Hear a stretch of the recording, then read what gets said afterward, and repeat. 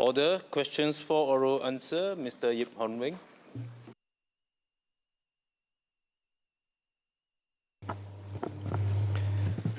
Sir, this question has been answered in the written answer to parliamentary question number 19 at the Parliament sitting on 3rd February 2026. Ms. Denise Poor.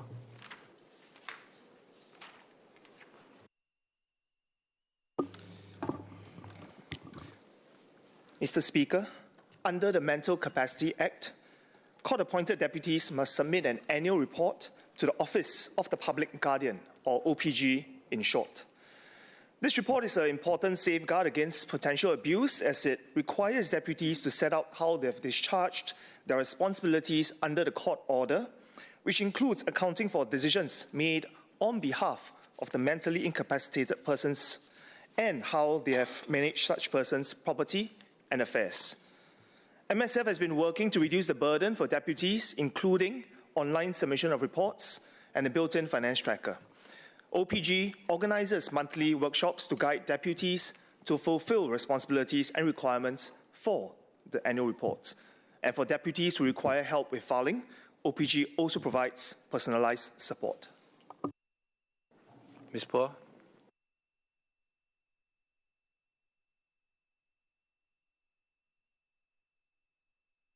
For your response. On the ground, we have heard recurring feedback from families, and these are not just of families with persons with disabilities, but also the seniors who were, for some reason, lost some of their capacities. And so my PQ arises from all these recurring feedbacks. There were two sets of issues normally cited, despite what MOS mentioned that OPG has been doing. The first set is the difficulties when they apply for deputyship. So usually many of these families have limited access. They don't even know where to go. They have limited access to knowledge, guidance. Despite a so-called simplified process, it's actually not so simple, the process, and most applicants still require, especially those who are not so educated, those who are not very proficient in English, they do require hands-on guidance, and without it, the process is quite daunting. And also, usually, also for deputyship, unlike LPAs, they are more costly and administratively burdensome as well. And then also difficulties after the deputyship audit is made.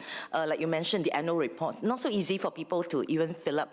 And some of my volunteers, actually, including lawyers who help them, it's not so straightforward for those post-deputyship order burdens. Ms. Paul, you want to ask your SQ?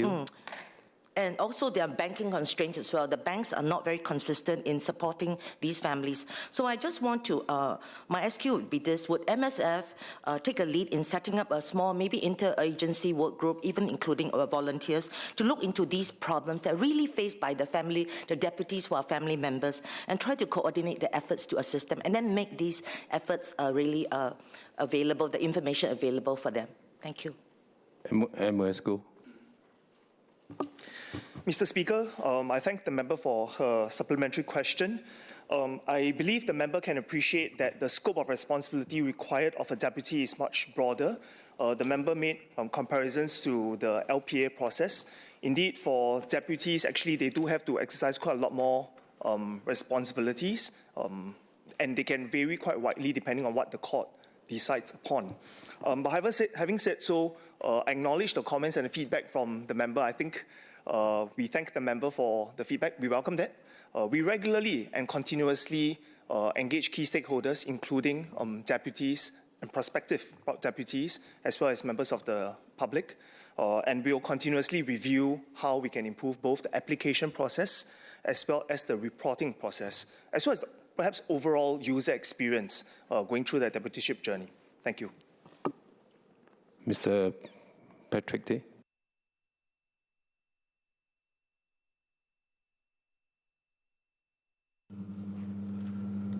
Maybe just to add on to earlier member's point is that the resources required to do a deputyship, a couple of $1,000 and time and effort, especially problematic when it comes to having to deal with amounts of those who have lost mental capacity, and the amounts may be not a lot of money, but you need it for sustenance or maybe to settle some debts or some payments. particularly of caregivers, relatives, friends, even neighbors? Is there a way to set some threshold where we allow maybe a statutory declaration or something else rather than a full deputyship to be able to handle this? Because now increasingly you have cases of dementia. I mean, these people maybe are doing a lot of efforts at lasting power of attorney, but there are those who fall outside of it. Can we set some thresholds? I mean, this is a suggestion for MSF to look at with banks and with financial institutions where we're able to withdraw those monies to pay for those simple bills rather than be in debt and then, it rolls on. Thank you. Mr. Mr. Speaker, we note the member's suggestion. We will take a look at it. Ms. Gozuki. Question 3, please.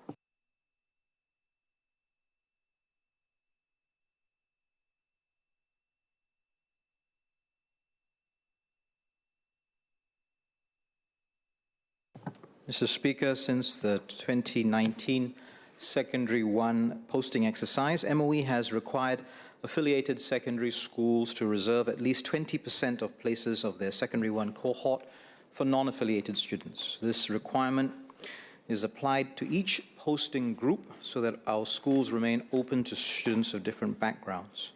Overall, over the past 5 years, non-affiliated students have comprised about half the Secondary 1 cohort of affiliated secondary schools. The total number of Secondary 1 places offered in each school is the sum of planned places offered under the Secondary 1 posting exercise and the direct school admission exercise, DSA. While the DSA admissions do not reduce the number of Secondary 1 places available in the school, non-affiliated students admitted via the DSA exercise will be considered as taking up a place. Let me say that again, sir. Non-affiliated students admitted via the DSA exercise will be considered as taking up reserved places for non-affiliated students. In the past 5 years, there have been only 2 instances where an affiliated secondary school filled all the reserved places for non-affiliated students in one posting group via DSA, and no non-affiliated students were posted for that posting group during the Secondary 1 posting exercise. However, non-affiliated students in the other 2 posting groups were still admitted via the Secondary 1 posting exercise. Ms. Goh.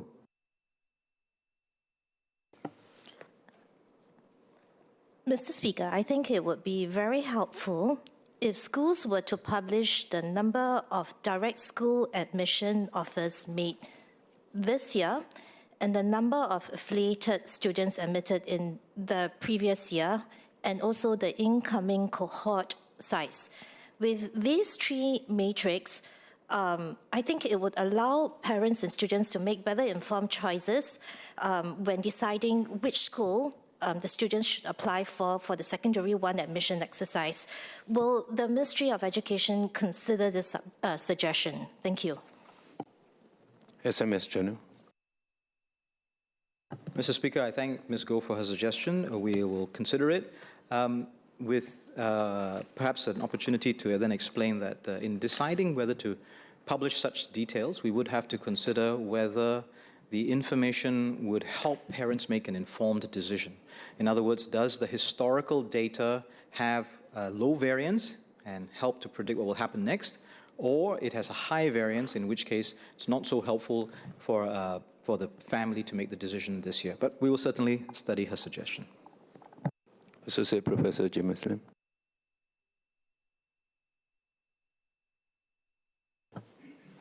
So on the matter of affiliation, I wonder if the SMS would be willing to share if MOE provides guidelines or imposes stipulations on how wide the differential between an affiliated and a non-affiliated student may be. I ask this because I understand the principle behind wanting to encourage affiliated students to attend that given secondary school, but I've seen reports that this difference can be quite wide, as much as 10 points within the given posting group, which seems to undermine this principle of meritocracy. SMS General. So I thank Professor Lim for the question. I don't have the data with me. This PQ that was filed by Ms. Goh was about the direct school admission exercise. I would suggest that he file a PQ on the issue of the affiliation and non-affiliation data. Ms. Nadia Samdin.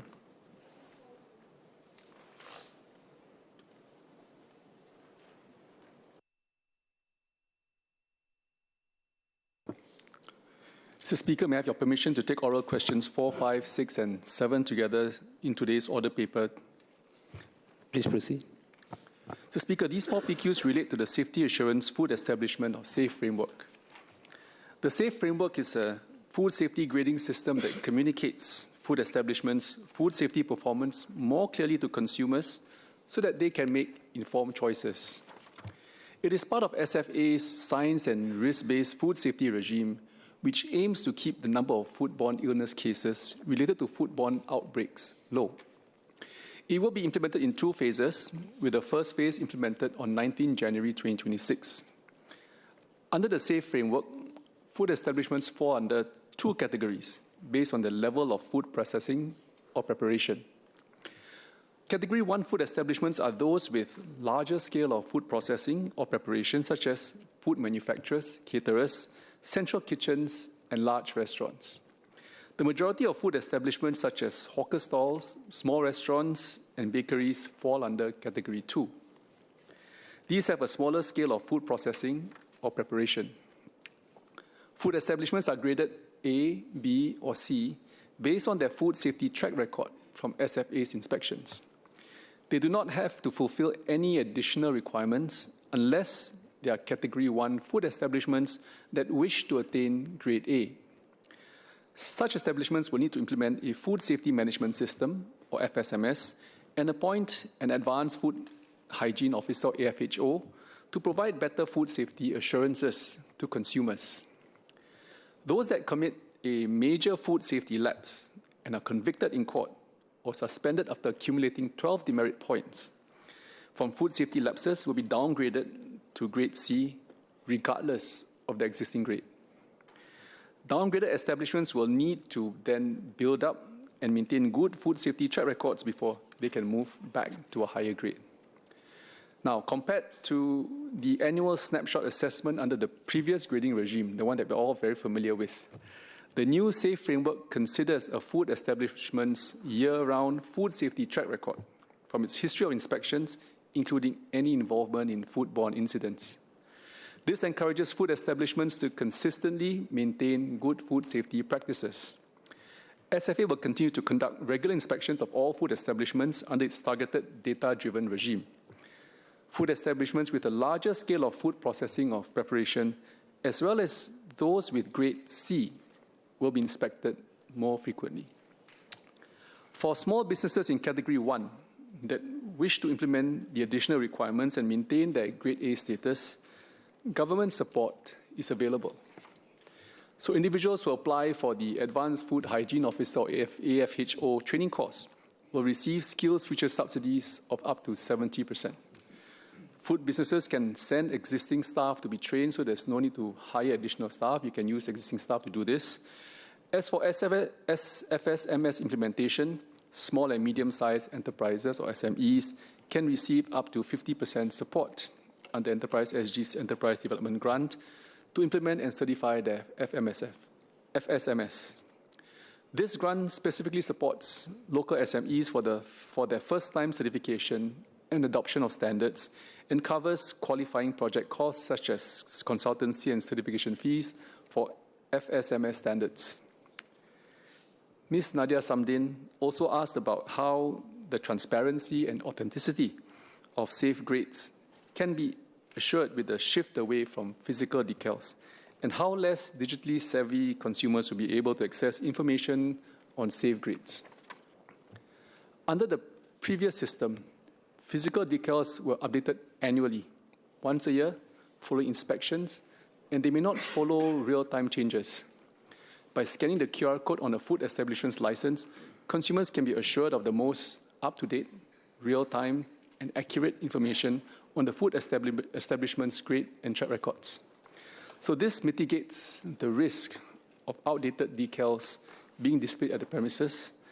Under the Environmental Public Health Act, or EPHA, food establishments must display their license at a conspicuous and accessible position at their premises. So consumers who are less digitally savvy or without smart devices can request the grade from the stall operator or seek assistance from a fellow diner with a smart device. To better support such consumers, SFA has also partnered with the Infocom Media Development Authority, or IMDA, on the Seniors Go Digital program to teach seniors how to use their phone cameras to scan the safe QR codes at food establishments. Thank you, Mr. Speaker. Ms. Nadia Samdin. Thank you, Speaker, and thank you to the SMS as well. I had 3 follow-up SQs. The first is really on the last point about accessing the food safety grading. While I understand that the new regime will provide more up-to-date grading, I think there's also something about a physical decal making it front and center for consumers to be able to consider.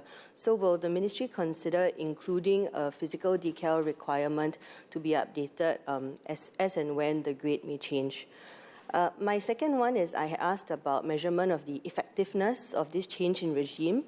Could the ministry elaborate whether there will be any outcome-based indicators beyond inspection performance? So, for example, outbreak severity or recurrence rates that will be checked alongside these compliance indicators. My third and final one, thank you, Speaker, is while SAFE strengthens assurance at the food establishment level, food safety risks can also originate earlier on in the chain, from import to processing to storage and distribution. I hope to understand how SAFE fits within the broader food safety and public health architecture, if possible. SMS, thank you. SMS Zaki. I thank the member for questions. So instantly, the first one is something that we are, well, for now, I think the critical point is to get the information out real time, and I think the regime has changed significantly. And with the risk-based regime, I think we're able to now do inspections more frequently for outlets that are found to be of higher risk or who perform poorly. And I think the QR code enables us to change the grading as and when one performs poorly or one has improved performance rather than waiting once a year. But having said that, when you scan the QR code, it is part of the license that you have to show or you have to display. So there is a display of the license and the QR code in which a quick show, you can actually see whether it's an A, B, or C grading, right? So it is quite clear to whoever who needs to use it. But having said that, I mean, nothing stops the outlet from also printing it themselves and pasting it up. But we'll not make it compulsory or mandatory for now, but we will see how this goes, and we hope that we can advocate more to use the new format. To your second question on the effectiveness, certainly we will look into this, and this is one way in which we also want to measure effectiveness of the system as well. But as it's just been launched and rolled out, give us a bit of time to assess the performance, how the ratings change, because we don't have enough data now to see how it changes on the new system. So give us a bit of time. Certainly, one way in which we hope to see is to see improved performances over time, and as outlets or retailers or F&B outlets find that they are being monitored more in real time, they are more encouraged to keep performances up and keep food safety at a high standard. The third question on whether we are able to trace back down to the food source, I think we have to take a very risk-based approach. Firstly, it is not possible to. We have about 45,000 licensees under this regime, both Cat 1 and Cat 2, and therefore it's not possible to track every single one. But certainly when there's an outbreak or when we think that there is a risk to the system, like I said, we do take a very risk-based approach, especially for those who have large volume or large networks, or those who have outbreaks or poor performance. And I think those are where we have to then assess the sources. And as part of the FSMS requirement, we will then also take a look at their records that they have to do and safekeeping. But I would also encourage F&B operators and all those under licensees to really trace and track and keep up standards with the new grading system. Thank you. Mr. Pong Wing.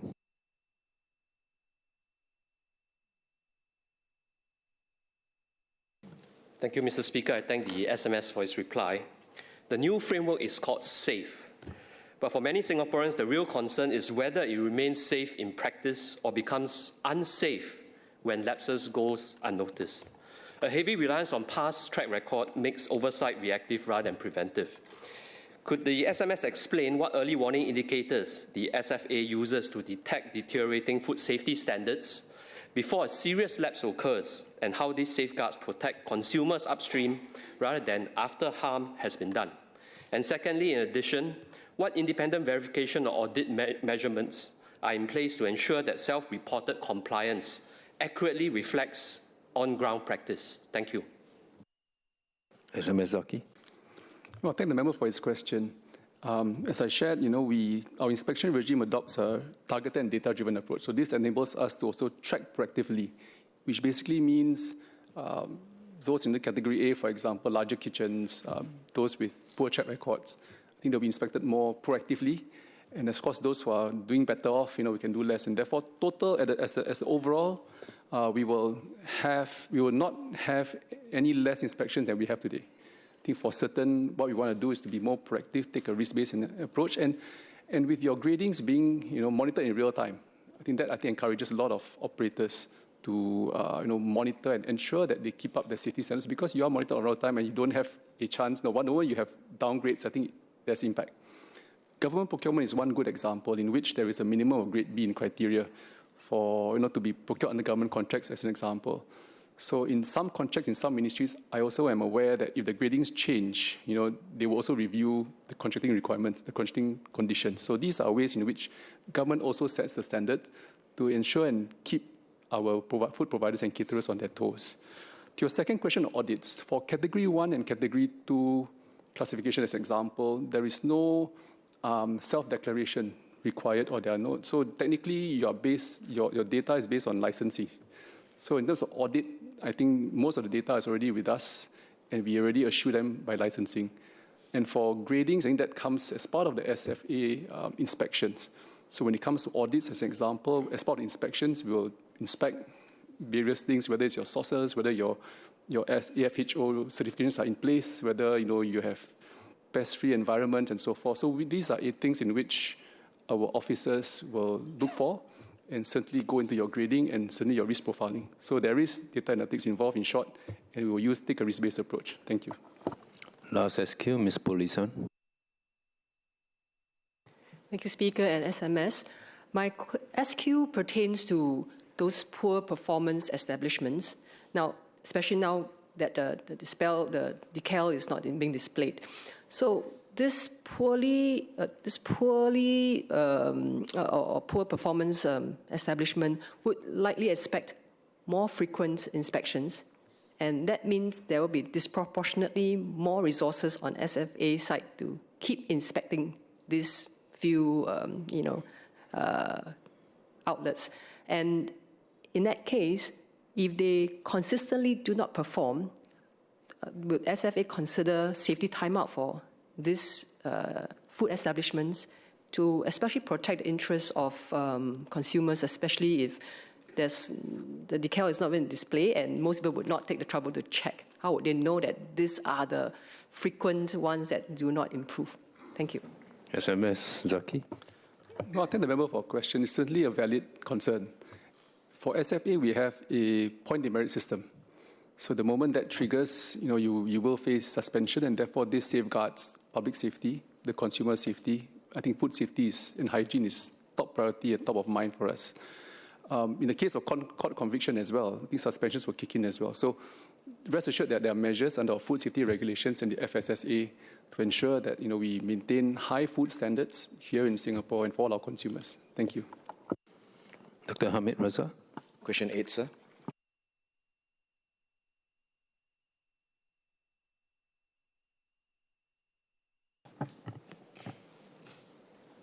Sir, I refer the member to MES's response to Mr. Liang Enghua and Mr. Ng Shixuan for the Parliament sitting on 4th November 2025. Now, over the same 3-year period of between 2022 to 2024, FIDRAC, the Financial Industry Disputes Resolution Centre, completed an average of 246 annual mediation and adjudication claims related to disputes on insurance claim liability and amounts awarded. Of these, an average of 95 were health insurance claims. Independent assessors ruled in favour of the policyholders in 4% of the health insurance claims. Dr. Raza. Thank you, Mr. Speaker. I thank the MOS for the reply. Given the very low percentage of adjudicated claims being in favour of the policyholders, has MOS assessed why this is the case? For example, is this due to clearer policy terms or perhaps there are structural disadvantages that policyholders face, because there's been ground feedback from healthcare providers that policyholders face delays or rejections even at the pre-authorization stage or even post-treatment due to retrospective interpretations of policy terms. So I would like to ask if MAS has safeguards in place to ensure that insurance companies adjudicate claims transparently, consistently, and do not disadvantage policyholders, especially when there are clear clinical indications for treatment. Thank you. MOS Tan. So I thank Dr. Hamid Razak for his questions regarding the safeguards for consumers where they potentially face so-called unreasonable rejections of claims and pre-authorization. Well, the onus is on the insurers themselves to demonstrate that the non-disclosure of the health condition to a question asked in the application form is material to the underwriting outcome before they reject a claim for non-disclosure. And both MOH and MAS expects insurers to process these claims fairly, according to the policy terms. And MAS will take action against insurers who fail to do so. But consumers who nonetheless believe that their claims have been unfairly rejected should first contact their insurers who are required to handle these complaints independently, effectively, and promptly. If a satisfactory resolution cannot be reached, consumers may file for mediation and adjudication at FIDRAC, which offers independent, partial, and low-cost dispute resolution services. But I thought it's also important to put that 4% into context and take a look at the overall denominator. If you look at the numbers in perspective, every year insurers naturally process and pay out claims in large numbers, large volumes. And these numbers of disputes and the numbers of disputes and claims that eventually end up in FIDRAC or MAS respectively represents less than 0.01% of all insurance claims. So if you think about this, 1 out of every 10,000 claims end up as disputes or complaints, which FIDRAC and MAS then addresses. But the vast majority, 9,999 of these 10,000, are processed and they are paid out. So this indicates that for the vast majority of cases, the process works. And most people settle their claims without needing any third-party help. But when a case does go into adjudication, as in that 4%, it is usually because it's complex or difficult. Think about our MPS cases. When they come to us, it's already quite complex. But these cases fall into two broad categories, which I thought it's important to share with the member. First is on policy terms. If the adjudicator finds the insurer following the specific, found that the insurer followed the specific terms and exclusions of the policy, that is one case, and even as the policy holder may disagree with the result. Second is when there is an event of a non-disclosure. And this happens when the policyholder leaves out certain medical history that he thought wasn't important at the start, but actually was. So for example, to make it concrete, a person might not mention that he or she has a stomach condition when they apply for insurance policy. And then if they later try to claim for a stomach-related issue, the adjudicator may rule that the insurer was right to exclude it because the information should have been shared from the start. But while there's only a small number, which the member mentioned, 4%, that result in an award for a policyholder, I wanted to share with the House that there is a silver lining. Because we are seeing that the total number of cases needing adjudication has been dropping over the last few years. This indicates that maybe the insurers and consumers are getting better at speaking to one another and resolving issues early through mediation and negotiation, rather than the alternative of letting things escalate. But in that case also, every statistic, every person is, but behind every statistic, I beg your pardon, is a person. And when a claim is rejected, it can be distressing. And so we've designed our system to address these issues, to ensure fairness. First, MAS expects insurers to pay legitimate claims promptly. If an insurer falls short of this, MAS will step in and can require them to review the earlier decision or to pay back the consumer. Second, if you can't agree with your insurer, FIDRAC is there. It is independent, impartial, and low cost. And over 85% of the cases are resolved through mediation or adjudication. And it remains a very effective channel for Singaporeans. Thank you. Associate Professor Kenneth Goh. Question 9, please.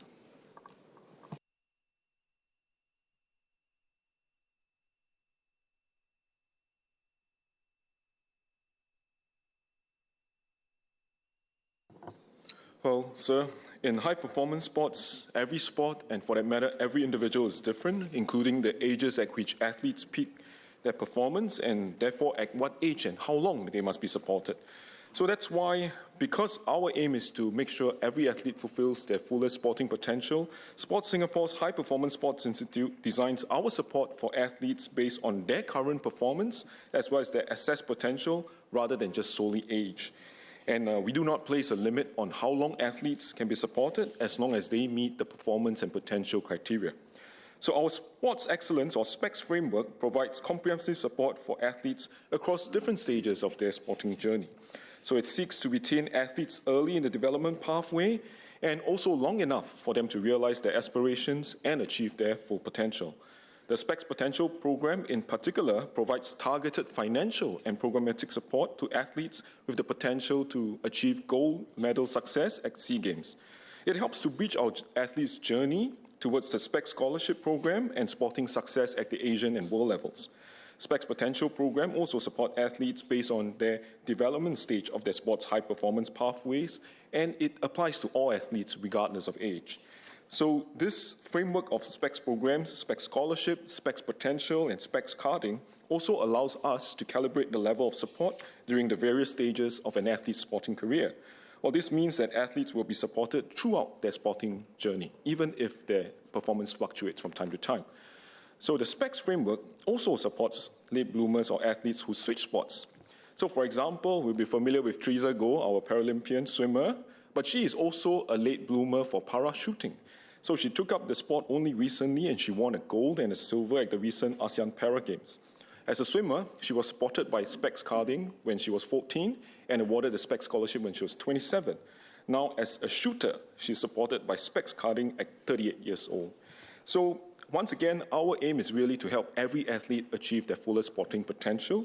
And to do so, we work very closely with our partners, especially NSAs, to develop our athletes. And together, we establish multiple pathways to account for differences in athletes' development pathways and characteristics of each sport, so that we can really support all our athletes.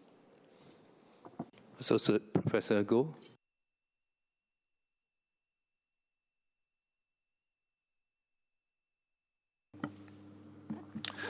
Thank you, Mr. Speaker, and thank you, Acting Minister, for your response. It's reassuring to know that within our sporting framework, that we are an inclusive system, not just in terms of athletes with, who are differently able, but also across different ages as well. Now, I bring up this question because at the recent SEA Games, it was reported that one of the sprinters who won a gold medal was not on the SPECS program, despite him having been a former SEA Games medalist, having also competed in the Asian Games and in the Commonwealth Games. And so my understanding was that these performances, while exemplary and something that we celebrate, fell outside of the window for consideration in awarding the SPECS in awarding the SPECS scholarships and the SPECS grants. So my question to the Acting Minister is whether the Ministry would consider extending the window for consideration of these SPECS grants, especially in relation to older athletes. And one reason for that is because as older athletes, we have different, we have more varied life circumstances. If you're talking about younger athletes, I think their life circumstances are more homogeneous. They go to school and they participate in sport. With older athletes, they work, they take care of family, they have a variety of responsibilities, and that takes them off the high-performance track. And so in considering a broader window for these SPECS grants, I was wondering if that's something the Ministry will consider to better hang on to our athletes and support them throughout their careers. Thank you, Speaker. Acting Minister Neo. Mr. Speaker, I thank the member for the SQ. I believe I know the athlete in question, and actually he was supported by our SPECS carding program as well, and the SPECS Glow program, which actually allowed him to train full-time for a specific period of time. I think to the members, a suggestion, I think for sure, because our focus is really on helping every athlete achieve their fullest potential, and therefore we are definitely open to looking at wider windows, different data points, but it's all with the view of how do we support our athletes better. Mr. Muhammad Abdul Malik. Question 10, please.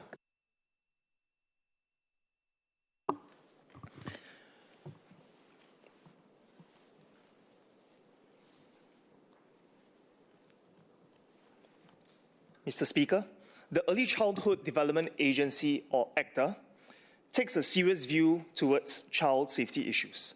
In cases of regulatory breaches, ACDA will not hesitate to take firm action against errant operators. This may include revoking the preschool's license where breaches are severe and systemic, or when a preschool can no longer provide services in a manner that is safe for children. Under the Early Childhood Development Centre's ECDC Act and regulations, preschools are also required to notify parents immediately when there's a serious incident or illness that affects their child, and to also report such incidents to ACDA.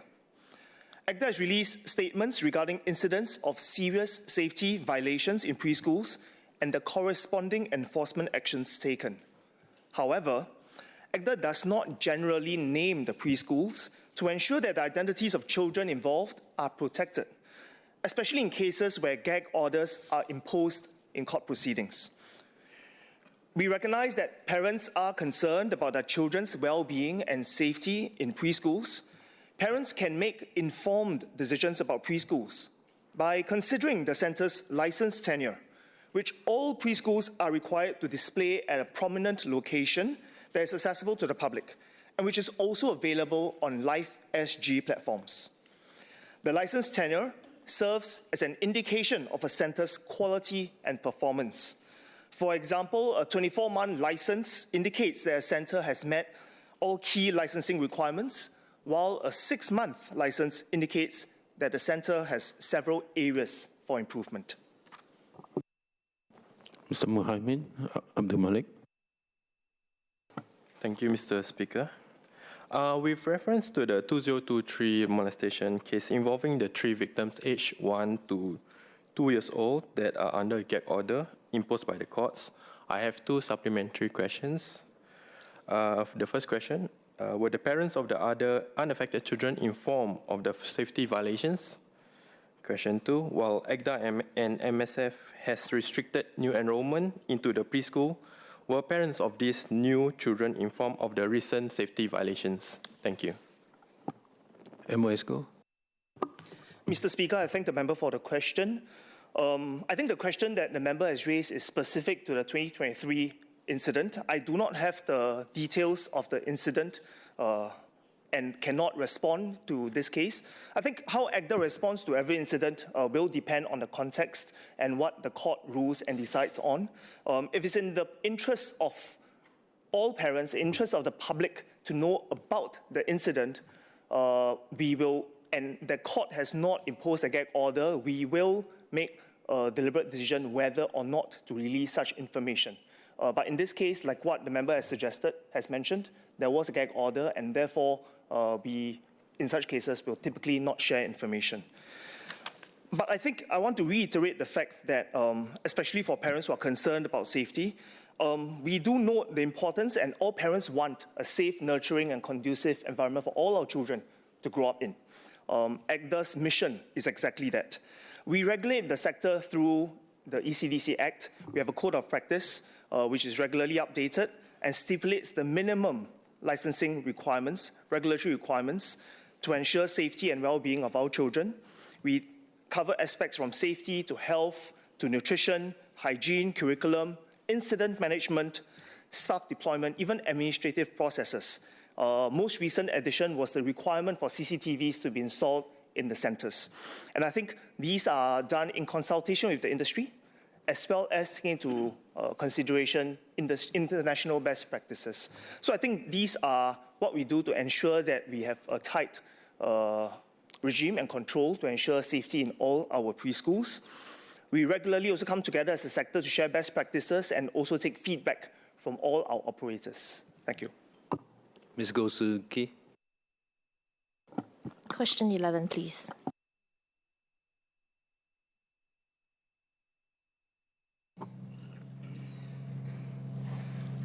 Mr. Speaker, the Sec 1 posting exercise operates on merit, with students achieving a better PSLE score, receiving priority for their preferred schools.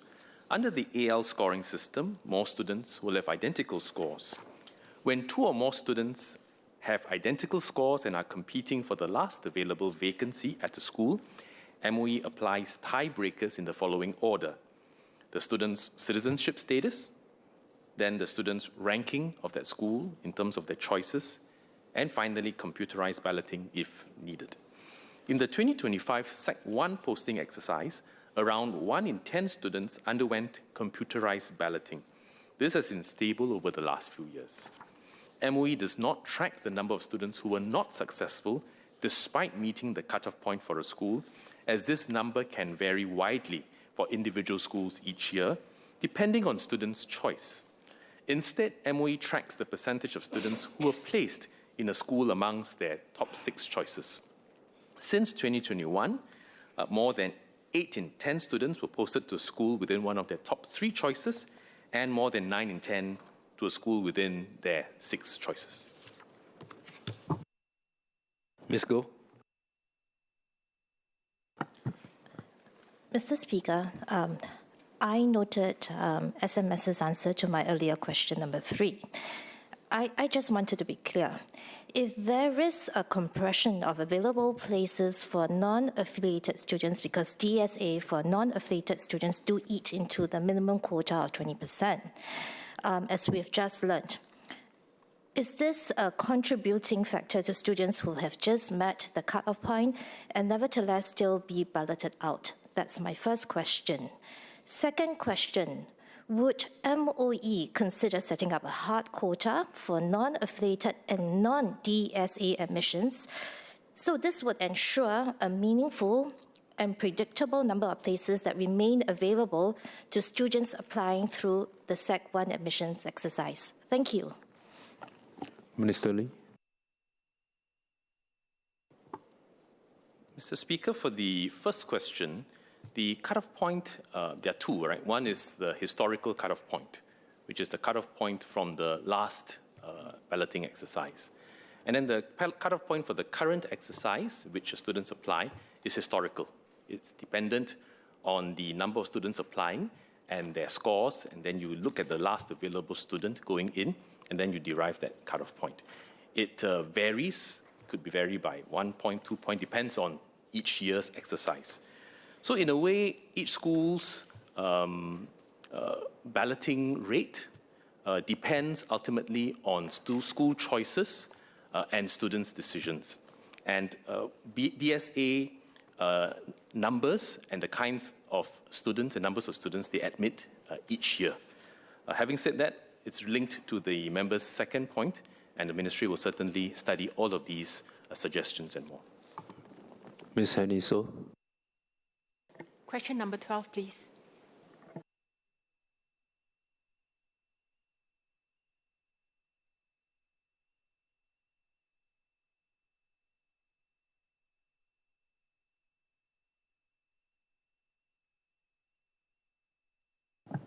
So SingPost has consistently met the Postal Quality of Service, or QoS standards, over the years. Data on this compliance is published on IMDA's website. In 2025, last year, IMDA received 23 pieces of feedback on postal service quality, all of which were related to misdelivered letters and delays in letter delivery. Similar trends were observed in 2023 and 2024. Ms. So.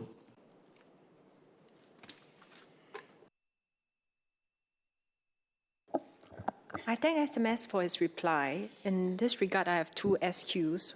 One is pertaining to recent feedbacks that I've received from my Woodgrove residents. In fact, it's about misdelivery or missing letters that they were supposed to actually receive, inviting for their children to attend our Woodgrove's EduSafe ceremony. This is rather an unfortunate incident, and we wonder how does MDDI intend to actually ensure that there's continuous improvements to the SingPost services? Bear in mind, in your earlier reply was mentioned that indeed some of these feedbacks have already been brought to the ministry's attention.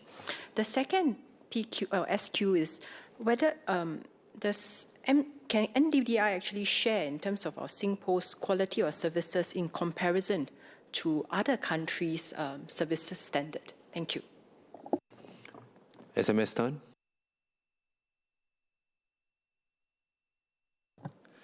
So, firstly, may I say that I'm sorry to hear about that incident at Woodgrove.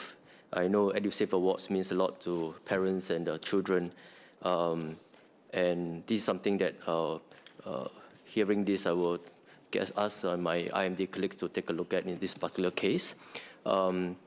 Secondly, on the issue of the how do we assess SingPost compliance to the QoS framework, IMD gets a external independent assessor to do a simulated letter test on a quarterly basis to determine whether SingPost has met the QoS requirements, and the results are published on IMD's website.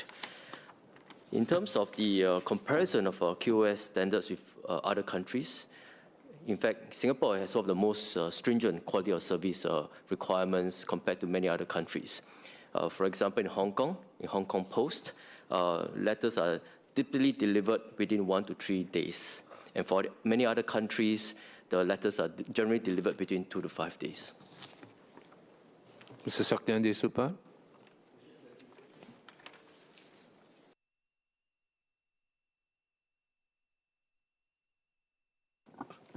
Mr. Speaker, sir, the fresh graduate employment figures published by the Ministry in September 2025 covered graduates from the local autonomous universities, and it did not include Singaporeans who graduated from overseas universities. Based on the internationally recognized measure of time-related underemployment, which refers to part-time workers who prefer full-time employment, the underemployment rate among residents aged 25 to 29 who graduated from overseas universities was 0.8% in 2025. This is about 0.1%, slightly above the 0.7% recorded for graduates from local autonomous universities. Overall, the employment outcomes for graduates aged 25 to 29 remain generally strong for both local autonomous university and overseas university graduates, with around 9 in 10 employed. Even so, graduates from local autonomous universities continue to have slightly more favorable outcomes on balance, and this is reflected in their lower unemployment as well as higher median wages. We will continue to support all of our fresh graduates' entry into the workforce. Students and fresh graduates from our IHLs, our Institutes of Higher Learning, can access education and career guidance services within IHLs. All students and fresh graduates, including those from overseas universities, may also make use of the career matching and coaching services offered by Workforce Singapore, or WSG, and NTUC's E2I, Employment and Employability Institute. Thank you. Mr. Saktiandi Supaat. Thank you, Mr. Speaker. I have 3 quick SQs. Thank Minister for the answers. First SQ is whether MOM intends to publish overseas graduate employment outcomes separately on a regular basis, and how the Ministry ensures that these graduates are not systematically underrepresented in headline fresh graduate statistics. Second SQ is whether existing graduate employment support schemes, I think Minister has shared some of the schemes nationally, whether they are adequately calibrated for overseas educated Singaporeans, and whether MOM has observed different placement or wage outcomes compared to locally educated graduates. The third one is mainly from a sectoral perspective, whether there's weaker hiring conditions in certain sectors have disproportionately affected overseas educated graduates who typically return to Singapore later in the hiring cycle, or maybe earlier and separate from the autonomous ones. Thank you, Mr. Speaker. Minister Tan. I thank the member for his supplementary questions. For his first point on publishing more data related to fresh graduates from overseas universities. MOM tracks as well as monitors the employment outcomes of graduates across various types of institutions. And these includes overseas universities as well as our local private educational institutions. This is reflected through our comprehensive labour force survey. And the key findings from the survey are published in MOM's annual report on labour force in Singapore. We will continue to review the data collected and published because we also want to be able to go sectorally and adopt a more differentiated and a more focused and precise insights, develop more precise and laser-focused insights into some of these problem areas.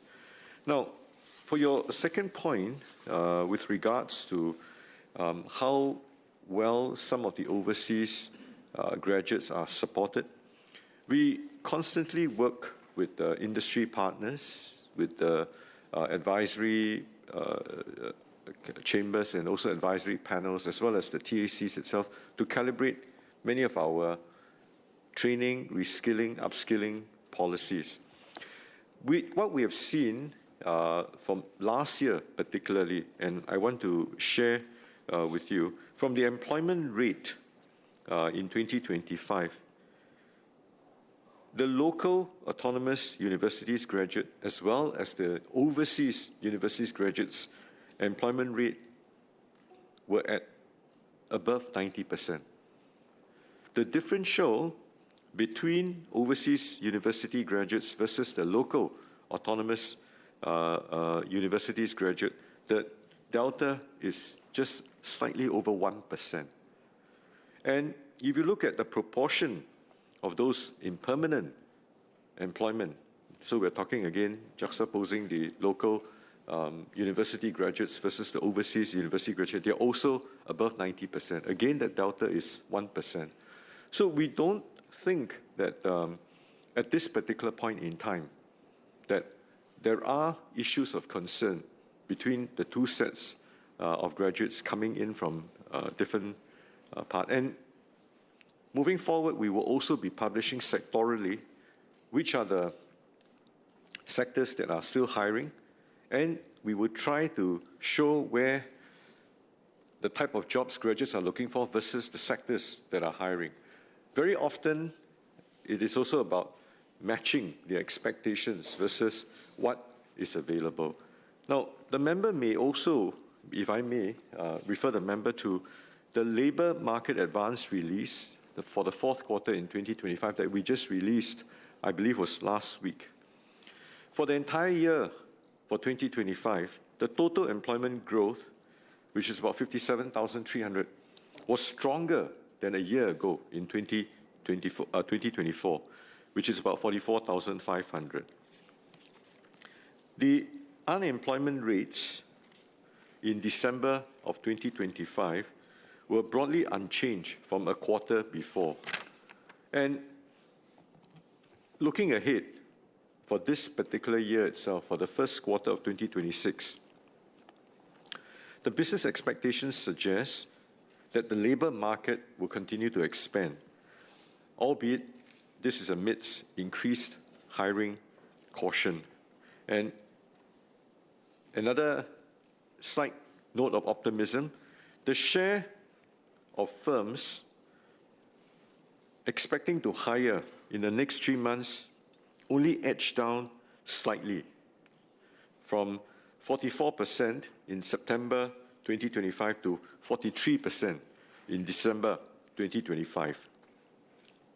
But if you compare this at the same time, a larger share of firms expects to raise wages over the same period, rising from 19% to about 26%. So actually, the market, notwithstanding the cautious optimism, it does somewhat point to slightly improving business outcomes and continued competition for labour in certain areas. I hope that reassures the member. Thank you. Mr. Kenneth Tiong. 14, please.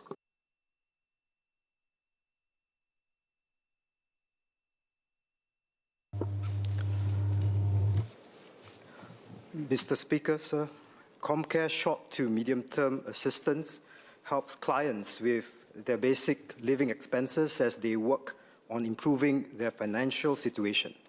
Our Social Service Office, SSO officers, work closely with clients to develop suitable action plans to achieve this. Clients are informed from the very outset that they must adhere to these action plans. However, should they face genuine difficulties meeting them, or if they need more time, the action plans can be reviewed. Based on the household's adherence to action plans and progress towards self-reliance, the amount and duration of the SMTA may be adjusted while ensuring dependents' basic needs are being met. MSF family coaches who are also working with the families will also get them help from the community, for example, with the provision of milk and diapers if necessary. We do not track the number of applicants who are not given ComCare because they did not comply with their action plans. Mr. Tiong. Thank you, Speaker. One SQ. It has been represented to me, and these are the facts as I understand them, that a young married constituent with young children, unemployed and living in a rental flat was denied ComCare because he didn't follow up with E2I. But he has WhatsApp records that E2I messaged him on 15 December asking him if he was still looking for work, and he replied yes the same day. He followed up on 24th December asking about jobs with hours compatible with sending his children to school. And as far as I can tell, E2I didn't respond to either message. So the SSO rejection letter arrived before anyone asked him for evidence of his engagement.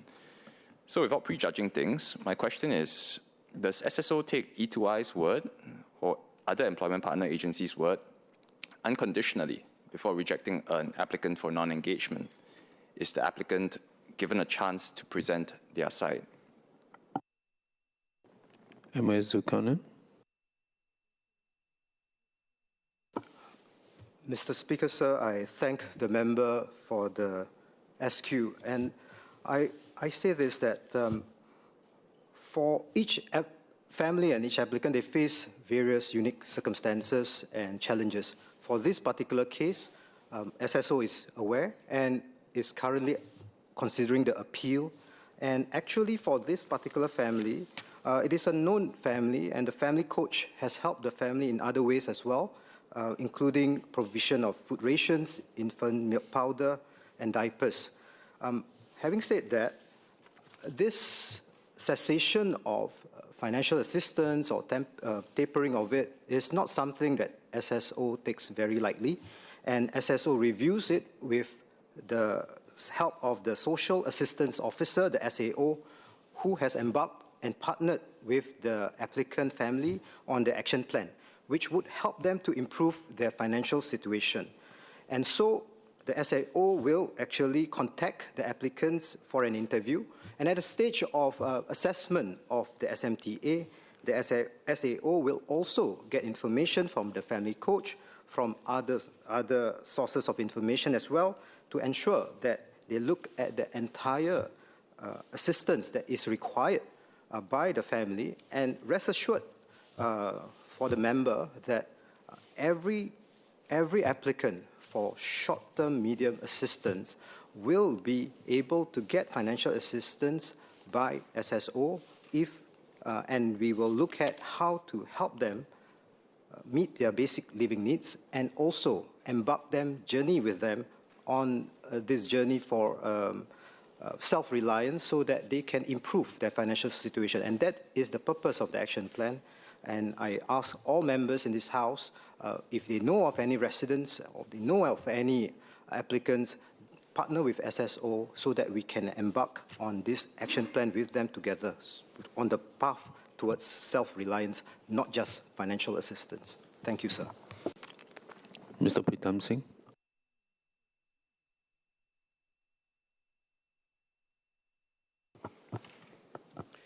Mr. Speaker, my reply will also address PQ 46 for written answer raised by Mr. Patrick Tay in today's order paper, as the subject matter is similar. Based on mandatory retrenchment notification MRN data submitted by companies with 10 or more employees, around 9 in 10 eligible employees received retrenchment benefits from 2020 to 2025. Among them, around 8 in 10 received retrenchment benefits of at least 2 weeks' salary per year of service, in line with the norms stated in the Tripartite Advisory on Managing Excess Manpower and Responsible Retrenchment, or TAMEM. Mr. Singh. Thank you, Mr. Speaker. So the second half of 2025 saw a raft of reports on retrenchments in Singapore ranging from foreign and local companies affecting both PMETs and rank-and-file workers. In one case, a unionized company did not inform the ministry of its intentions, leaving workers in a lurch, while there are reports of another company, including a clause in its severance agreement, to disentitle workers from retrenchment benefits if they report the retrenchment to the authorities. My first SQ is this. Will the government mandate that all retrenchments by companies, regardless of size, be it more or less than 25 workers, would have to be reported before an exercise is carried out? And second, that a company that includes punitive and unreasonable clauses with respect to retrenchment, like the one I referred to earlier, can at minimum expect to have its work pass privileges revoked in addition to other penalties. My second PQ, I note Minister's reply, and the differentiating factor was companies with 10 or more employees, and the PQ covered companies with 25 or more employees. I use the number 25 because the recent Workplace Fairness Act created a differentiated regime based on this number of employees. Those with more workers, companies with more workers, were deemed to have more resources to comply, while those with less were exempt, even though they still have to comply with the spirit of the law through the tripartite guidelines for fair employment practices. In view of the reply given by Minister, would the government similarly consider a differentiated guideline on retrenchment benefits, requiring an increase in benefits for companies with more than 25 workers above the government's prevailing retrenchment guidelines, rather than having a one-size-fits-all guidelines that extend the same recommended retrenchment benefits to companies both big and small, so that our workers receive equitable retrenchment benefits? SMS Co. Thank you, sir. I thank the member for his three supplementary questions. His first question pertains to whether we can mandate companies of all sizes to notify MOM of retrenchments. I think there is no real right or wrong answer to this, whether it should be companies of a certain size to notify MOM. I think at this moment, our requirement for mandatory retrenchment is for companies that retrench 5 or more workers to notify MOM, and not specific to company size per se. The reason for this is that we want to understand if a company has a sizable retrenchment of more than 5 workers, MOM will want to know, and we want to extend early support to these workers who may be losing their job. So notification is not necessarily related to company sizes per se. But to require every single company to notify MOM of just one worker being retrenched, I think that would impose a lot of extra burdens. So we want to just size it where we can make a meaningful contribution to helping workers who may be in need without imposing excessive legislative demands on companies. On the punitive issue of punitive clauses, I believe there was a PQ that was asked about that specific company, and I've addressed it in a previous parliamentary reply, so I will not go into further details on this particular instance on the punitive clauses. The member can check the answer for that previous parliamentary reply. His third clarification, third question, on whether companies of different sizes, especially those who are bigger than 25, have more than 25 workers, can be mandated to give more retrenchment benefits rather than what he calls a one-size-fits-all requirement. I think when it comes to retrenchment, we must understand that companies retrench workers for various reasons.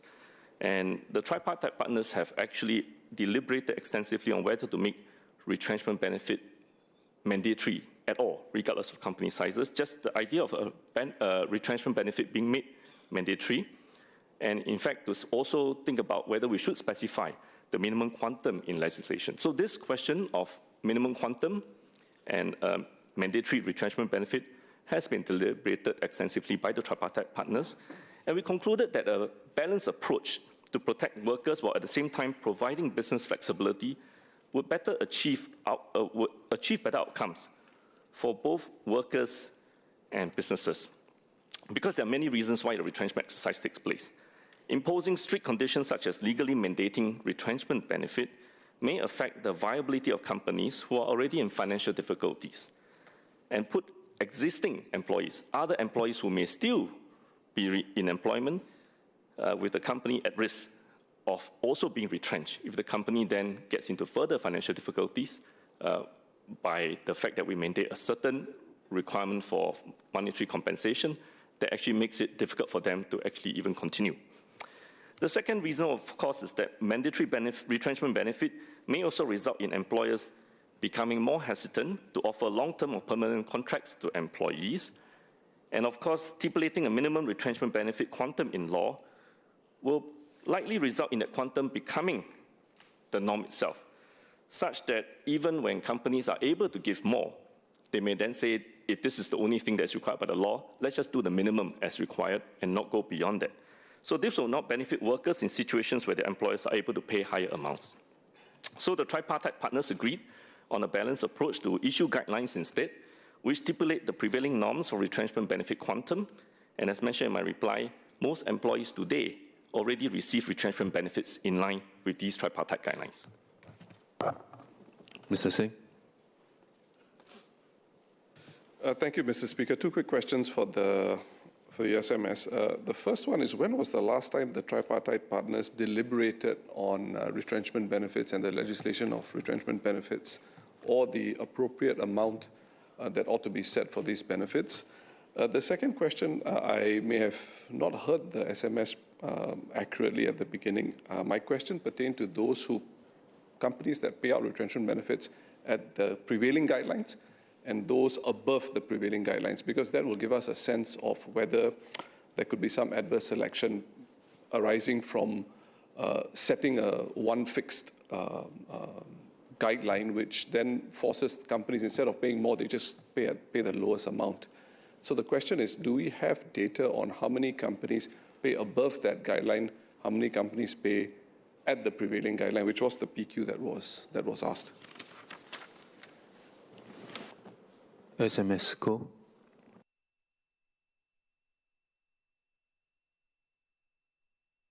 So I refer to my main reply, which said that for companies with 10 or more employees, around 9 in 10 eligible employees received retrenchment benefits, and among them, 8 in 10 receive retrenchment benefits of at least 2 weeks' salary per year of service. But I do not have the breakdown of how many among these 8 in 10 got more than 2 weeks per year of service, because the difference also arises from whether this is a company where the employees are unionized. In general, for unionized companies, if they have a collective agreement, the prevailing norm in unionized companies with a collective agreement is 1 month per year of service. So depending on whether the worker is a union member, whether this company is unionized, workers who are retrenched could get at least 2 weeks, maybe even more, up to a year. And there are instances in which certain companies actually value their long-term workers who may be with them for longer and give in excess of a month per year, up to a month and a half, sometimes with a lot more ex gratia as well. So I think that's why I say it is a balanced approach, given flexibility to the company, and for companies which may have better financial means, where the number of workers retrenched are lesser, they could lean forward a lot more and support the workers a lot more. But for companies who are in financial distress, where they have to lay off a large number of workers, they may not have the financial wherewithal to actually go beyond that 2 weeks per year of service, and they have to then spread the financial support to a lot more of their workers who are being retrenched. I hope the member understands where that kind of flexibility afforded to the workers and to the company is important in such instances. Okay, last SQ, Mr. Singh. It's not an SQ, it's the question that I asked prior with regard to when was the last time the tripartite partners deliberated. Your first SQ, yeah. Yeah, so I'm afraid I don't have the detail of the exact date in which we did this review, but I would say this tripartite advisory on managing excess manpower and responsible retrenchment I think there was a recent update, probably just around the period of the COVID-19 crisis. So I will have to check back on that, but the member could also maybe check on the website and see when that guideline was revised. Mr. Teh?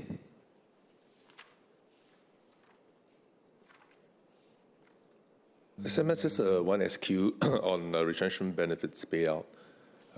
I've noticed anecdotally some multinational companies set retrenchment benefit caps. They are lower than the prescribed benchmarks set in the tripartite advisory on managing excess manpower and responsible retrenchment. In that, we have 25 years, but some may have set lower, for example, 12 to 15, especially for the professionals, managers, executives that are affected. Is MOM doing anything about this? Thank you. SMS Co. So I think this is something that we will have to continue to engage with companies because some of these multinational companies may follow certain norms that they bring over from their operations in other jurisdictions or their home country as well.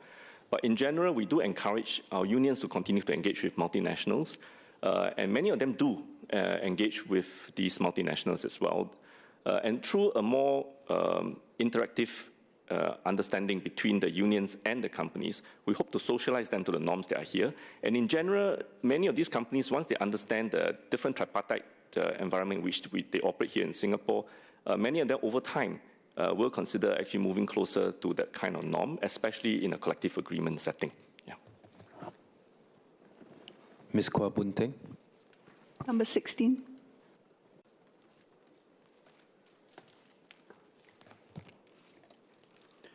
Sir, there are 8 day activity centers, DACs, that specialize in serving clients with autism spectrum disorder, ASD. 130 are on the wait list for placement in these centers, and the average wait time for enrollment is 9 months. MSF is ramping up DAC capacity by 500 places to address the demand for DACs, as announced in MSF's Committee of Supply in 2024. Ms. Kwa. I thank the SPS for his answer. I should declare, first of all, that I'm a parent with a child with ASD who will be classified as requiring high support needs. I've looked at, I'm grateful for the data that's been supplied. My understanding, though, that average number or wait time can vary widely depending on which type of DAC we are referring to. And some of the larger ones with more facilities, I understand that the wait time can be up to 5 years or more. Is that correct, may I ask? And really, I have 2 main SQs. The first is whether there are any concerns that what we see on the wait list may not really be a true reflection of the actual demand and need for these services. And I say this for 2 factors. Number 1, parents with ASD children want predictability in terms of the arrangements for their care, the environment that they are in. And sometimes when they are on the wait list for too long, they can decide to take the child off the wait list because the child has gotten used to being cared for at home, even though it's not ideal. So that's one factor. The other factor is that DAC costs for ASD in particular are quite high. I know that there were announcements less than 2 years ago that with the fee caps introduced, families that earn 2,008 or less will have their costs managed. But those who earn more than 2,008 a month can pay up to 1,900. So if you have a family that has a household income of 5,000, they're being asked to commit 40% of the household income to pay for DAC. So there's a concern that the wait list doesn't look so bad because it's not affordable. Right? So that's the first question. The other question I have is, are there any plans to work with and collaborate with private providers of special education for young adults with ASD to explore if more places can be made available to address the short to middle term critical shortage of DAC places, and possibly to extend subsidies to help more families afford those fees? Thank you. SPS Chua. So I thank the member for her SQs. I think we most certainly look at the issue of capacity, not just in the unidimension of number of places alone. We do look at the different disability types, the demand for each of this under each category, and also we take an island-wide view of where the availability of these centers are for each of these disability types. So it's a more nuanced approach than my main reply would suggest, but at the back end within MSF and also with SG Enable, we do work very closely with our partners, with our colleagues in SG Enable, as well as our social service agencies, to really understand, drill down into what are the real needs in terms of the heat map around the island. So rest assured that we are doing a much more nuanced analysis than just capacity alone. With regards to whether we are prepared to work with private providers, the short answer is yes. We are looking at options to see how we can really vary the different service models that we are looking at today.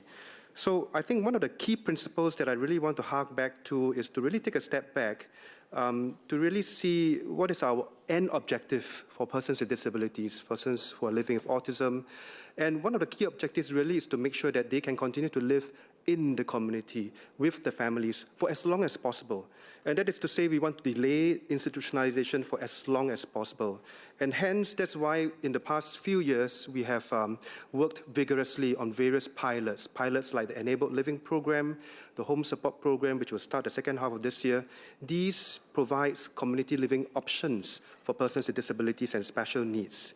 And then there's the Enabling Services Hub, for which we have set up 3 across the island now, and progressively over the next few years, we will be setting up more of these ESHs to make sure that we can provide community connections through the provision of social activities, caregiver support, as well as referral services. Because we are not dealing with a situation where there's a lack of services for persons with disabilities. Rather, sometimes it's that navigation of this quite complex landscape that is the issue. And also the Enabling Skills for Life program, or ESLP, which really is fundamentally a new service model that we are looking at which integrates the current day DAC as well as shelter workshop models to really provide and equip persons with disabilities for independent living, for community participation, as well as for employability. So it sounds like there are many pilots, and there indeed are, but I think the end goal is this, that we want our persons with disabilities and special needs, we want them to not just make do in life, we want them to be able to thrive and flourish. And on the related issue of affordability, rest assured that the interagency task force that is currently headed up by MOS Goh Peng Min, we are looking at that deeply in terms of affordability of services, not just the availability of services. And I think I want to close by making a call to our members of this chamber as well as to the larger society that our vision really is for our persons with disabilities to flourish, to thrive, and not just to survive in the community. And we can be closer to our vision when more in our society can embrace our fellow workers, our fellow students, fellow members of a community. And I call upon all members of this chamber to really be part of this movement that we can really move the scale or move the needle towards making Singapore a more caring and inclusive society. Ms. Kua. So just a quick further question. I appreciate the SPS's point about understanding different needs, but the question I raised was actually specifically for those who require high support needs. And although every parent wants to see their child learn to be more independent, the reality is that for those with high support needs, that's the most challenging category. They're going to need a lot more care. And yes, we all want to delay institutionalized care, but the earlier we're able to get them into a DAC where they are stimulated and they are exposed to activities, the better. So in the end of the day, it does come down to capacity. And I know that we have a shortage of people willing to work in this area, and I do hope that the ministry will do more, right, to provide more resources for that. Thank you. SPS Chua. So I thank the member for her SQ. We are in agreement, total agreement. As I mentioned, we will increase DAC spaces by 500 over the next few years by 2030, and we are prepared to ramp up even more if there's assessed need to do so. Mr. Saktiandi Supat.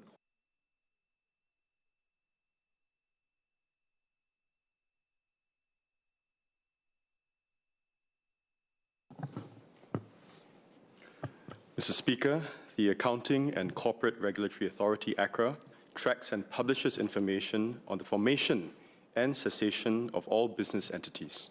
The government does not track the breakdown of cessations between standalone outlets, local chains, and foreign chains. The food services sector is highly competitive due to low barriers of entry, high product substitutability, and rapidly shifting consumer preferences.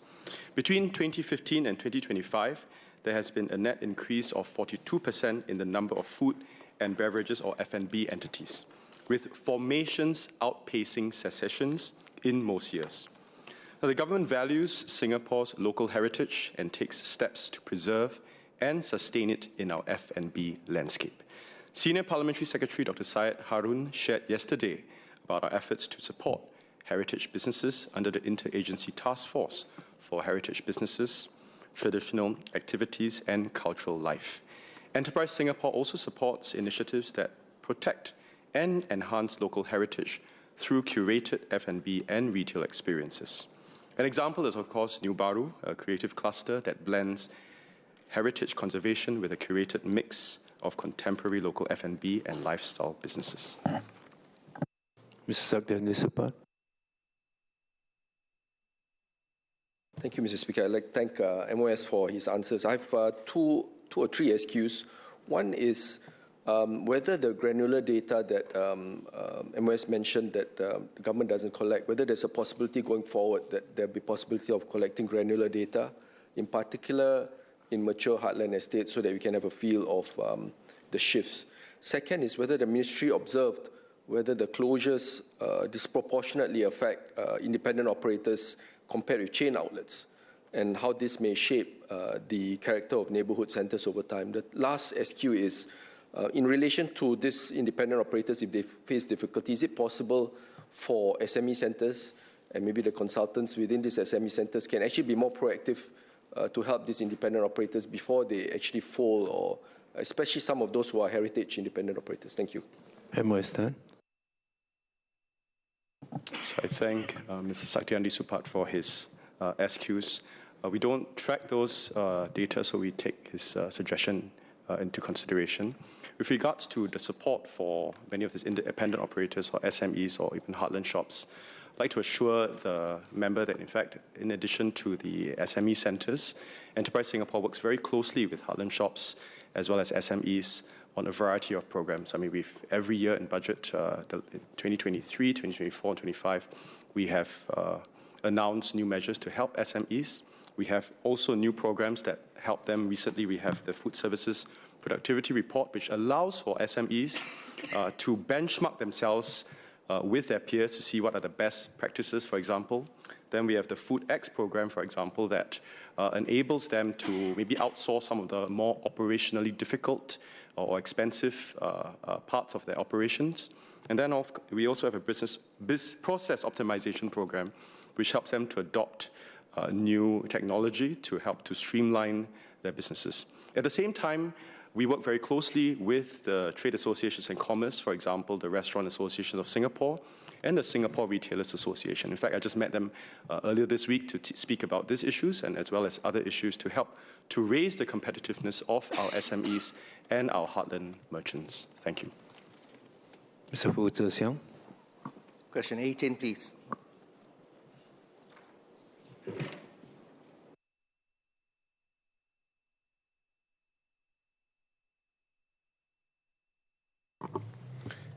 Mr. Speaker, our rules on CPF usage for property purchases are intended to encourage Singaporeans to buy a home for life, which safeguards their housing and retirement adequacy. Under the current Home for Life condition, the remaining lease must cover the youngest owner till at least age 95. So if we set the requirement at 83.5 years, many seniors would live longer than this average lifespan. Mr. Fu? Thank you, Speaker. I thank Minister for his response, and I acknowledge that there are many seniors who are living beyond 83.5. At the same time, there are also many others that do not live till 83.5. And in my interactions with several of my residents, I've met a couple of categories who are unable to get onto the home ownership journey, but who have extenuating circumstances that I think may merit a deeper look into this requirement.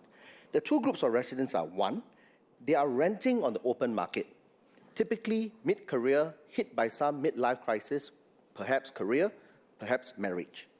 Their incomes are too high to rent HDB flats, but at the same time, they cannot own on the private sector. So therefore, rising rental costs on the private market is a big concern for them. The second category are those who have been renting HDB flats for a long time, and they have been making good income, working hard, trying to get out of the rental spiral. However, because of this 95-year-old requirement, they are a couple of years short of a lease tenure of a price that they will be able to afford to own their own HDB flat. So I seek HDB's consideration to review whether we can do something for these categories. Thank you. Minister Chi?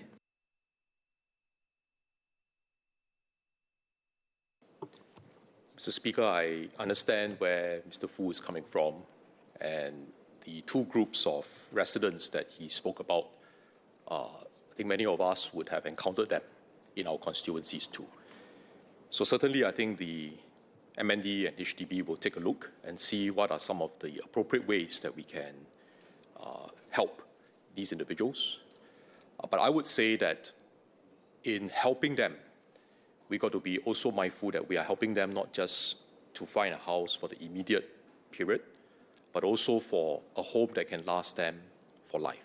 And that is why I think this safeguard of ensuring that the remaining lease can last them to at least age 95 is an important one. If there are other ways in which we can help them, I think we are open to reviewing and looking at different possibilities. Mr. Andre Loh? Question 19, please.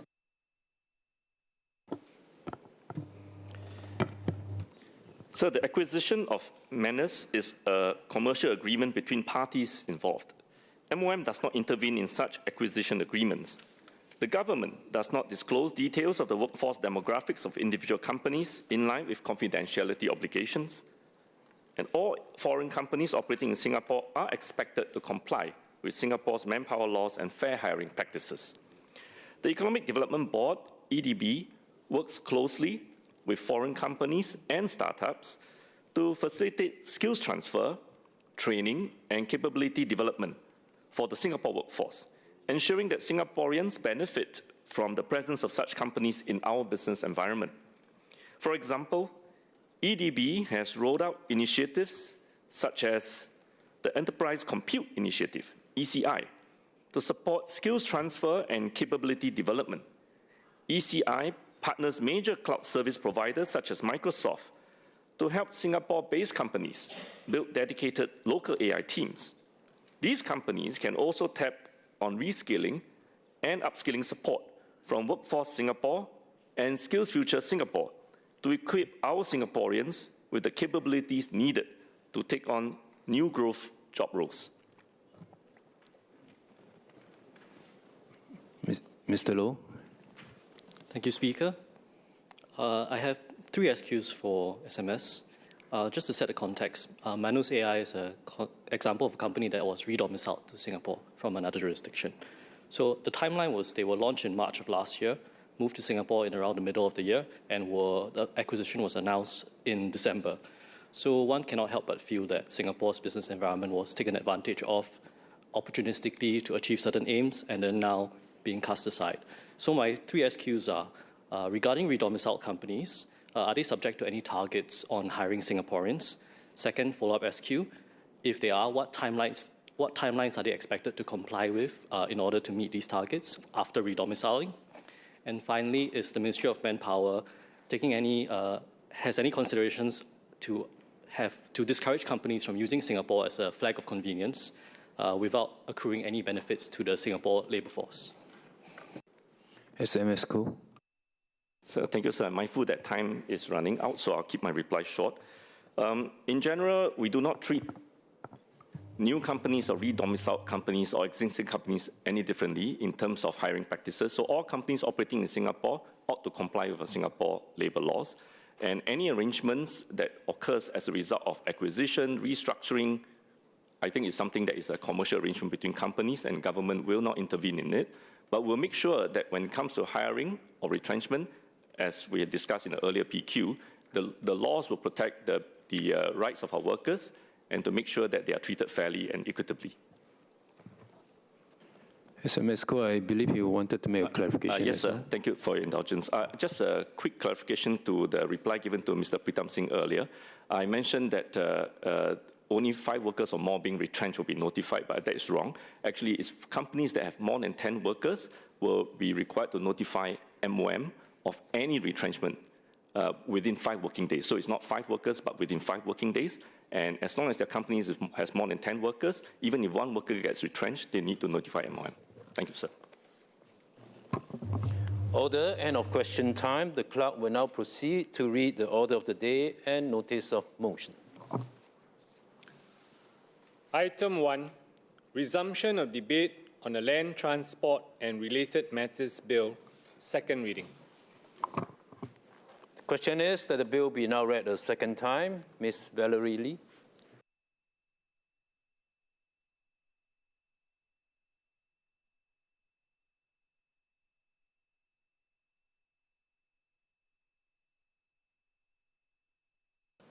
Mr. Speaker, I rise as the first speaker today to continue this debate on the Land Transport and Related Matters Bill. Yesterday's debate covered a wide range of issues, from safety to enforcement and lived experience. I hope to build on those contributions, beginning with my experience with enforcement on the ground, before turning to specific provisions of the bill. Just a couple of weeks ago, I witnessed a joint enforcement operation conducted by the Traffic Police, the National Environment Agency, and the Land Transport Authority in the northeastern part of Singapore, in Tampines East and Changi. The operation took place between 2 to 5 a.m.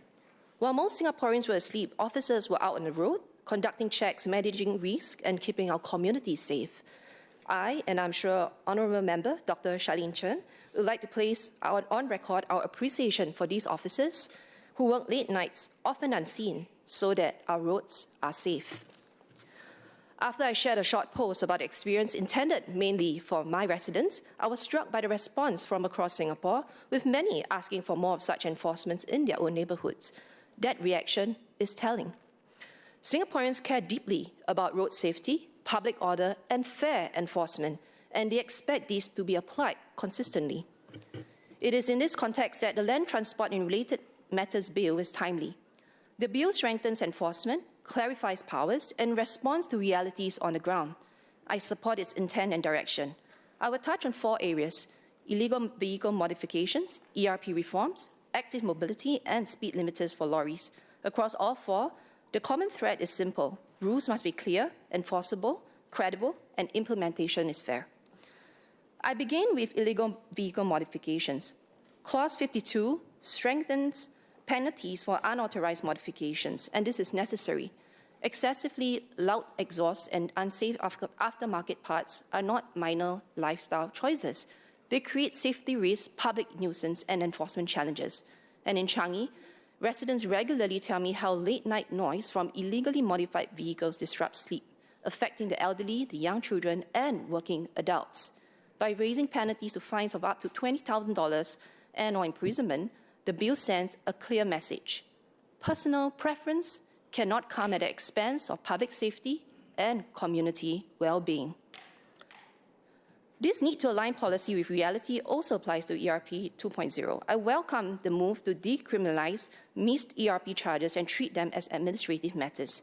In an automated system, this avoids unnecessary criminalization for what are often genuine technical lapses. At the same time, accountability should be fair. Holding vehicle owners liable in all cases may not reflect actual usage, particularly in legitimate shared use contexts such as large families. A more nuanced approach could better align responsibility with behavior. Trust also depends on reliability. A motorcyclist in my constituency experienced a faulty OBU that was initially eligible for replacement. However, after a minor hairline crack was detected, he was required to bear the full replacement cost, despite no major accident or misuse. This raised questions about durability standards, especially in Singapore's climate. Beyond enforcement, OBUs can also enhance safety. Existing alerts on bus lanes and speed limits are useful. The ministry could also explore further features such as alerts for flood-prone roads during heavy rain to support drivers. Mr. Speaker, nowhere is the gap between rules and lived experience more visible than on our shared paths. Last December, a 71-year-old resident, Madam Mala Singham, was knocked down by a power-assisted bicycle near Pasir Ris Mall. She suffered serious injuries, required jaw reconstruction surgery, and continues to undergo follow-up care with the dentist and speech therapist. She is still unable to consume solids. I want to be clear, this incident involved a PAB, even though this bill focuses on PMAs. I raise it not to conflate device types, but to highlight a fundamental reality on shared paths, and that pedestrians bear the greatest risk when this risk is mismanaged. Following the incident, Mr. Frank Singham, Mala's husband, conducted a ground-up public survey which attracted over 600 responses. The aim was not to center it on one case, but to see if it reflected a broader pattern. The findings are clear. More than half feel unsafe walking. Over 3/4 have experienced or witnessed unsafe incidents. And there's strong rejection of fast-moving devices on pavements and an overwhelming view that pedestrian safety must come first. What is striking is that respondents are not calling for extreme measures. They're just asking for three things: clear prioritization of pedestrians, proper enforcement of existing rules, and alignment between policy intent and daily experience. This bill moves us in that direction. Clause 16 introduces a certificate of medical need for PMA users, which is an important safeguard. To work well, the process must be clear, accessible, and affordable. Excessive or opaque cost or administrative burden risk penalizing genuine users. A transparent appeal mechanism is also important, especially for temporary or borderline conditions.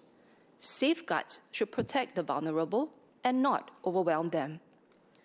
Speed limits on shared paths matter only if they are enforced. Public concern is less about the precise number, whether it's 10 or 6, and more about excessive speed in crowded, high-risk areas. Any speed limit, no matter how well designed, is meaningless if it's not enforced. Several honourable members yesterday suggested permanent enforcement measures, such as fixed cameras near schools, bus stops, and high-traffic pedestrian areas. These are all sensible suggestions. Visible, location-focused enforcement, supported by design-based speed calming, is how speed limits move from policy intent to real safety. Without enforcement, speed limits are just suggestions. Enforcement aside, it is also meaningless and unfair to users of PMAs who do not have speedometers for their own awareness of the speed they are going at in the first place. As enforcement tightens, we should also support compliance. This bill makes it an offence to keep non-compliant devices. I hope we can consider transitional measures such as buyback or trade-in schemes that could help users shift to compliant devices, particularly where early purchases were made in good faith. Fire safety related to PMD and PMA charging remains a serious concern. Designated charging and parking areas under residential blocks, also suggested by many honourable members yesterday, could reduce unsafe home charging while improving orderliness in shared spaces. Finally, Mr. Speaker, on speed limiters for lorries, I had raised this issue through a PQ in November 2025, and I thank the Minister for Home Affairs for his response. I support the safety intent behind this requirement, but at the same time, I wish to share feedback from a resident of mine who is also an SME operator. She highlighted that further differentiation of speed limits by vehicle class could allow some more operational flexibility, especially for lower weight lorries, specifically for those between 3,500 to 5,000 kg maximum laden weight, whose drivers often face punishing work schedules or reactive work orders. Uptake also remains a concern, so a more targeted outreach and hands-on installation support could help smaller operators comply. On subsidies for encouraging installations, I would also like to point out that the Productivity Solutions Grant should be meant for genuine productivity uplift and not regulatory compliance like this one. Using productivity grants for monitoring requirements risk diluting their purpose. Mr. Speaker, notwithstanding the above suggestions and clarifications, I support this bill because it strengthens safety while reflecting realities on the ground. At its heart, it challenges all of us to improve safety without making daily life harder for those already trying to comply and do the right thing. I look forward to the Ministry's response, and to Mrs. Malasingham, I wish you a smooth path to full recovery. Mr. David Ho.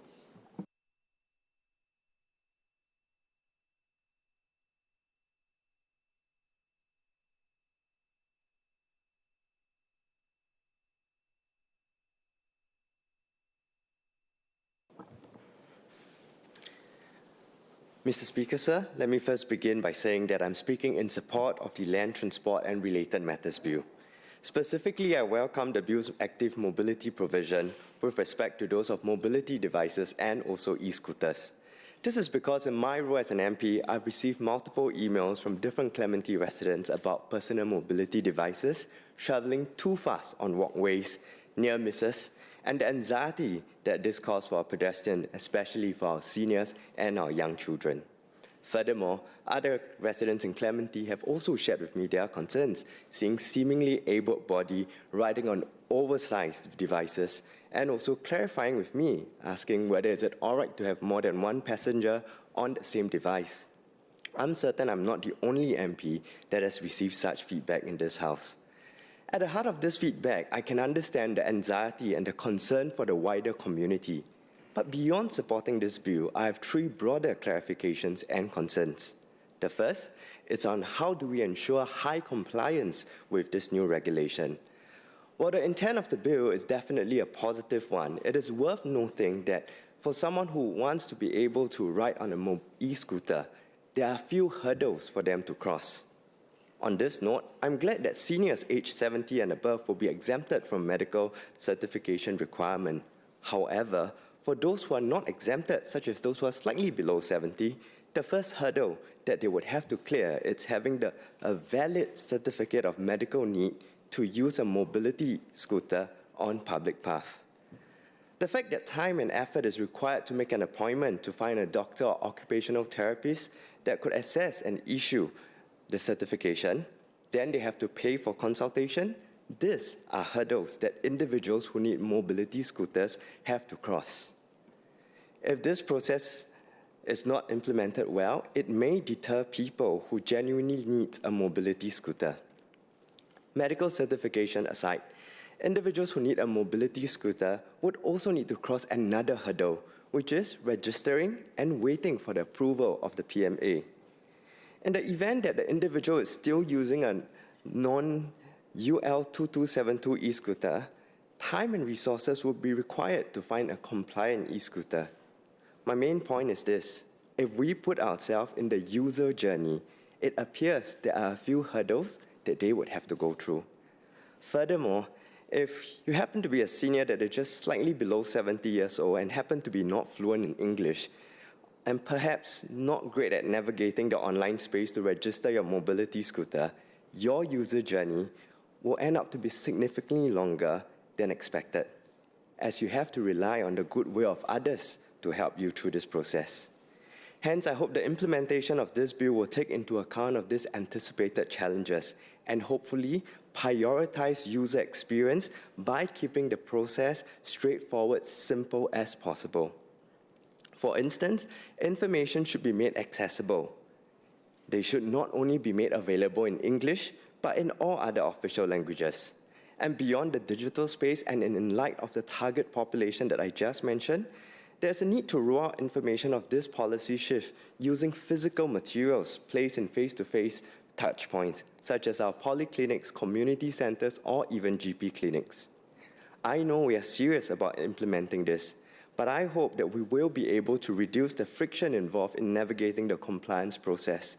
At the end of the day, we want to ensure that our vulnerable population who needs the mobility scooter will not be deterred by the process. Against this backdrop, I'm also heartened to know that the bill also states that LTA has the power to provide financial incentives, supports, grants, aids, and assistance. With this in mind, the government should consider how financial support and aid will be operationalized in the active mobility compliance context. For example, whether there will be means-tested assistance and transitional support for those who are moving from non-compliant devices. In this regard, would MOT or LTA be able to share details of when and who can qualify for such financial assistance and the extent of financial assistance, so that those who need this more will have this assurance that we are designing with them in mind? Beyond financial means, allow me to speak further a little bit about the medical certification. As we move towards a mandatory data sharing for a national electronic health record system, will LTA consider working with MOH on how medical certification for mobility scooter can be generated based on previous record, so that it reduces the friction or the need to see a physical doctor? Presently, the use of NEHR is only limited to specific purpose or circumstances. MOH should also perhaps consider allowing NEHR access to streamline the certification of need. And what this means is that for our seniors, they can just go to the Active Aging Center, find a staff who can help them to navigate through the process, generate the medical certification that they need if they have already met the criteria. At the heart of it, we want to make compliance smooth, not difficult. If the perceived expected cost incurred in terms of time and effort is too significant, compliance will be challenging. Second, allow me to speak on matters pertaining to enforcement. In order to ensure that compliance within speed limit and good behavior with mobility vehicles on footpath, the certainty of enforcement plays an important role. If not to the mobility vehicle user, this new speed limit, it's really nothing more than just a head knowledge and may not be taken into heart. Against this backdrop, I wonder how can we ensure enforcement will be more effective? Well, I think we can deploy manpower to deter mobility vehicle users from speeding in this interim period. I wonder will LTA consider a technology-enabled enforcement solution, especially at high traffic nodes at our MRT and also more linkways. This could include targeted pilots using speed detection sensor, camera support enforcement, and other pragmatic tools. It could involve working with home team technology partners, including HTX, so that detection and responses can become faster and more consistent. The good thing is this: in Singapore, we fortunately have a strong foundation to build on. For instance, given our extensive police camera or pole cam network deployed across neighborhoods and transport nodes, this raises a practical question of whether we can leverage on the camera infrastructure and analytics to identify wrong behavior more quickly, such as speeding of mobility vehicles or even pillion riders on mobility scooters, so that we can ensure enforcement can be carried out more swiftly. Beyond enforcement, our behavior is also shaped by our infrastructure. Just as vehicles drive on road, we often have speed limits to remind us, drivers, of what are the permissible speed. Could we also do something similar for our mobility vehicle users? The broader question is really how do we ensure that the education of this new speed limit is not just one-off, but repeated periodically and ingrained into our behavior? Finally, I also need to put up this point that we need to assure and secure the trust of acceptance of users who depend on these mobility devices. Because for many of these residents, mobility vehicles are not a lifestyle choice. This is a lifeline. If the new regulatory regime is perceived as one that's making daily living more difficult, more stigmatizing, more uncertain, then compliance would be a lot harder. The policy intent may not be fully achieved. In one of my recent house visits, 2 of my residents were wheelchair-bound and they use mobility vehicles to get around. They raise a valid concern, and I hope the ministry can give some assurance to this. One of these residents mentioned to me, said that if she was to be traveling at 6 kilometers per hour upslope, the fear is that it will roll backwards given the slower speed. From a layman perspective, as she was sharing that during my house visit, I could understood why she raised this concern because it is quite easy to conflate two concepts, power and velocity, together. So what I then did was I raised this concern with my volunteers in my Meet the People session and my Clementi running group. So we sat down together using concepts we learned from physics and engineering. We drew a free body diagram to stimulate whether this concern is valid. Using our very simple physics model, the motor of the mobility vehicle must be able to overcome the downhill component gravity of mg sine theta. Our backward envelope calculation suggests that for a 90 kg system on a typical 4.8 degree RAM, 158 watts is needed to maintain at 6 km per hour. Now let me just say this, I fully acknowledge that this is a simplified model. The point is not about academic precision. The point is about perception. For many users, this fear is real. Will I roll backwards at a slower speed? It would be helpful if LTA could also provide reassurance in terms of public communication that devices designed for public path will not roll backwards on typical gradients, even at lower speed. Another concern is the issue of being unfairly judged or confronted. Some have shared that the fear of being stopped or being challenged in public not because they have done anything wrong, but because they don't look disabled. This has been highlighted by disability advocates, and rightly so, because disability comes in many forms. For instance, some users can still walk a short distance, but rely on mobility aid intermittently. If the new regime unintentionally results in more public suspicion or harassment of legitimate users, it will undermine social trust. I therefore hope LTA's communication will be clear that the intent is to prevent unsafe misuse, not to encourage policing by all of us and by public. And the enforcement will be guided by training and clear protocol. Mr. Speaker, all these concerns that I've raised today really do sound operational, but they go at the heart of public acceptance. Ultimately, this bill is more than just enforcement. It is about how we live together in a dense, compact city with shared spaces. A we-first transport culture must mean that pedestrians must feel safe. It also means the legitimate mobility user also feel respected and supported. Our safety rules not only stated, but enforced consistently, supported with the right resources and technology, applied with fairness so that vulnerable users are not priced out of mobility. Mr. Speaker, in closing, this bill advances a simple we-first principle in my opinion. Those who operate power devices and vehicles hold greater capacity to cause harm. And with the capacity comes greater responsibility. Thank you, Mr. Speaker. Mr. Ho, we have some students from St. Hilda's Secondary School. From their looks, I think your calculations are correct. Ms. Lee Hui Ying.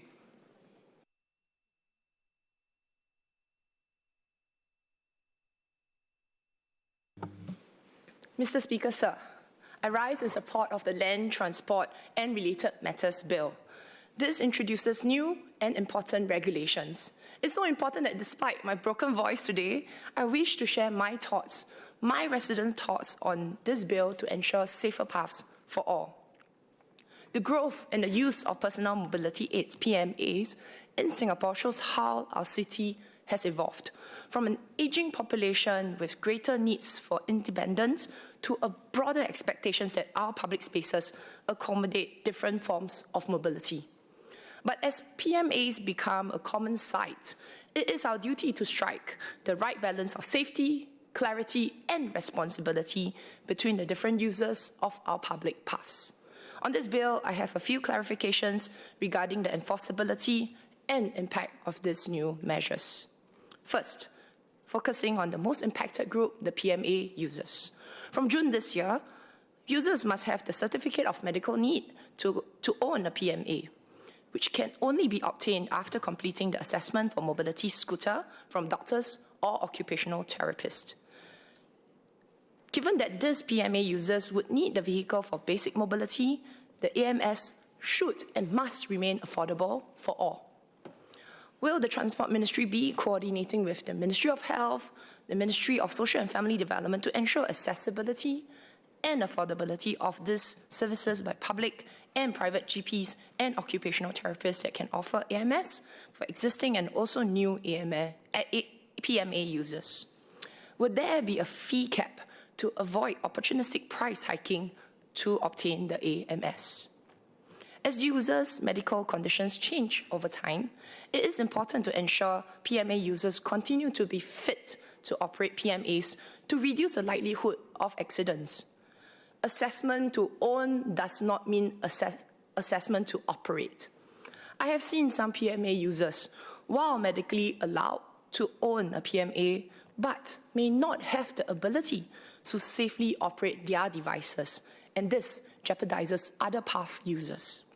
PMA users should meet baseline requirements of eyesight, dexterity, and mental state to safely operate their devices. I'd like to ask if the AMS will include an assessment test to determine if the patient is able to safely operate a PMA.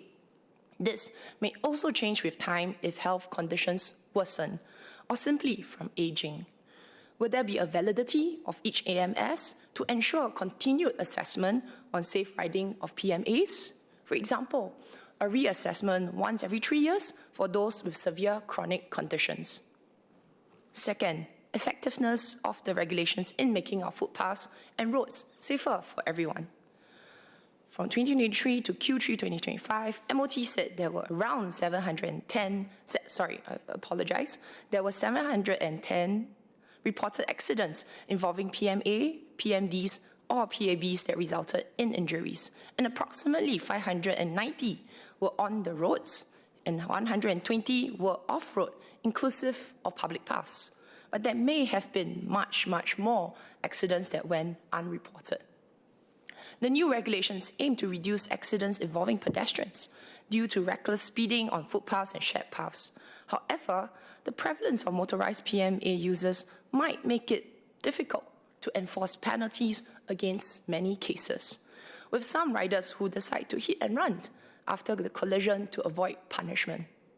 So enforcement is extremely key here. Most will comply, but they may still be recalcitrant users who disregard the rules. Can the ministry consider establishing a demerit system for PMA users to deter repeat offenders who fail to consider the safety of others?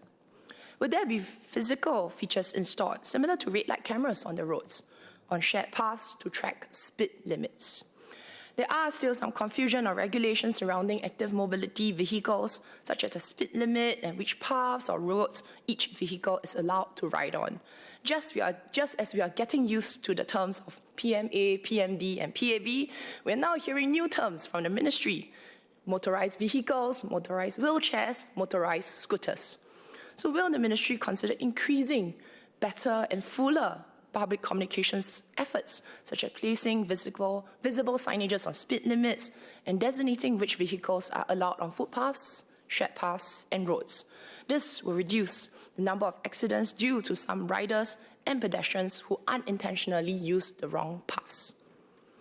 Additionally, which I think has been highlighted in this chamber by some of the members, there are other factors other than speed that pose safety risk and public disturbance. Sometimes you hear them before you see them. Some active mobility users play loud music on their devices, almost like a mobile disco, blasting through the HDB blocks and footpaths, and sometimes during wee hours of the night. Will the ministry look into restricting the playing of loud music on such devices to minimize disturbance and to show consideration for the community? Third, some delivery riders switched to PMAs after PMDs were banned from footpaths in 2019. The new regulations for speed limit and vehicle registration are likely to result in loss of income for many delivery riders who depend on the device for their livelihood.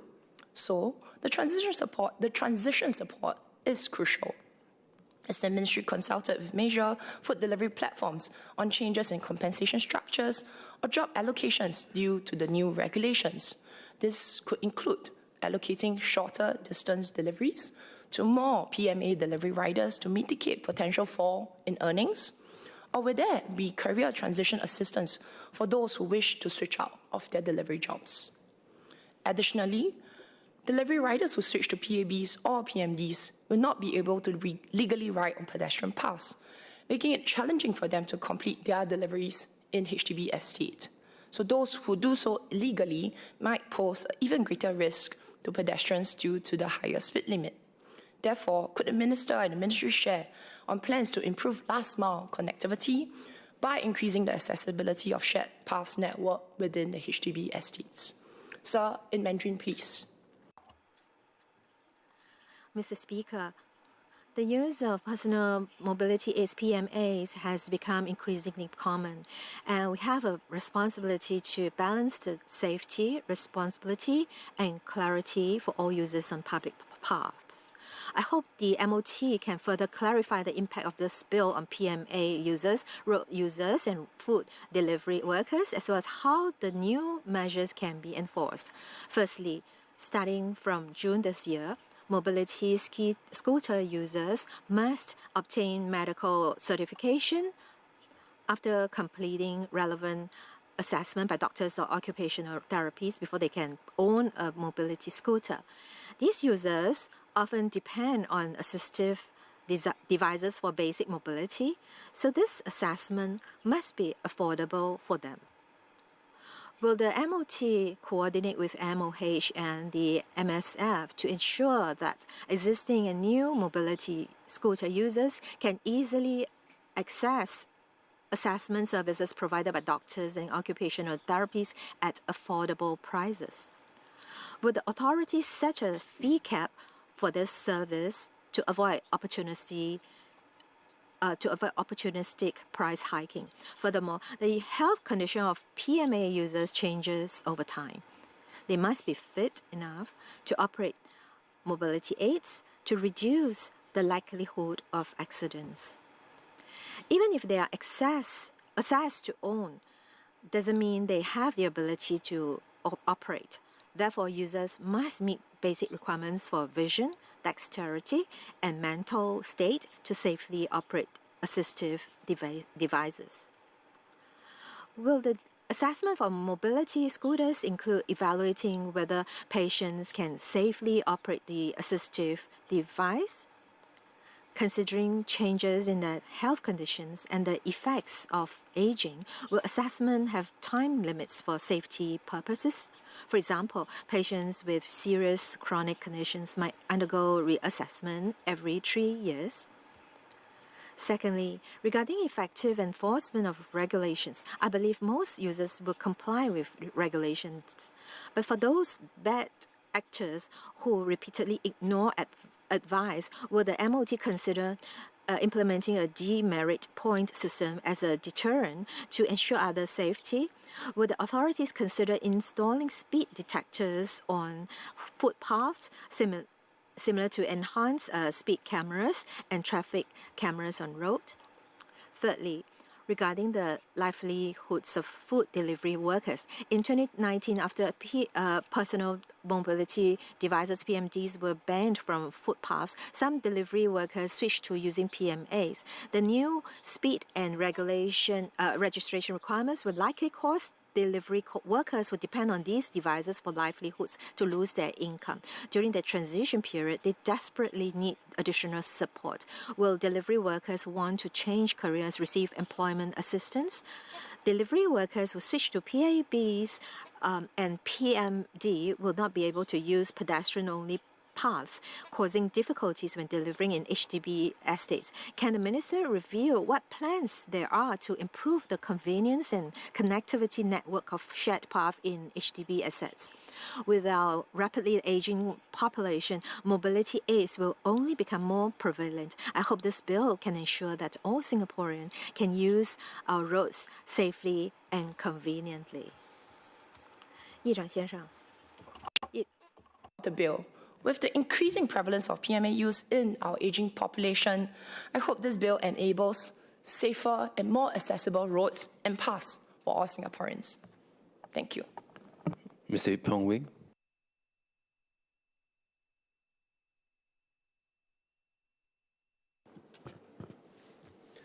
Mr. Speaker, sir, I'm speaking on this bill on behalf of Yio Chu Kang, a constituency with a significant and growing senior population. Many of my residents rely on personal mobility aids or PMAs to move around the estate safely and independently. For them, these devices are not a convenience, but an essential part of their lives. My residents want safer paths and fewer fires in our HDB blocks, but they also want a transport environment that is safe and inclusive. I support the Ministry's intent to tighten regulations, but legislation is only as effective as its implementation. When we move from policy papers to the pavements in our estates, the how becomes just as important as the what. With that in mind, I would like to raise 4 clarifications on the bill. Mr. Speaker, sir, my first point concerns the new requirement for a certificate of medical need. We all agree with the intent. We have witnessed seemingly young and able-bodied individuals speeding on mobility scooters, treating them as casual transport. This endangers pedestrians and undermines confidence in genuine PMA use. However, for many of my senior residents, a mobility scooter is a lifeline. It is the difference between being confined at home and being able to buy groceries or meet friends. While I note the exemptions for seniors aged 70 and above and for subsidy recipients, I'm concerned about what I term as the sandwich class of disability. These are residents in their 50s or 60s who may not meet a strict clinical definition of being unable to walk, but who suffer from chronic pain, arthritis, or joint degeneration. They may manage short distances within their flats, but cannot walk several hundred meters to essential amenities. At the same time, mobility needs are not always permanent. Some residents may require PMAs immediately after surgery or injury, but later recover sufficiently. This raises important questions about how temporary medical need is defined and managed in a way that is fair, clear, and not open to abuse. I seek 3 clarifications. First, will there be a fast-track or temporary certification process for residents who need a PMA after surgery or injury, ensuring rehabilitation does not become a compliance case? Related to this, how will the system manage the point at which a temporary medical need ends? Will they be assigned a deadline where they are expected to stop using the PMA? Must they undergo reassessment if their mobility issues persist beyond the expected recovery period in order to continue using it? Second, with the rollout starting in mid-2026, I worry about bottlenecks at polyclinics. Can the Minister assure us that residents will not be left housebound while waiting for certification? During the initial rollout, will enforcement officers prioritize helping residents comply rather than penalizing them? Third, regarding digital inclusion, how does a non-tech-savvy senior who falls just below the age exemption prove their status? If verification relies on digital platforms, we risk creating anxiety. Simple physical proof options still remain essential. Mr. Speaker, sir, my second point concerns the mandatory registration of mobility vehicles. I acknowledge the Ministry's efforts to reduce compliance burden through retailer-led registration for new devices and a phased transition for existing users. Registration strengthens accountability, and accountability is necessary. However, residents fear that honest mistakes may be treated as offences. Section 28I creates an offence for using an unregistered vehicle, and Section 28M makes the register prima facie evidence. I have 4 questions. First, if a retailer makes a registration error, will the resident using the device in good faith bear the penalty? How can such errors be resolved simply, especially for seniors who may not have such full documentation? Second, can the Minister clarify the costs involved? For low-income seniors, even modest fees can be a barrier. Will subsidies or waivers be considered? Third, are there implications for public rental tenants regarding insurance or tenancy rules? We must ensure registration does not disadvantage vulnerable residents. Fourth, with rules phasing in until 2029, how will residents be clearly and repeatedly informed of what applies at each stage? Mr. Speaker, sir, my third point concerns the new offence to keep unsafe PMA devices. This is a necessary shift. Many fires occur while devices are being charged at home. Even so, we must distinguish between willful offenders and residents who simply do not know how to dispose of old devices. I have 4 suggestions. First, unsafe devices need a safe exit. If disposal is difficult, residents will hide these devices, keeping the risk inside the home. Any disposal framework should focus squarely on safe and accessible removal of unsafe devices. Second, we must be practical. Seniors cannot transport heavy devices to distant e-waste points. Town council level collection drives and bulky item removal services will be essential and has to be supported by sustained public education. Third, online sales remain a weak link. A suggestion is to have all PMA device listings and categories to come with an advisory on compliant models and make it a reportable offense if the seller mislabels an illegal or modified vehicle as one that is compliant. Also, how will the agency combat sales through messaging platforms like Telegram? Fourth, will the ministry work with MND to designate charging or parking spaces at suitable locations, such as void decks? This could minimize the risk of PMAs being parked or charged in corridors or lift lobbies. Mr. Speaker, sir, my 4th point concerns delivery riders' platform responsibility and enforcement.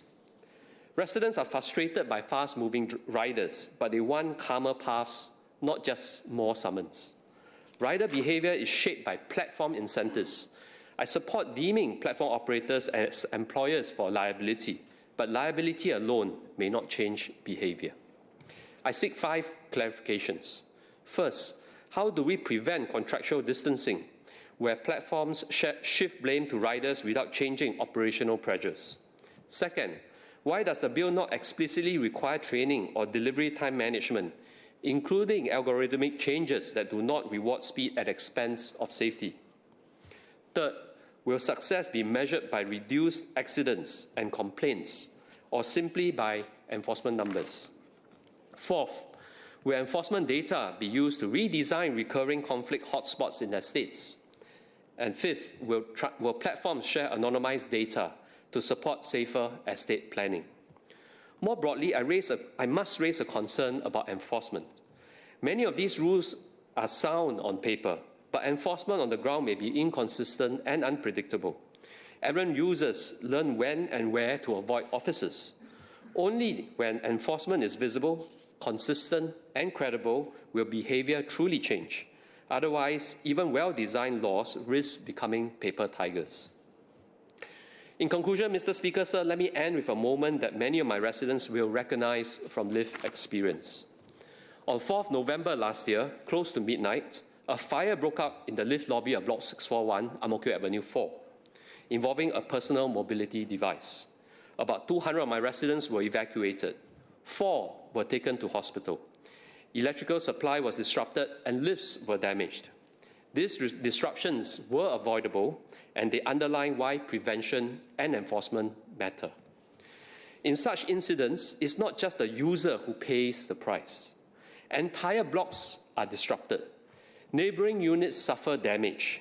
Some families even lose beloved pets, or in the worst-case scenario, their loved ones. This brings us to the heart of this bill. On the certificate of medical need, safety must never come at a cost of dignity.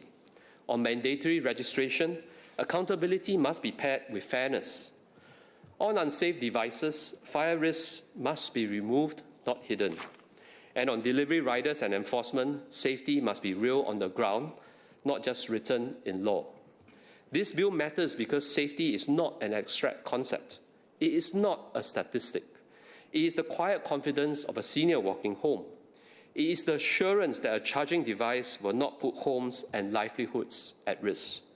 It is the belief that shared spaces belong to all of us and must protect the most vulnerable amongst us. My residents are not asking for perfection. They are asking for reassurance. They are asking for rules that are firm but fair, for systems that protect, not intimidate, for enforcement that is real, consistent, and visible. Mr. Speaker, sir, this bill gives us the tools, but laws alone do not make communities safe. The choices we make in implementation do. If we choose compassion alongside enforcement, clarity alongside regulation, and care alongside accountability, the measure of this bill will not be found in the number of offences recorded. It will be found in fewer fires, in safer footpaths, in the vulnerable amongst us who can move through their estates without fear. And for the residents of Yio Chu Kang and for all Singaporeans across the island, this is not just good policy. It's the kind of society we are building together. With that, Mr. Speaker, sir, I support the bill. Mr. Edward Chia.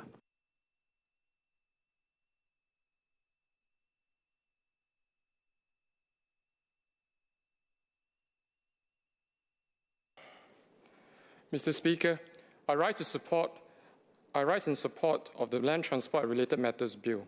I focus my remarks on one central issue: how technology can allow us to manage traffic more intelligently beyond relying primarily on pricing.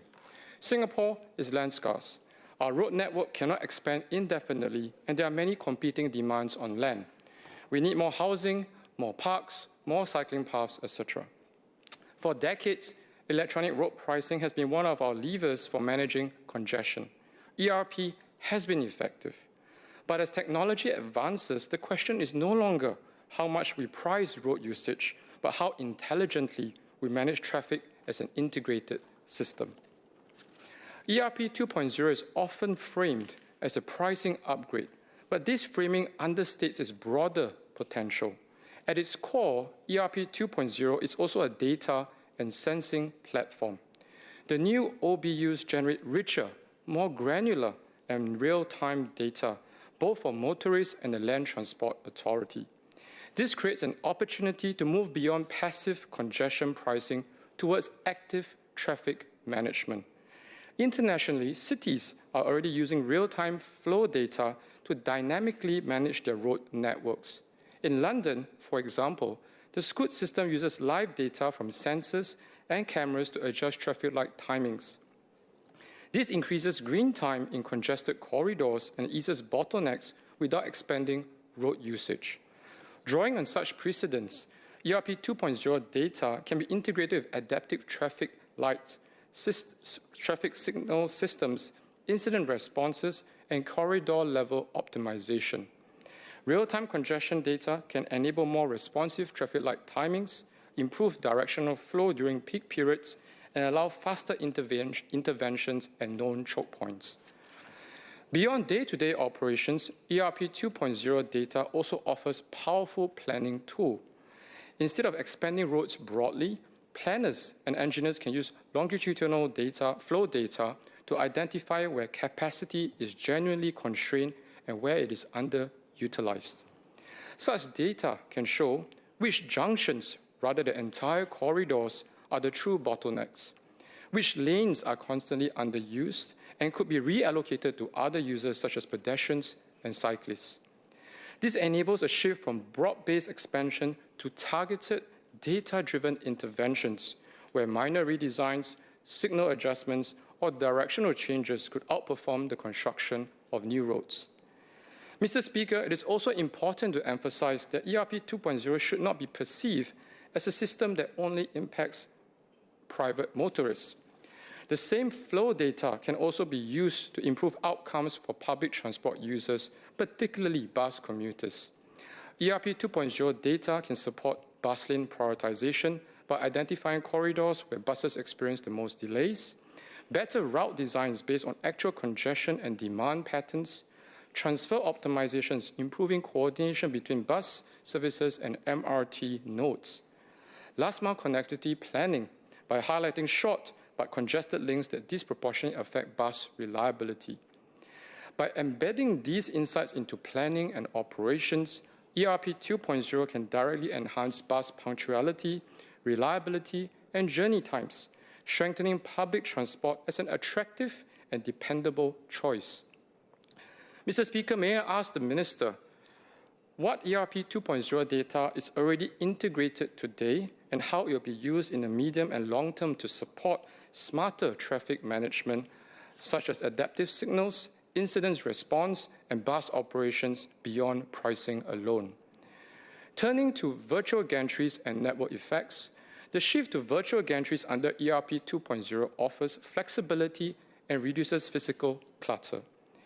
However, international experience suggests that flexibility must be accompanied by clear principles and guardrails. Mr. Speaker, as we move towards virtual gantries, some of my Zhenghua residents are concerned that it may become easier to introduce more pricing points across the island. It is therefore important to consider the overall impact of more granular road pricing and to ensure that flexibility does not create uncertainty for motorists or lead to higher costs without real congestion benefits. So may I ask the Minister whether there will be clear limits and transparent criteria for adjusting ERP 2.0 pricing zones and regular public updates on congestion and travel times to ensure that flexibility delivers real improvements on the ground. Turning to user experience of OBUs. Early feedback on OBUs has raised concerns around aesthetics, usability, and power consumption. Specific vehicle types or older car models face technical difficulties powering the OBU, given that it requires more energy than the previous in-vehicle unit. Mr. Speaker, may I ask the Minister whether there will be carve-outs for vehicle types that face technical installation challenges, and if so, how would such users be made to pay ERP 2.0? Regards to user experience issues, other cities have addressed similar challenges through iterative design improvements and structured feedback loops. In Seoul, for instance, smart mobility systems were rolled out alongside continuous refinements with user satisfaction explicitly tracked as a performance indicator. To that end, may I ask the Minister, how is LTA incorporating user feedback to refine the OBU experience? And beyond familiarity over time, what new features are planned to ensure ERP 2.0 becomes generally more intuitive and useful for motorists? Turning to active mobility, the bill strengthens penalties and enforcement powers, particularly for personal mobility aids. This is important for safety, but enforcement capacity must be sustainable. Cities such as Paris and Amsterdam increasingly rely on camera-based and automated enforcements to ensure consistent compliance without excessive manpower demands. Camera-based enforcement enables round-the-clock monitoring, unlike manpower-based enforcement, which relies on occasional checks and predictable hotspots due to inherent resource constraints. Leveraging technology in this way allows enforcement to scale with usage while maintaining fairness and predictability. Mr. Speaker, may I ask the Minister what cameras are currently used for active mobility enforcement, how much manpower is presently deployed for such purpose, and the associated man-hour labor cost of such enforcements. Further, with the expansion of rules and enforcements introduced by this bill, what are the projected manpower requirements and costs going forward, and what immediate plans are in place to scale up automated enforcements to manage these constraints? On the requirement for medical certifications for PMA users, this is welcome. From time to time, I have residents in Zhenghua asking me whether certain type of PMAs users should, in fact, be using PMAs, as some appear young and healthy. A certifiable medical requirement helps remove such suspicions and ambiguity. This is essential to foster trust and social acceptance within our community. At the same time, I wish to raise an issue of equity and access. Some PMA users come from lower income households, and even small administrative costs can become a barrier. To ensure this does not unintentionally exclude those who need mobility support the most, can the Ministry regularly publish a clear list of clinics offering certification and update it together with indicative fees to enhance transparency and keep the process affordable and fair? Mr. Speaker, this bill offers us an opportunity to move beyond a narrow conception of ERP as simply a pricing mechanism towards a smarter, integrated mobility system, one that uses data to optimize traffic flow, guide infrastructure planning, improve public transport reliability, and enhance user experience. Cities around the world show that pricing works best when paired with real-time traffic management, adaptive control, and thoughtful use of data. I hope Singapore will continue to lead in this space not just by pricing roads efficiently, but by managing them intelligently. Mr. Speaker, as I conclude, I wish to stress that the concerns raised today in this debate are not abstract policy observations. They are the lived realities and anxieties of residents, workers, caregivers, and persons with mobility challenges whom we meet on the ground every day. These views reflect a consolidated position of the Government Parliamentary Committee for Transport and fellow PAP members, shaped through extensive discussions within the committee, engagements with MPs, and most importantly, direct feedback from residents across our constituencies who will feel the full impact of this bill. Taken together, the GPC's views rest on three clear and urgent concerns.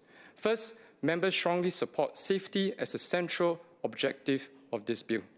Safer paths, safer roads, safer homes are not optional. They are essential. Residents want assurance that injuries, misuse, fires, and unsafe modifications linked to increasingly powerful devices will be decisively addressed. At the same time, they expect safety measures such as speed limiters, tougher penalties for dangerous alterations, and smarter traffic management systems to deliver real, visible improvements on the ground, not just rules on paper. Second, while members support the introduction of a certificate of medical need to curb abuse, we must be clear-eyed about who we may be left behind. For many genuine users, those with temporary injuries, functional mobility challenges, caregiving duties, or delivery riders relying on mobility aids for their livelihoods, the bill is not theoretical. It affects whether they can move, work, or live with dignity. The GPC therefore urges the implementation to be flexible, affordable, and clearly communicated so that administrative complexities, costs, or narrow definitions do not unintentionally exclude or penalize those who depend on these devices the most. Third, members emphasize the success of this bill will ultimately be judged on enforcement. Residents are asking for enforcement that is consistent, credible, and fair, not sporadic crackdowns or uneven treatment.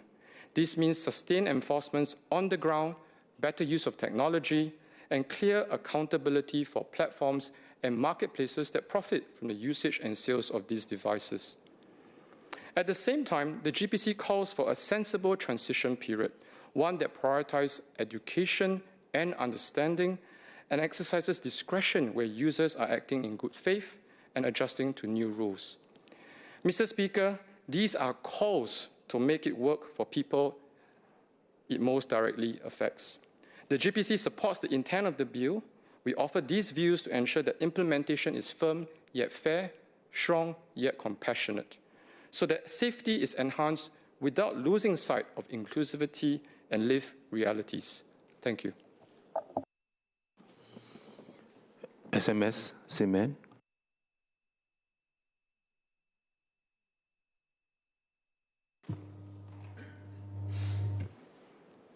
Mr. Speaker, I thank the members for their interest and support for the bill. Please allow me to address their comments on the MHA-related amendments. Ms. Joan Pereira and Ms. Yeo Wan Ling asked about the regulatory and enforcement approach for foreign-registered heavy vehicles vis-à-vis Singapore-registered heavy vehicles. Speed limiters are employed upstream to reduce the speeding risk before the offence occurs. In 2024, the speed limiter regime was expanded to include lorries with a maximum laden weight of between 3,501 kilograms and 12,000 kilograms. Singapore-registered heavy vehicles account for the bulk of heavy vehicle traffic on our roads. Installing speed limiters for these vehicles would therefore reduce the road safety risks associated with heavy vehicles very significantly. We also recognize the need to address the safety risks associated with foreign-registered heavy vehicles. We require them to comply with our road traffic laws and regulations, and we conduct on-road enforcement on them. Foreign vehicles that commit speeding offences will be dealt with in accordance with the law. We do not require them to install speed limiters because they also apply in other jurisdictions with different speed limits from Singapore. It is worth noting that since Singapore-registered lorries are already required to install speed limiters and therefore will be unable to speed, this allows traffic police to focus speeding enforcement on all other vehicles on our roads, including foreign-registered heavy vehicles. To Ms. Joan Pereira's question on installing speed limiters for higher-risk passenger cars, speed limiters are currently required for heavy vehicles as part of a targeted, risk-based approach. These vehicles pose higher risks due to their size, weight, and operating characteristics. But the risks associated with passenger cars, on the other hand, arise primarily from driver behavior rather than vehicle attributes. These behaviors are more appropriately addressed through public education efforts and deterrent penalties rather than through speed limiters. Members also asked about speed limits for heavy vehicles. Ms. Yeo Wan Ling asked whether the speed differential between passenger vehicles and heavy vehicles gives rise to unsafe driving conditions. Ms. Valerie Lee suggested that lighter vehicles with a maximum laden weight of 3,501 to 5,000 kilograms should be subject to a higher speed limit of 70 kilometers per hour instead of the current 60. Let me clarify. On expressways, passenger vehicles may travel at speeds of up to 90 kilometers per hour, while heavy vehicles are subject to a vehicular speed limit of 60 kilometers per hour enforced through speed limiters. But these differing limits should not be seen in isolation. They are paired with lane discipline requirements, where slower vehicles are required to keep to the left lane, except when overtaking. The rationale for this framework is road safety. Heavy vehicles differ from passenger vehicles in terms of mass, braking distance, stability, and blind spots, and when accidents occur, they can cause disproportionate harm.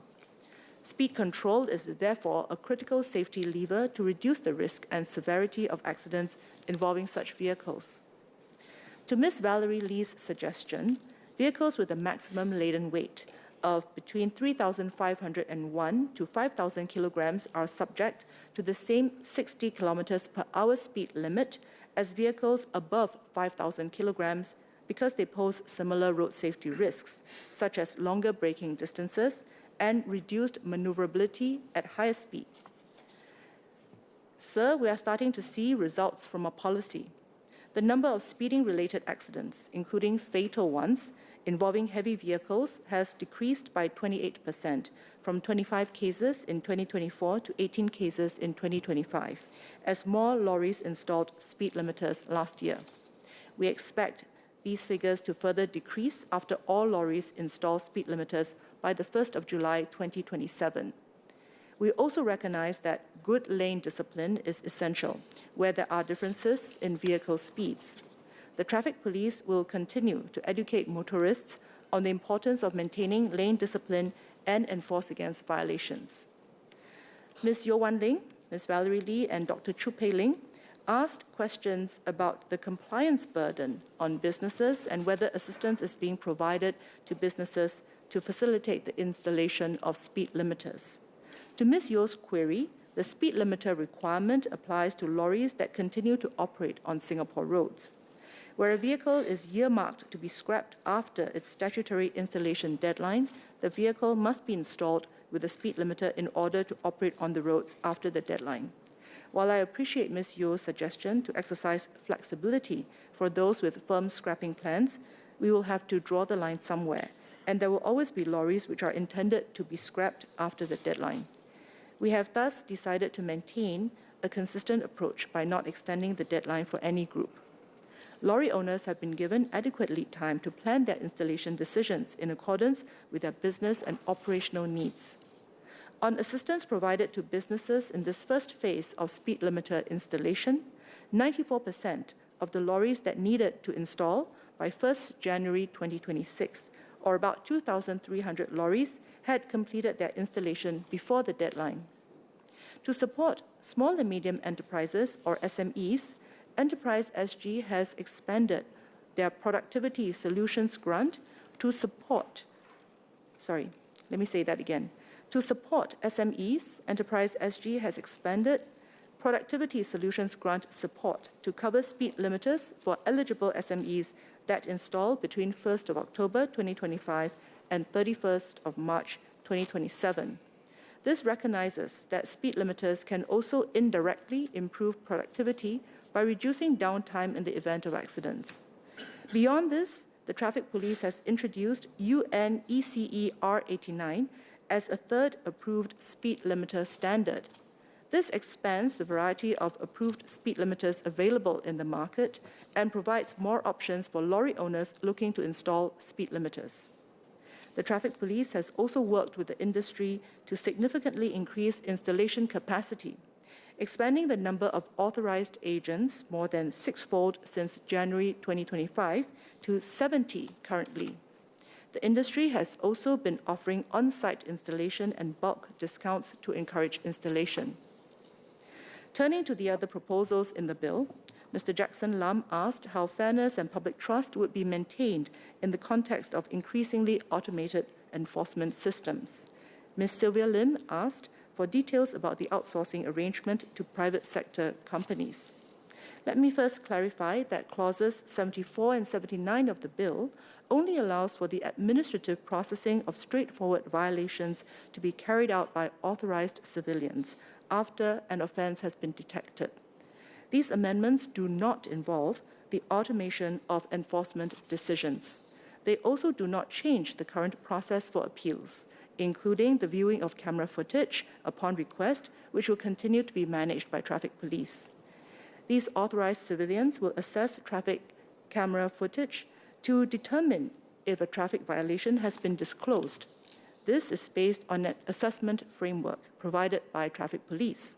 For example, for footage captured by red light cameras, these civilians will view a series of photos to confirm that the vehicle had crossed the stop line after the traffic light had turned red.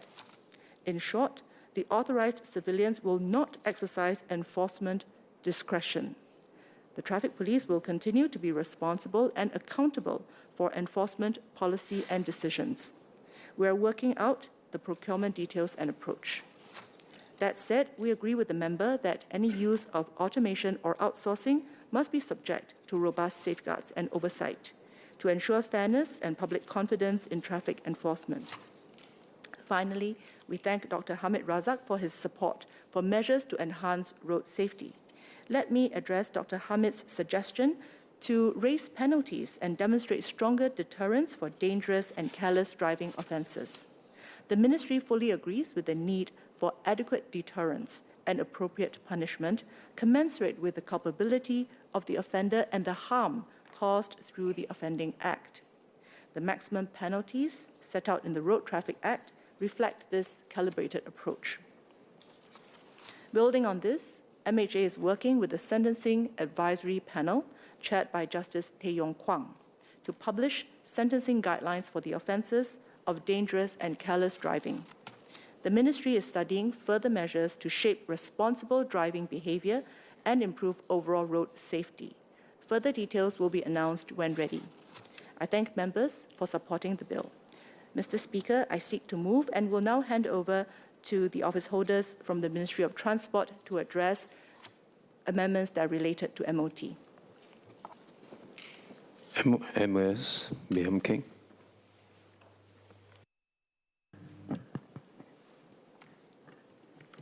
Mr. Speaker, I thank the members for their support of the bill and their thoughtful questions. Let me first address the specific points that members raised. At the onset, I wish to make clear that we are not banning the use of mobility scooters, but safeguarding them for those who truly need them.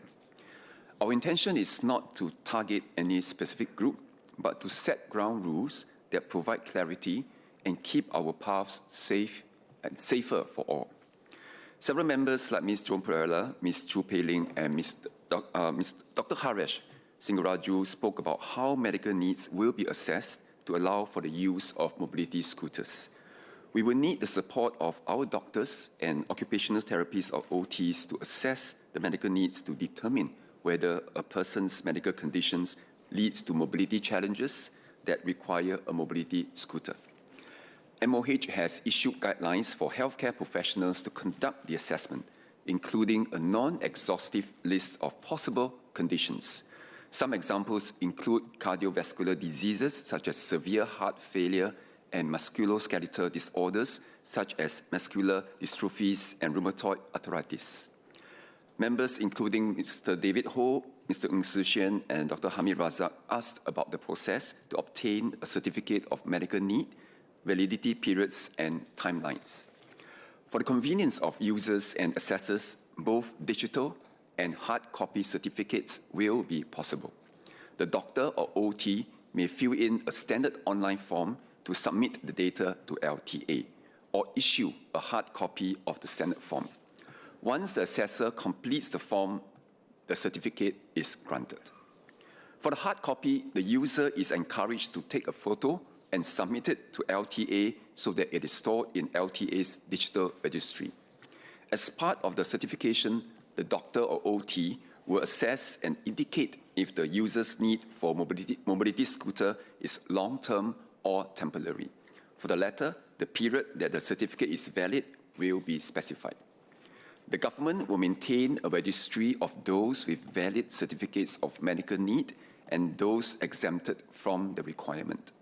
Seniors exempted on the basis of age will not be in the registry. I know some seniors may look younger than their age, so if enforcement officers were to ask, the NRIC year of birth just needs to show that they are 70 years old and above. As an example, for this year, everyone born in and before 1956 are automatically exempted. Enforcement officers will request for the user's particulars to perform a back-end check on the spot. If the certificate has not been submitted online, the user just needs to produce a hard copy form for inspection. Individuals can also check their certification or exemption status on LTA's One Motoring website. Dr. Chu Pei Ling asked whether physiotherapists can grant the certificate of medical need. We have worked with MOH to determine the groups of assessors for the certificate. Currently, mobility assessment, device prescription, and user training are not part of the routine training of a general physiotherapist. Hence, MOH position is that only doctors and OTs can assess and grant this certificate. MOH will continue to monitor demand if these competencies should be built into training for a wider pool of healthcare professionals.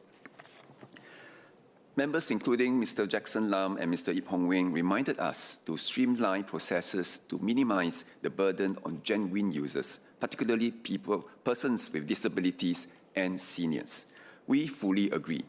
Risk-managed exemptions include seniors aged 70 and above, those who have already obtained government-subsidized mobility scooters, and those who have applied for MOH disability schemes to help with activities of daily living ADL needs in mobility and/or transferring.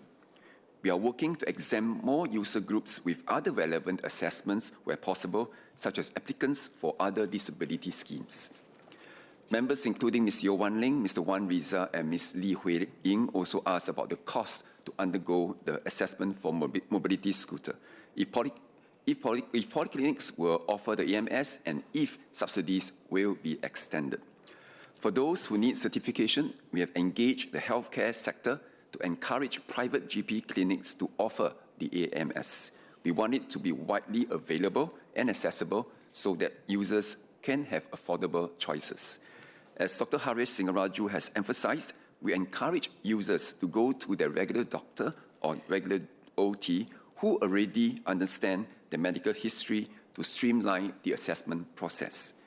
All doctors, including polyclinic doctors, are allowed to conduct the AMS. However, doctors may decline to assess users who are not their regular patients, depending on the doctor's comfort level to conduct the certification. Healthcare subsidies would not be accorded for visits made solely to obtain the certificate of medical need. However, as long as the patient is seeking healthcare services from a doctor or OT at public healthcare institutions or community care organizations, and the AMS is conducted as a clinically indicated part of their regular medical care, the overall care episode, including the AMS, can be given healthcare subsidies. Members including Mr. Chai Ying-zhou, Mr. Dennis Tan and Mr. David Ho asked about specific plans to engage existing PMA users on the new rules, especially seniors and persons with disabilities. LTA will continue to work with the Agency for Integrated Care and SG Enable, as well as relevant social service agencies such as SPD, to reach out to seniors and persons with disabilities. LTA's public communications campaign on the new rules will also be rolled out in various languages. On the ground, enforcement officers will engage and educate PMA users on the upcoming rules. We will also reach out through grassroots channels, and I seek members' support to raise awareness among your residents. Members including Ms. Yeo Wan Ling and Ms. Joan Perella raised concerns on how the new PMA rules may affect platform delivery workers. We understand the concern on how the new rules could potentially affect the number of deliveries and thus the earnings of delivery workers. Only workers with mobility needs should use PMAs for their work. Such workers have to abide by the reduced speed limit and dimension limits for everyone's safety. This protects not just other path users, but the PMA riders themselves. By going at a slower speed and using devices that are not oversized, they can navigate crowded paths and complete their deliveries safely. They reduce the risk of serious accidents which will affect their earning stability. I thank Ms. Yeo Wan Ling for sharing that the National Delivery Champions Association will provide financial assistance to help riders comply with the new rules. For delivery riders without mobility challenges, PMAs are not the right mode of transport for them. They should not misuse PMAs. They can continue their trade by switching to other devices or vehicles before 1st June 2026.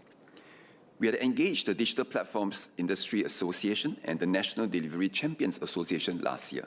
They expressed support for the new PMA rules, including the 6 km/h speed limit, in a joint statement. The platforms have committed to be inclusive in allocating jobs and providing earning opportunities for individuals from diverse backgrounds, including those with mobility challenges who rely on PMA for their delivery work. Ms. Goh Zeki and Mr. Ip Hong Weng also asked about platforms incentivizing faster deliveries that may lead to speeding. Platform companies are responsible for ensuring the safety and well-being of their delivery riders.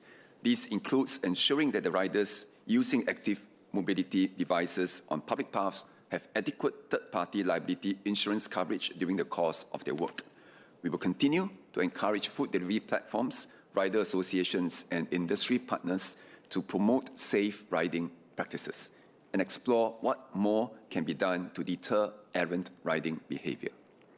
LTA and the traffic police have also conducted campaigns such as Be Safe, Be Seen to promote safer riding habits with Grab, and safety talks and training sessions for delivery riders with Food Panda. Mr. David Ho raised a concern that the reduced speed limit could affect riders' ability to travel upslope. Indeed, this was a concern that we had when developing the proposal, so we spent some time studying the issue. So our studies support the calculations done by Mr. Ho's volunteers that motorized PMAs will be able to travel upslope along public paths safely with a speed limit of 6 km/h. It is the motor power and not the speed that pushes the wheels upslope. So nonetheless, we understand the worries, and LTA will improve awareness to reassure PMA users that 6 km/h is safe. Ms. He Ting-Ru asked whether scientific literature was considered for AMAP's, or the Active Mobility Advisory Panel's, recommendation of the speed limit reduction. Ms. Yeo Wan Ling, Mr. Dennis Tan, Ms. Fadil Haswizi, and Mr. Chai Ying-zhou raised concerns that the lower speed limit will increase journey times and affect delivery riders' earnings. In accepting the recommendation to lower the speed limit to 6 km/h, our primary consideration was to peg the speed to brisk walking speed, since PMAs are a replacement for walking. We acknowledge that the trade-off is that users travel more slowly. This is necessary to protect themselves and other path users. So I thank Mr. Fu Zhexiang for citing the many jurisdictions internationally that use 6 km/h as a speed limit for PMAs based on brisk walking speed. On Ms. He Ting-Ru's suggestion, the AMAP already comprises stakeholders across various interests and professional groups, as well as academics. Ms. He Ting-Ru and Mr. Tsai Ing-tzou asked if users would have sufficient time to comply with the new rules that will come into effect on 1st June 2026. Mr. Speaker, it will almost be 2 years since the proposals were announced in March 2024, and we have received strong calls to implement the rules swiftly to improve path safety. Affected stakeholders, including retailers and users, have had time to change to compliant devices before the PMA rules commence on 1st June 2026. But we will provide more time until 1st January 2029 for existing mobility scooter users to register their devices and change to devices that comply with the new maximum device speed of 6 km/h. Mr. Fu Zhexiang and Mr. Ip Hong Wing asked about the cost of registration and how mobility scooters can be transferred or sold. Retailers need to register the devices to their business before sale or ensure that the device is registered. Ahead of 1st June 2026, LTA will work with retailers to register the existing stock of compliant mobility scooters. Before the sale of the mobility scooter, retailers will check via One Motoring website to ensure that the prospective owner is either granted a certificate of medical need or exempted from the requirement. The sale should only be completed upon the successful transfer of ownership. We will be mindful that the cost of registration should be kept affordable so as not to place an undue burden on genuine users. As a comparison, the current cost of registering power-assisted bicycles is $50. Dr. Hamid Razak suggested for markers to visibly identify those with medical need for mobility scooters for ease of enforcement. On the other hand, Mr. Fu Zhexiang asked if registration and identification marks raise privacy concerns. We appreciate these concerns and we assure members that the registration and enforcement processes be handled sensitively. The registration system addresses both concerns. Registration and identification marks will display the device's unique identification number rather than personal details of the owner, similar to e-scooters where it is a sticker. In addition, as a general rule, only individuals granted a certificate of medical need or exempted from the requirement can register mobility scooters. The registration framework will allow families to share a single mobility scooter. Registration is for the mobility scooter to ensure device compliance.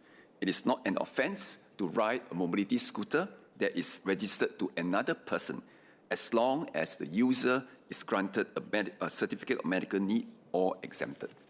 This is no different from how vehicles can be driven by multiple drivers as long as each driver has a valid driving license and the vehicle is insured accordingly.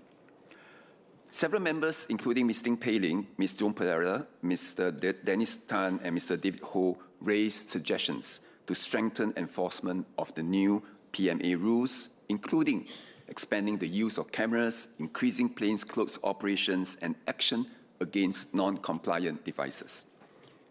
Say again, and action against non-compliant retailers. To enforce the PMA rules, LTA has a comprehensive strategy. Active mobility enforcement officers will patrol public paths and conduct checks on user and device compliance. They will be supported by volunteer active mobility community ambassadors to enhance engagement efforts. Ms. He Ting-Ru also expressed concern that enforcement officers will rely on casual visual perception of able-bodiedness. Enforcement officers will be trained to be sensitive in checking for the certificate of medical need.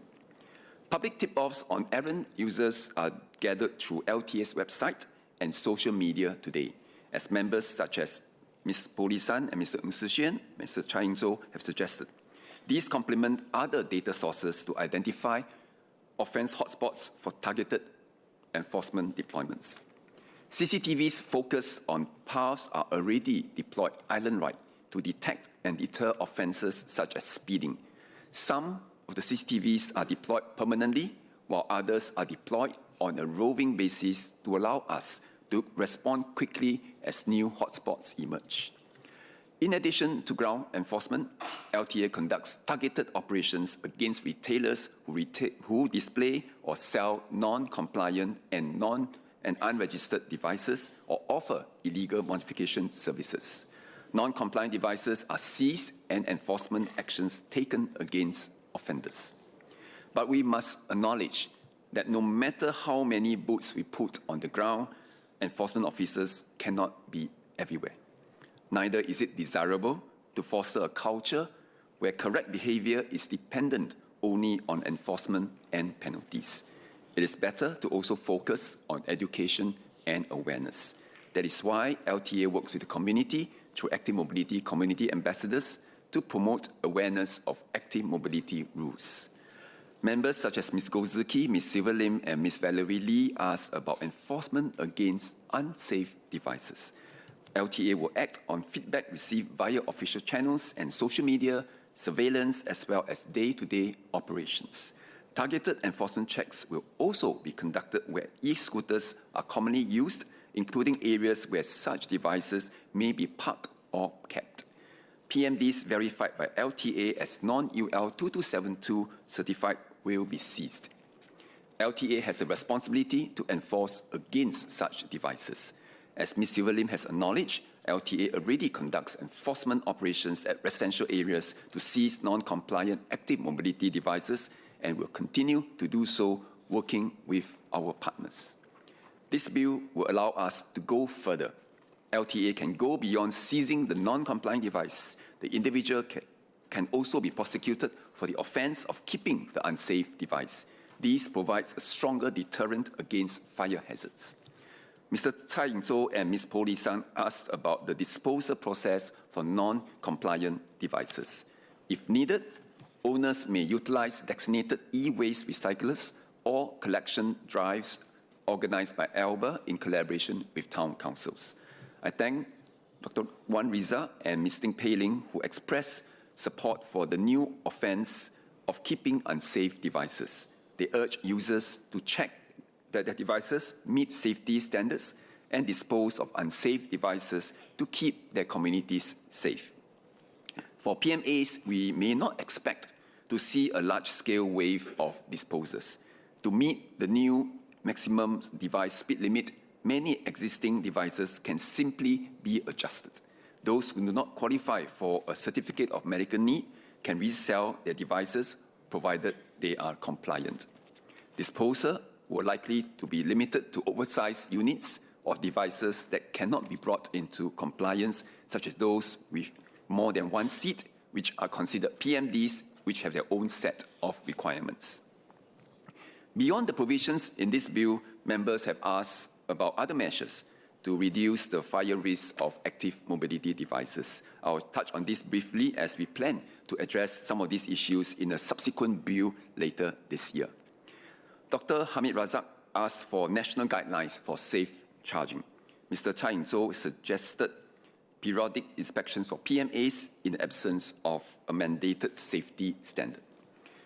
While we continue to monitor the development of international standards for PMAs, LTA and SCDF will remind the public on safe charging and usage practices when using motorized active mobility devices and against using modified second-hand devices and non-original parts. Today, periodic inspections are required for e-scooters to check that they remain compliant with the UL 2272 standard and have not been illegally modified. The benefits of mandating periodic inspections for PMAs solely to check dimensions and speed limits must be weighed against the burden on users.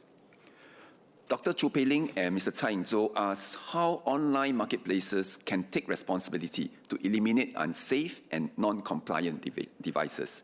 Mr. Hong Wing suggested making it an offence for a reseller to mislabel a device as compliant. Since we commenced the Active Mobility Act, the sale of active mobility devices and related services are now more common online.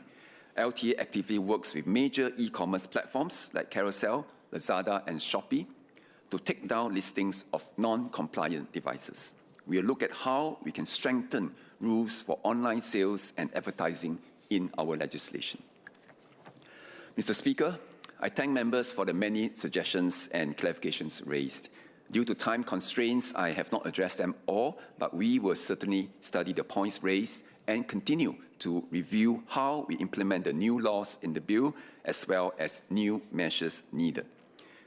The proposals before us today represent more than new laws. We want to restore the original purpose of PMAs and ensure that they serve those that they are truly intended for and protect all PATH users at the same time.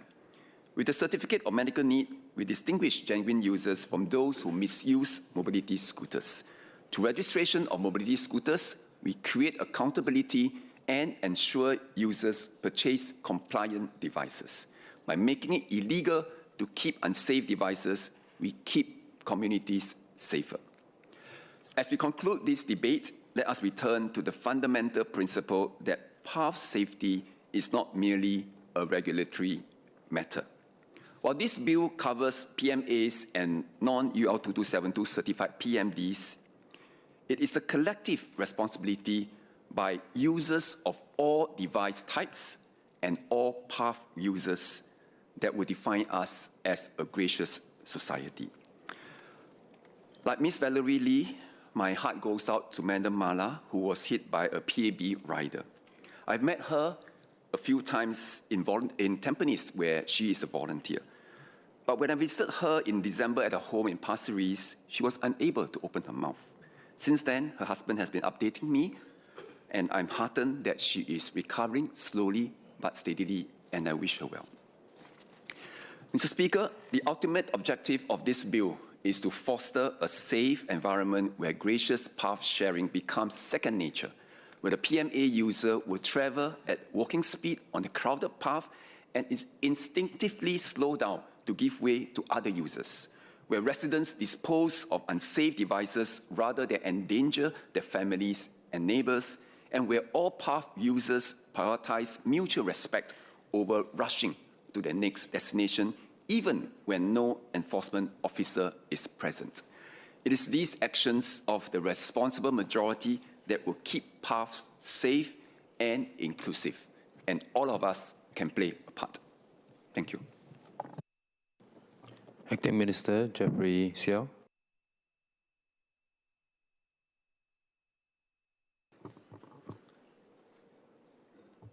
Mr. Speaker, together with my colleagues at the Ministry of Transport and the Ministry of Home Affairs, I would like to first thank fellow members for their very thoughtful speeches on this land transport and related matters bill over the past 2 days.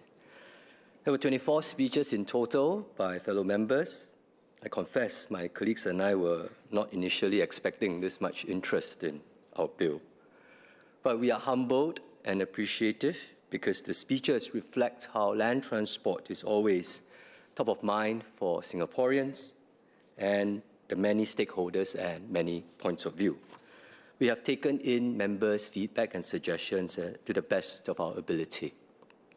Senior Minister of State Sim Man and Minister of State Baey Yam Keng have addressed the points raised on enforcement and on active mobility. And I will round up our debate on points related to ERP2 and other amendments covered in this bill. For other topics that are not within the scope of this bill, I would like to invite members to consider filing parliamentary questions at a future session. Let me start with the comments made by Dr. Chu Pei Ling, Ms. Valerie Lee, and Dr. Hamid Razak on the decriminalization of missed ERP payments. Indeed, most missed ERP payments are due to genuine oversight rather than an intent to avoid payment. This amendment would therefore make the penalties more proportionate to the offence. It is, in Dr. Hamid's words, a more mature regulatory approach. Dr. Chu asked whether shifting the onus for missed ERP payments to vehicle owners instead of the driver will create complications for shared vehicles. LTA has discussed these changes with fleet operators and taxi operators. Today, vehicle owners are already responsible for obligations and fees, such as road tax, so putting the responsibility of missed ERP payments on the owner would be consistent. We expect vehicle owners, such as shared fleet owners, to establish their own arrangements with the drivers to recover missed ERP payments if necessary. Dr. Chu, Ms. Tin Pei Ling, as well as Mr. Melvin Yong also asked about plans for distance-based charging. As I mentioned yesterday, I do not intend to implement distance-based charging immediately. I would like the transition to ERP2 to be as smooth as possible. So it's best to let the situation stabilize and to have motorists get used to the new system before too many parameters or new ones are introduced. Distance-based charging is still an option for the future. We have to study this further as there are many trade-offs involved, as many members have pointed out. But if we decide to implement distance-based charging, motorists will have ample notice. Our desire to have a smooth transition is also why we are keeping the broad framework for ERP charges for now. I would like to assure members that ERP rates will continue to be reviewed on a quarterly basis using ERP data, or rather ERP2 data, which will now be more accurate and reliable. The infrastructure-light nature of ERP2 does mean that we can more easily adjust locations where we can have road pricing. Therefore, we can react more quickly to mitigate traffic congestion at hotspots, including in areas where it may not be physically possible to add a ERP1 gantry today. Mr. Dennis Tan asked how we will manage ERP2 data. This is a topic we have discussed before, and we have also discussed the use of government data during the last Parliament sitting when we passed the Public Sector Governance Act. LTA adheres to all laws and government-wide standards on data sharing with other agencies, and this includes how we will manage ERP2 data. As we have said before, LTA will use vehicle-specific data only for payment, charges, and enforcement, and this will include non-payment of ERP charges and cross-border taxi enforcement. To prevent unauthorized access to the data, there are security measures and safeguards in place. For example, the design of the OBU is in line with the Federal Information Processing Standard Level 4 security standard with cryptographic security keys. Mr. Edward Chia spoke extensively on how ERP2 data can result in smarter traffic management and transport planning. My colleagues at LTA strongly agree. LTA is indeed excited by this possibility. We will use anonymized and aggregated ERP2 data for traffic management and transport planning purposes. For example, we are experimenting with merging or using this data to optimize the traffic light signal system, amongst other use cases that we are exploring. There is certainly great potential to improve traffic management using ERP2 data. As we get better at doing so, it may well be feasible to create more capacity on our roads without taking up more land. Potentially, this can allow us to have some future growth in our car population. As we move closer to completing the transition to ERP2, we are also addressing the final technical difficulties preventing some vehicles from installing OBUs. For instance, some electric vehicle models are unable to provide a constant power supply to the OBU. To overcome this, LTA has developed an external battery device to allow for the installation of OBUs for these vehicles. But where technical problems cannot be resolved, such as old cars on the classic or vintage vehicle schemes, we will exempt them from the requirement to install an OBU. Owners of such cars will then have to pay a daily flat fee if they use their vehicles on ERP operational days. Mr. Speaker, to conclude, I would like to thank members once again, especially those from the Government Parliamentary Committee on Transport, for their support and their suggestions on this bill. On safety and enforcement, This House is aligned on the need for deterrence, accountability, and proportionality. On active mobility, we want to strike the right balance to preserve the independence and dignity that personal mobility aids provide for those with genuine needs, but also to act firmly against misuse and dangerous behavior that puts others in jeopardy. This bill gives us the stronger tools to do so, and we will implement them with utmost care and consideration. Mr. Speaker, this bill covers a range of different amendments but is united by one key principle. Mobility brings opportunity, but it must also come with responsibility. With the support of this House, this bill will allow us to keep our transportation system safe, inclusive, and ready for the future. Sir, I seek to move. Clarifications for the Minister and the SMS and MOS. Excellent. Looks like the rounding up speeches by the three ministers are very comprehensive. Question is that the bill be now read a second time. Those who agree say aye. Aye. Those who disagree say no. I think the ayes have it. The ayes have it. Land Transport and Related Matters Bill. Committee state short day. Acting Minister. Now, sir, I move that the Parliament be immediately resolve itself into a committee on the bill. The question is that Parliament will immediately resolve itself into a committee on the bill. Those who agree say aye. Aye. Those who disagree say no. I think the ayes have it. The ayes have it.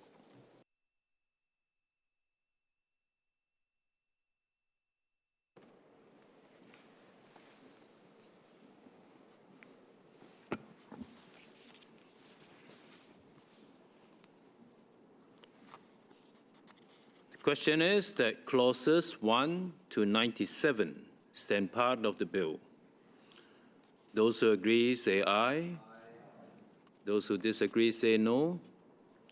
I think the ayes have it. The ayes have it. Bill to be reported.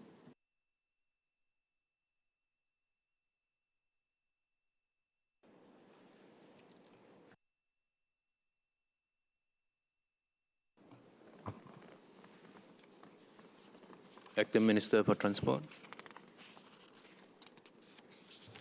Mr. Speaker, I report that the bill has been considered in committee and agreed to without amendment. Third reading what day? Now, sir, I move that the bill be now read a third time. The question is that the bill be now read a third time. Those who agree say aye. Aye. Those who disagree say no.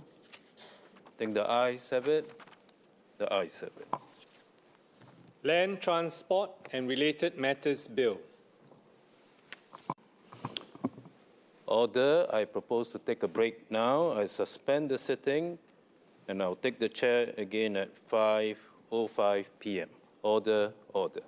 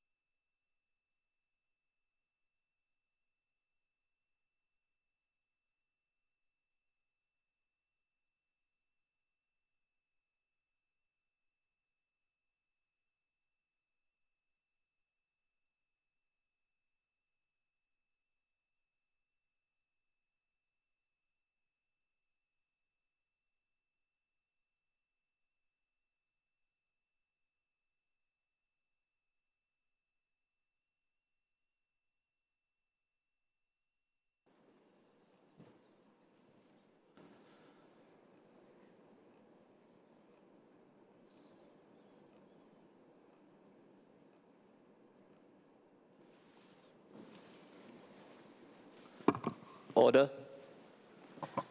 Notice of motions, item 1. A motion on grant to IMF Poverty Reduction and Growth Trust. Deputy Prime Minister and Minister for Trade and Industry.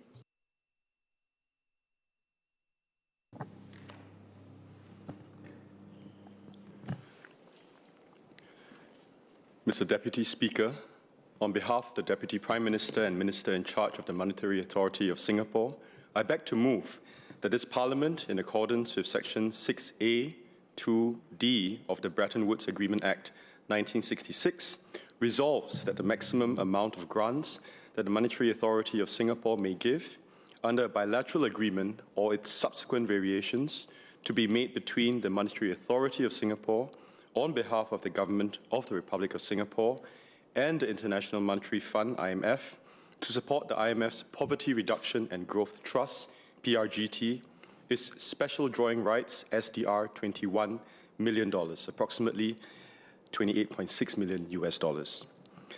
Sir, I will be moving a second motion for a separate grant of SDR 4.48 million, approximately $6.1 million US, to the IMF's Trust for the Special Poverty Reduction and Growth Operations for the Heavily Indebted Poor Countries, PRG HIPC Trust, to support Sudan's debt relief. Sir, with your permission, I would like to propose that a substantive debate on both these motions take place now to allow the key considerations to be covered in a single debate. Subsequently, I will move the second motion separately in compliance with parliamentary procedural requirements. Yes, I give my consent to one debate and then 2 votes. Thank you, sir. Sir, as part of its mandate to ensure the stability of the international monetary system, the IMF provides financial assistance to countries experiencing balance of payment difficulties. To carry out this important function, the IMF relies on resources provided by member countries, including Singapore. This has allowed the IMF to respond to external shocks, including the COVID-19 pandemic and the war in Ukraine, by stepping up financing support to member countries. The IMF has been stepping up its financial support for member countries to build resilience in an increasingly fragmented and fragile external environment. Since the pandemic, it has deployed $1 trillion in global liquidity and reserves through lending and the allocation of SDRs. Notably, it made the largest SDR allocation of $650 billion to its member countries in 2021. Now, this SDR allocation was made to enable all members to address the long-term global need for reserves, build confidence, and foster resilience of the international economy through a series of disruptive events. Now, as required under the IMF's Articles of Agreement, the $650 billion SDR general allocation was distributed in proportion to the quota shares of IMF's members, and not according to the relative needs of its members. Singapore received $3.73 billion in SDRs, notwithstanding that we did not require an augmentation of our resources. The IMF is now calling on members with strong economic fundamentals and ample official foreign reserves to channel some of their SDRs to various IMF trusts and programs to support more vulnerable IMF members. The amounts that Singapore has been asked to contribute are in line with Singapore's quota share at the IMF and a relatively small portion of the $3.7 billion SDRs we received from the IMF in 2021. Singapore will also be providing these contributions as part of a broader multilateral effort to support IMF's capacity to assist vulnerable, low-income countries. So the Bretton Woods Agreements Act enables the MAS to make grants to the IMF as part of international efforts to assist countries in need. This is subject to 4 conditions. First, the IMF requests Singapore to assist in support of a fund program for the benefit of one or more countries. The PRGT and the PRG HIPC Trust are such fund programs. Second, at least one other member country has provided or intends to provide similar financial assistance. This condition has been fulfilled with a good representation of member countries pledging support or already contributing to the two programs. Third, MAS publicly discloses key information about the financial assistance via a Gazette publication. And fourth, Parliament fixes by resolution the maximum amount of the grants. I will now explain the specific context and considerations for the two grants. First, Singapore's grant contribution to the Poverty Reduction and Growth Trust, or the PRGT. Now, the PRGT supports the IMF's concessional lending to low-income countries. It plays a central role in debt resolution for distressed countries and provided emergency support to many low-income countries during the COVID-19 pandemic. The IMF's annual lending commitments increased fivefold compared to the pre-pandemic period to 5.5 billion SDR per annum during 2020 to 2023. Now, this surge in lending during the pandemic, coupled with the sustained high financing needs post the pandemic, driven by tighter financial conditions and rising food prices, have placed significant strain on the PRGT's finances. The IMF is hence seeking voluntary contributions from economically stronger member countries to support the PRGT's longer-term financial sustainability. Now, the IMF has requested that Singapore provide a contribution of 21 million SDR, equivalent to 28.6 million US dollars. Sir, Singapore's contribution will be part of a broader multilateral effort with 45 member countries, including the United States, having also pledged to contribute to the PRGT. Now, the quantum of our proposed contribution to the PRGT is commensurate with our quota share at the IMF, which stands at 0.82% today. Next, Singapore's grant contribution to the Trust for Special Poverty Reduction and Growth Operations for the Heavily Indebted Poor Countries, or PRG, HIPC Trust, to support Sudan's debt relief. Let me first provide background to the broader PRG HIPC Trust. The IMF and the World Bank launched the Heavily Indebted Poor Countries, or HIPC, initiative in 1996. It is to ensure that no poor country faces an unmanageable debt burden. And to be eligible for this HIPC initiative, countries need to meet certain criteria, and also to commit to policy changes to reduce poverty, and then demonstrate a record of doing so. In 2005, the HIPC initiative was supplemented by the Multilateral Debt Relief Initiative. Now, this allows countries to receive 100% relief on eligible debts by the IMF, the World Bank, and African Development Fund after demonstrating sustained economic performance, implementing key structural and social reforms, and also maintaining macroeconomic stability. IMF financing for the HIPC initiative comes from bilateral contributions from members and IMF resources, mainly investment income on proceeds from the IMF's gold sales in 1999. However, resources in the PRG HIPC Trust have been insufficient to finance debt relief to the remaining two HIPC countries with protracted arrears to the IMF. That's Somalia and Sudan. The IMF has thus initiated separate fundraising efforts to mobilize the resources needed for it to cover its share of debt relief to Somalia and Sudan. And in 2021, following Parliament's approval, Singapore contributed SDR 0.68 million, approximately US 0.93 million, to Somalia's debt relief. There has been no request for further contribution to Somalia. Sir, turning now to Sudan. Sudan is amongst the world's poorest countries, with an estimated 2/3 of its population living in poverty. Its history is marked by political instability, internal conflict, and isolation from the world economy. Following Sudan's efforts to re-engage with the international community in 2020, it met the necessary conditions to begin receiving debt relief under the HIPC initiative. Completing this process would allow Sudan to regain debt sustainability and help it implement essential reforms to free up resources to tackle poverty and improve the social conditions for its people. For Sudan, the IMF has requested Singapore to contribute 4.48 million SDRs, equivalent to approximately 6.1 million US dollars. The quantum of our contribution is determined based upon our quota share at the IMF.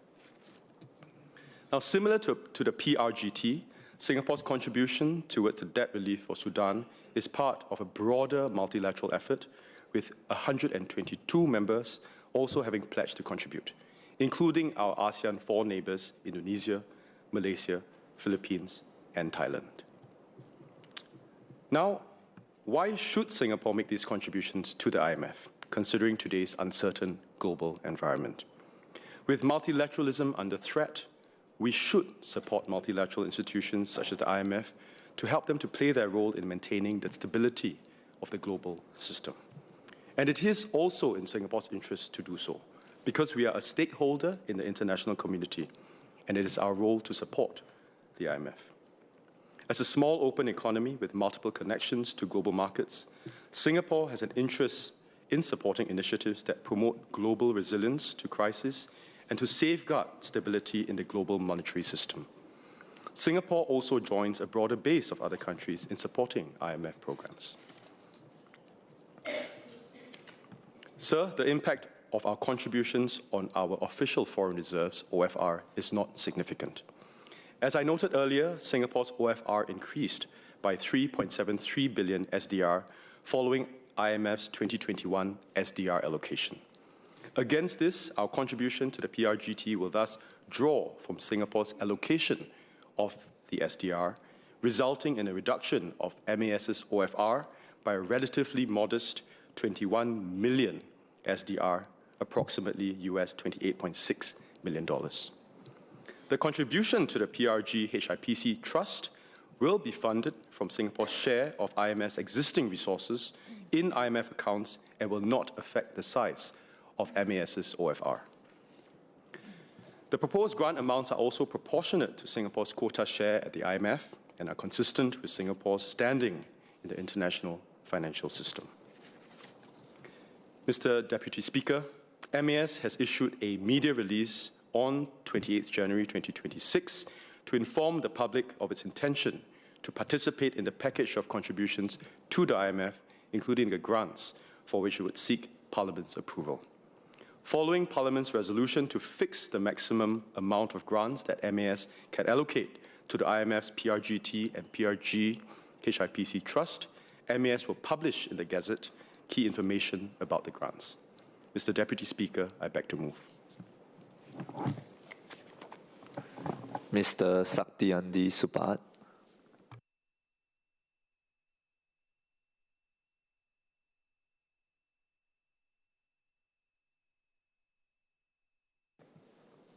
Mr. Deputy Speaker, sir, I would like to declare that I work in a foreign bank.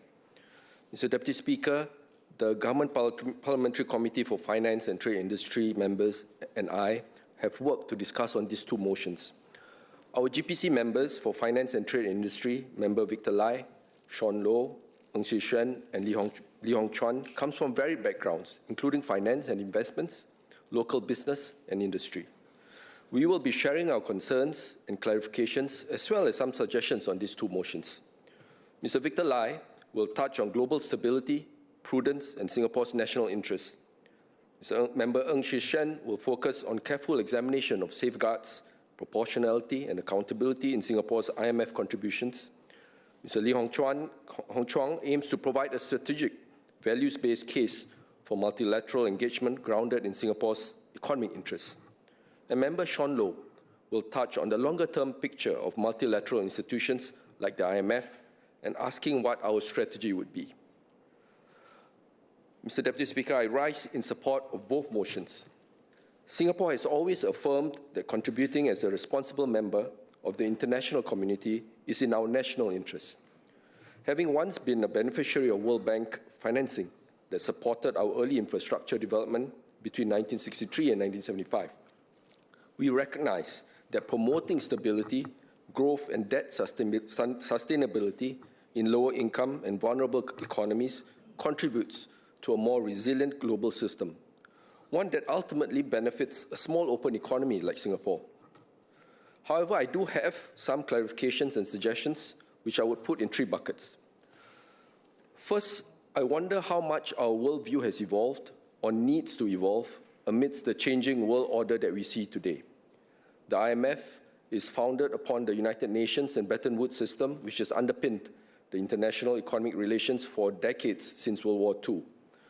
On that basis, I am aligned with Minister Ong Ye Kung's statement when we moved similar motions in this House back in 2021, that it is in Singapore's interest to be part of this international community where we work together, where we cooperate, where there are rules, there are norms, there are best practices that hold every country into account to ensure that we live peacefully together in a global village. However, today we see that all multilateral world order is under threat, if not already consigned to history. Many countries are turning protectionist and focusing on narrow conceptions of national interests. So the question I have is, do Minister Ong's words in 2021 still hold true? It's been 5 years since. Do they still justify our continued contribution of significant amounts to uplift other countries in need? One of the safeguards that Parliament had implemented on our loans and grants to the IMF is that our contribution must be part of a multilateral effort. In the latest round of collective fundraising for the Poverty Reduction and Growth Trust PRGT and for supporting Sudan's debt relief efforts, how many countries are joining the efforts and who are they? Are there any notable omissions? The increasing fragmentation of the global world order also poses interesting questions for us. Just recently, we have seen news that the United States has invited Singapore to join its Board of Peace to supervise the next phase of the Gaza peace plan. Commentators have observed that Gaza may just be a pretext for setting a corporate vision of the United Nations, where countries may buy themselves a permanent seat at the table for $1 billion payable in case within the first year. So how will we decide which organizations going forward international development efforts to support as well? So, Deputy Speaker, second, we must also carefully assess the sustainability of Singapore's efforts to contribute to international development efforts. This applies especially when Singapore is asked to contribute monetary resources, in addition to the other specialized capacity building programs that we run for government officials, representatives of non-governmental organizations, and other organizations. The Enhanced Technical Assistance Package for the Palestinian Authority is one example of the latter programs that Singapore provides and has been useful. So when countries, including Singapore, made a round of pledges to the IMF's PRGT back in 2012, the IMF estimated that these additional resources will be able to sustain the PRGT lending to impoverished countries for 2 decades. Yet today, we need another injection into the PRGT. Would the PRGT eventually reach an amount that is self-sustaining, or will continual injections be required? In a 2024 IMF policy paper, one of the reasons given for the fundraising need is that there has been a post-COVID surge in requests and demand for financial assistance by countries. Has this post-COVID demand abated? When do we expect it to abate? Or do we expect this to set a new norm for the level of financial assistance expected by developing countries? The present motions propose that the maximum amount of grants that MAS may give to the PRGT is 21 million special drawing rights, or SDR, or approximately $28.6 million. Is this limit inclusive of the previous amount of SDR 14.5 million, approximately $20 million that this House passed in a 2016 motion? More broadly, how have Singapore's past contributions been utilized? And how does our cumulative contribution compare with countries of similar size or income levels? Does our support translate into enhanced participation or influence in IMF committees, program design, or technical assistance priorities?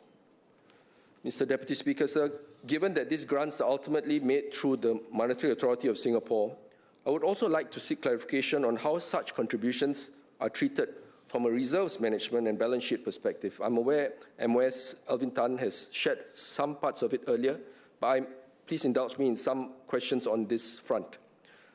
First, can the Minister clarify whether these grants are funded from MAS's investment income or operating surpluses?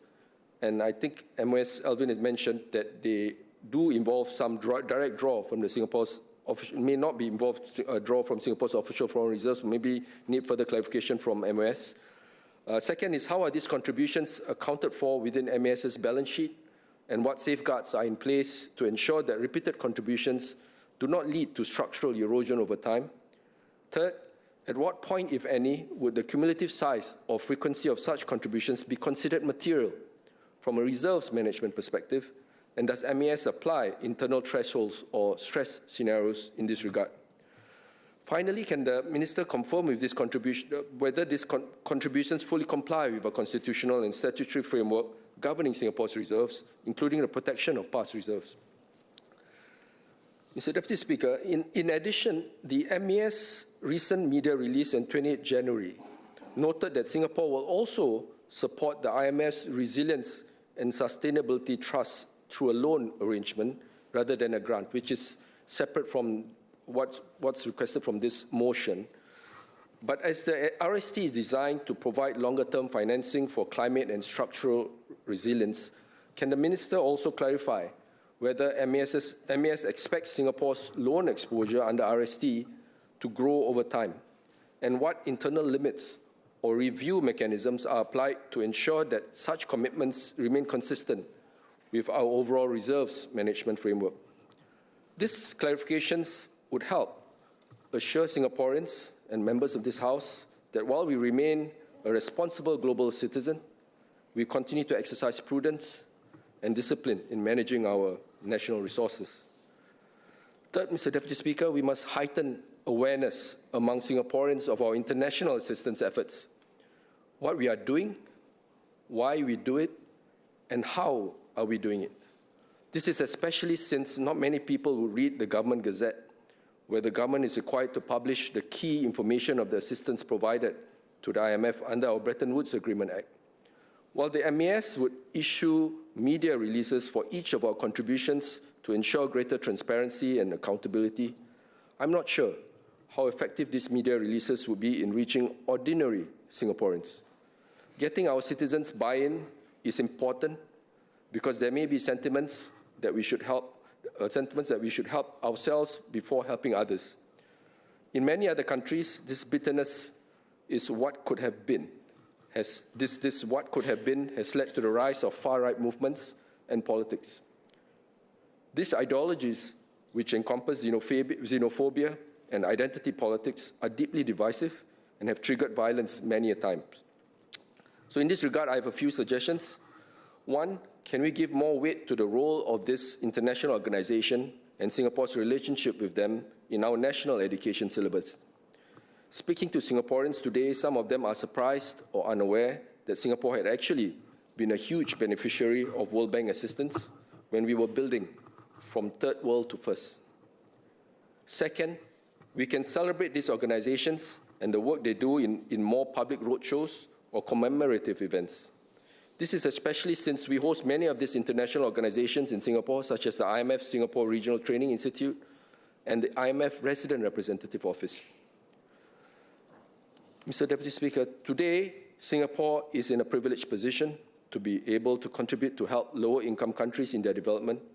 But beyond contributing financial resources in a prudent manner, we should also consider how Singaporeans can participate in the development and implementation of international assistance programs on the ground.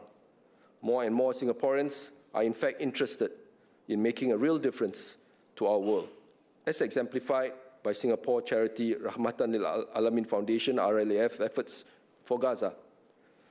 Mr. Deputy Speaker, sir, notwithstanding the clarifications, I support both motions. Associate Professor James Lim.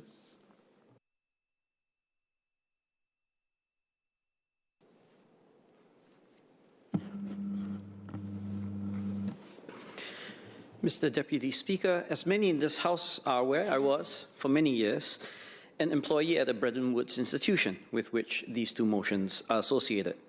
I declare, however, that while I maintain personal and professional relationships with staff at the World Bank, as well as a small balance in its retirement fund, I have no ongoing financial interest in the institution.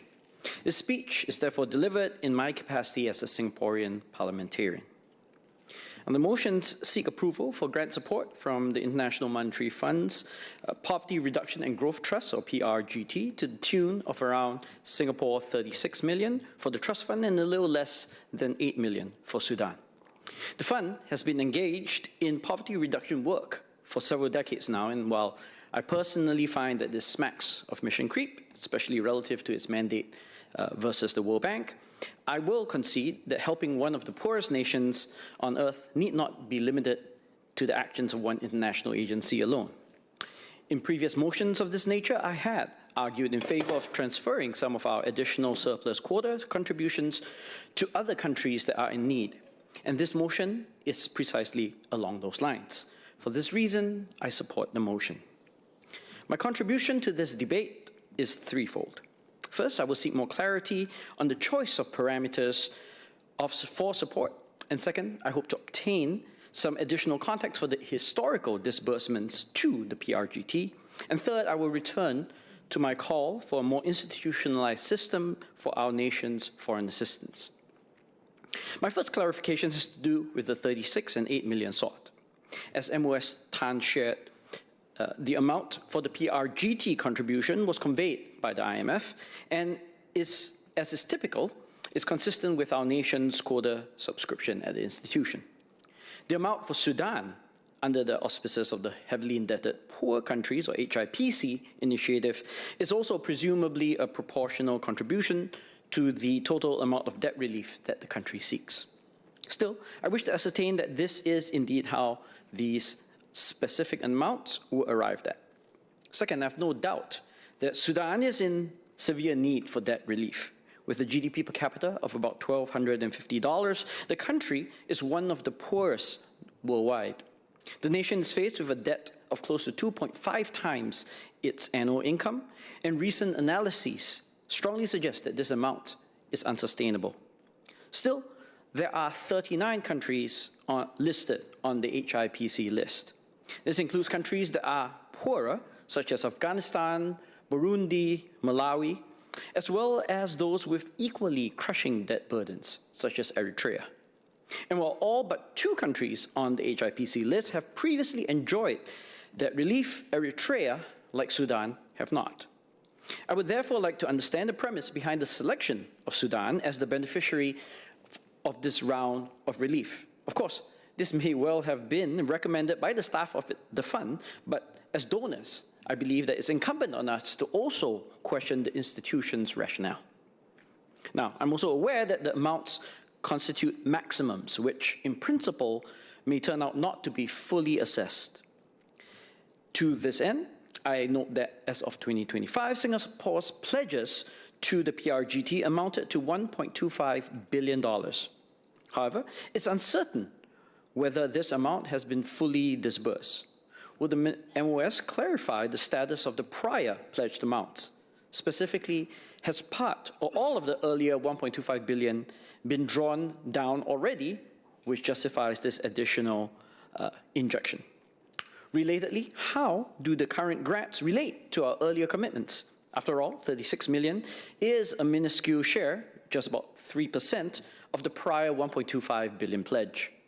Why not simply tap on the earlier pool if it has not been paid out in full? Or are the two buckets materially different insofar as the 1.25 billion was a pledge that could be called on, whereas the present monies are grants that will for sure be tapped? Finally, Mr. Deputy Speaker, I return to my call, first made more than 3 years ago, that our official foreign development assistance be institutionalized. The step wouldn't even entail that much of a budgetary impact. This would simply collect our routine IMF and IDA subscriptions, but also include a modest budget for a development fund to extend ad hoc aid, especially in the wake of economic crises or natural disasters. To avoid frivolous disbursements, we can roll over annual budget subscriptions that remain unspent, with no stipulation to exhaust funds in any given year. Such a move would step away from arbitrary allocations and idiosyncratic motions and subject such funding to our standard, and in my view, more professional, budget scrutiny mechanisms, such as the Public Accounts Committee and the annual report of the Auditor General. As I previously explained, we have a history of efficiently running public agencies, which has plagued other agencies of this nature elsewhere.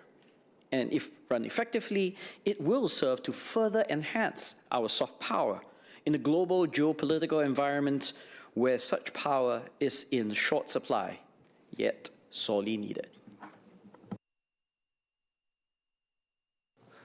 Mr. Ng Shixuan.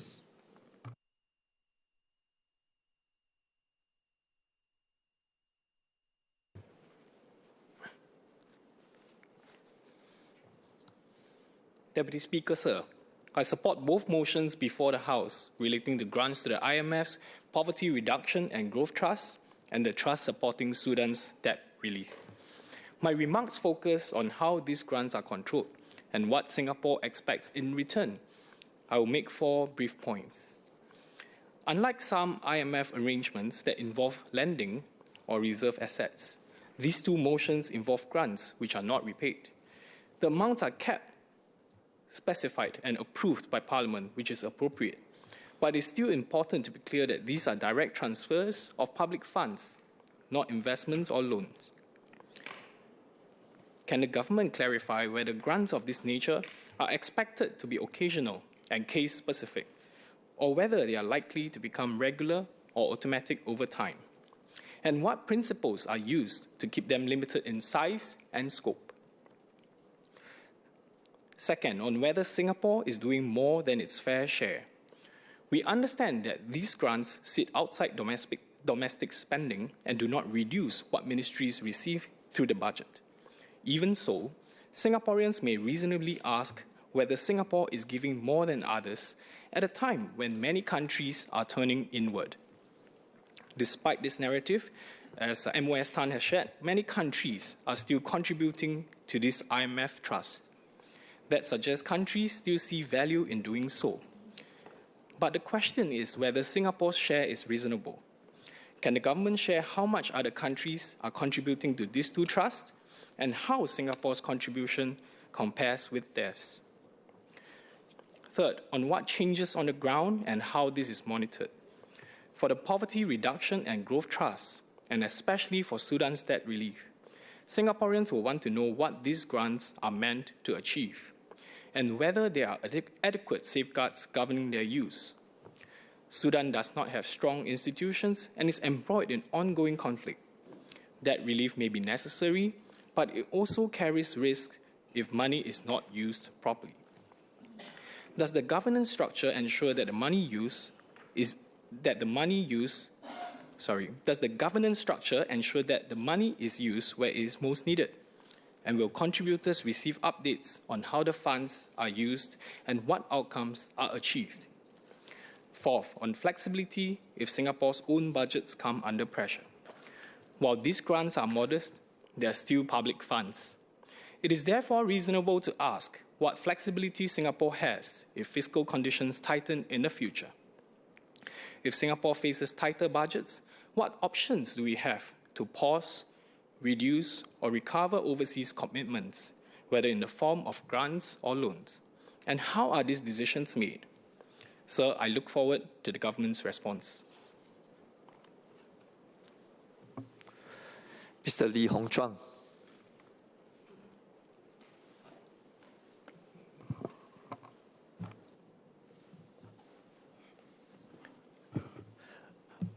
Mr. Deputy Speaker, I will begin my speech in Mandarin, followed by English. There's a great philosopher once said, 达则兼齐天下. Oh, there's a great... The whole world. It means that once you have strength... 全世界就表示，如果你要有强大的话呢，你必须要帮助其他人。这个理念呢，就是确保呢这个繁荣，所以带来稳定，会带来这个。Deputy Speaker, I support Singapore's support for the IMF with the Poverty Reduction and Growth Trust (PRGT).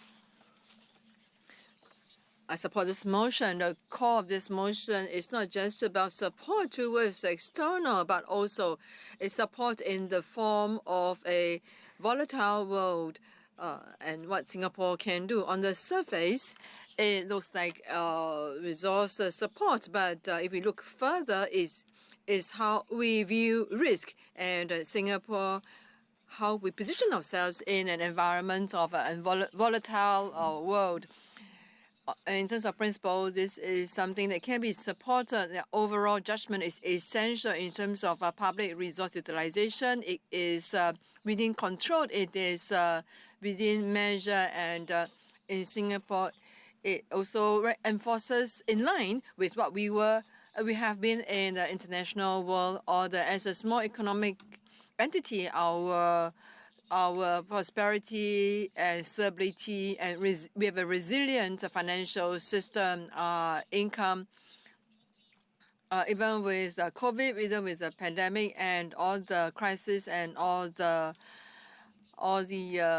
external shocks, international shocks, and the impact on the global supply chain and how all these are affecting and are evolving in the world. They have affected Singapore, and they eventually affect our employment, our investments, and the SMEs' confidence. And with this trust, it provides financial capability. It helps in this vulnerable economic body, and it provides the kind of support that is needed to support the changes needed to prevent localized areas from becoming into something that's more systemic.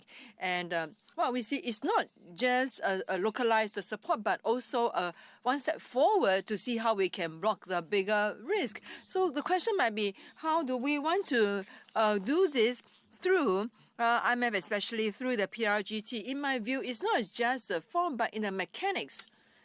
The IMF's arrangement is built upon a rigorous assessment and strict expectations, and it has got a monitoring mechanism to ensure stability and to rebuild trust. And at the same time, the IMF is quick in deploying resources and coordinate capabilities across all faculties. And this is very important in a situation like this, in facing up to the global situation with balance of payments. And they have got the financial professionalism in this, and under the pressure environment, it ensures that it can be enforceable, and it has got the ideal conditions to do this. And for the poorer countries, they have the need to maintain stability. They have to maintain livelihoods. They have to make important decisions on give and take. That the Speaker, in support of GRPTC, this is in line with the Singapore's value system. In the long term, Singapore has been supporting this rules-based global order. And as a small country, we are very clear the importance of these rules. And these rules let the environment become more predictable. And as a small country, we feel more secure. Our global cooperation has all along emphasized on responsible and systematic impact. And in support of PRGT, this is in extension to what we have been doing. And of course, there might be problems within the country. There might be Singaporeans who ask, in Singapore, we are still in need. So why do we want to support overseas? In my view, there are three key points we need to be clear about. Firstly, our contribution is controllable, is appropriate, and it is in cooperation with global mechanisms. Secondly, this is not a zero game between the domestic and the external world. The stability of the external environment, the macro environment, is conducive to the Singapore's domestic environment. And Singapore's economic also has reminded us on external shocks has to be well cushioned, and because this will help us in maintaining the stability of the economy, and in case there are risks on the external shocks that can adversely affect us. Deputy Speaker, right now there are many low-income countries suffering from high debt, low growth environment, and their financial space is very limited, and their lack of financial capabilities, it will limit them in access to healthcare, economic development, and this will actually cause more economic and social risks. PRGT is meant to prevent these things from happening and to help the countries at their most needed times to maintain their fundamentals, and will help them maintain an overall global financial stability. At its core, this motion is not merely about an overseas financial commitment. It's about the kind of global partner Singapore chooses to be in an increasingly uncertain and volatile world. Singapore is a small, open economy. Our prosperity depends on global stability, open trade, and a resilient international financial system.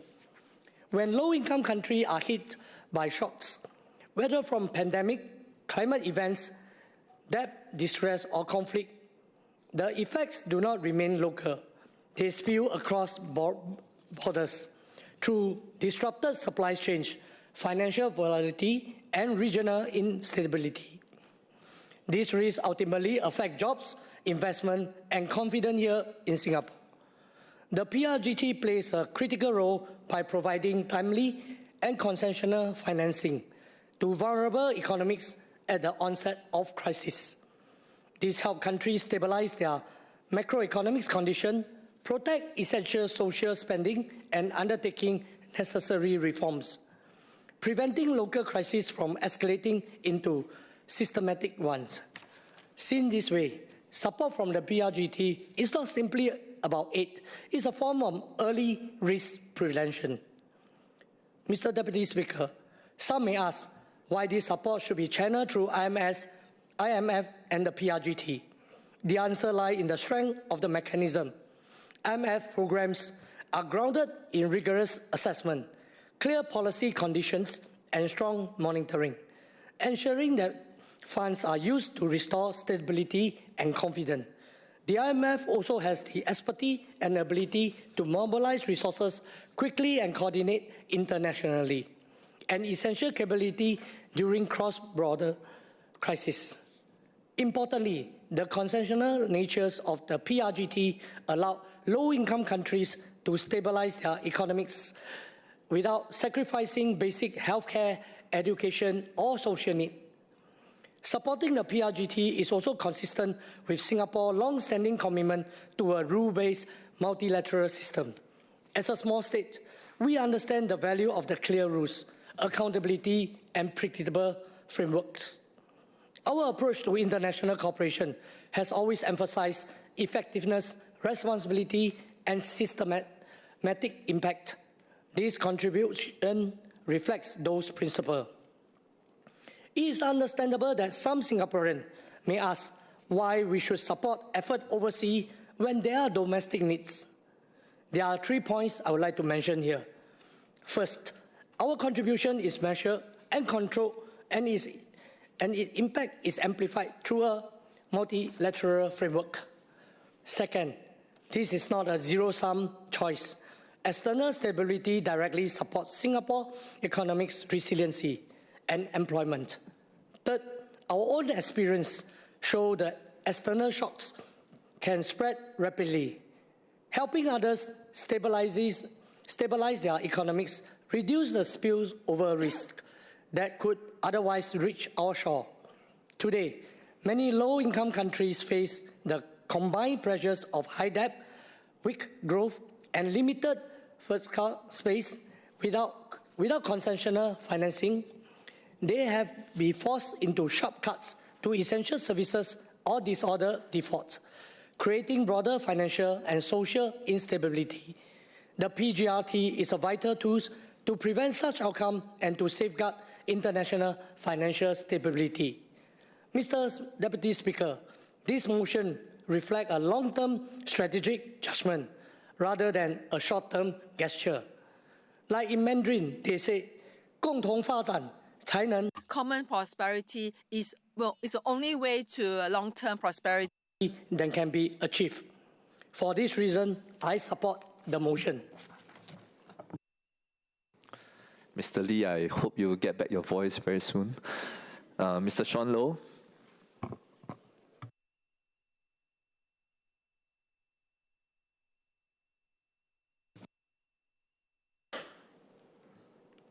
Mr. Deputy Speaker, I hope I also don't lose my voice. But I definitely support both motions. Singapore has long benefited from today's global order, which was built on multilateral institutions such as the UN, the World Bank, and the IMF. It is this global order that has pretty much allowed us to earn our living in the world. Our externally oriented economy can grow faster, and Singaporeans can access opportunities better when global trade and financial flows increase and when more of such global flows flow through Singapore. This takes place when there are clear rules that countries abide by. It also takes place when more countries around the world experience economic development, financial stability, and are plugged into the global economy. It is therefore in our national interest to ensure that the global economic environment remains conducive for Singapore to earn our good living way into the future. For now, these multilateral institutions help us to do so. As responsible members of the global community, we have been contributing our fair share. I would, however, like to raise 3 points. First, can the government track where Singapore's contributions are used so that we can find ways to deepen economic relations with these countries? This would help both sides enjoy economically stable win-win relations, and Singaporean companies can also benefit.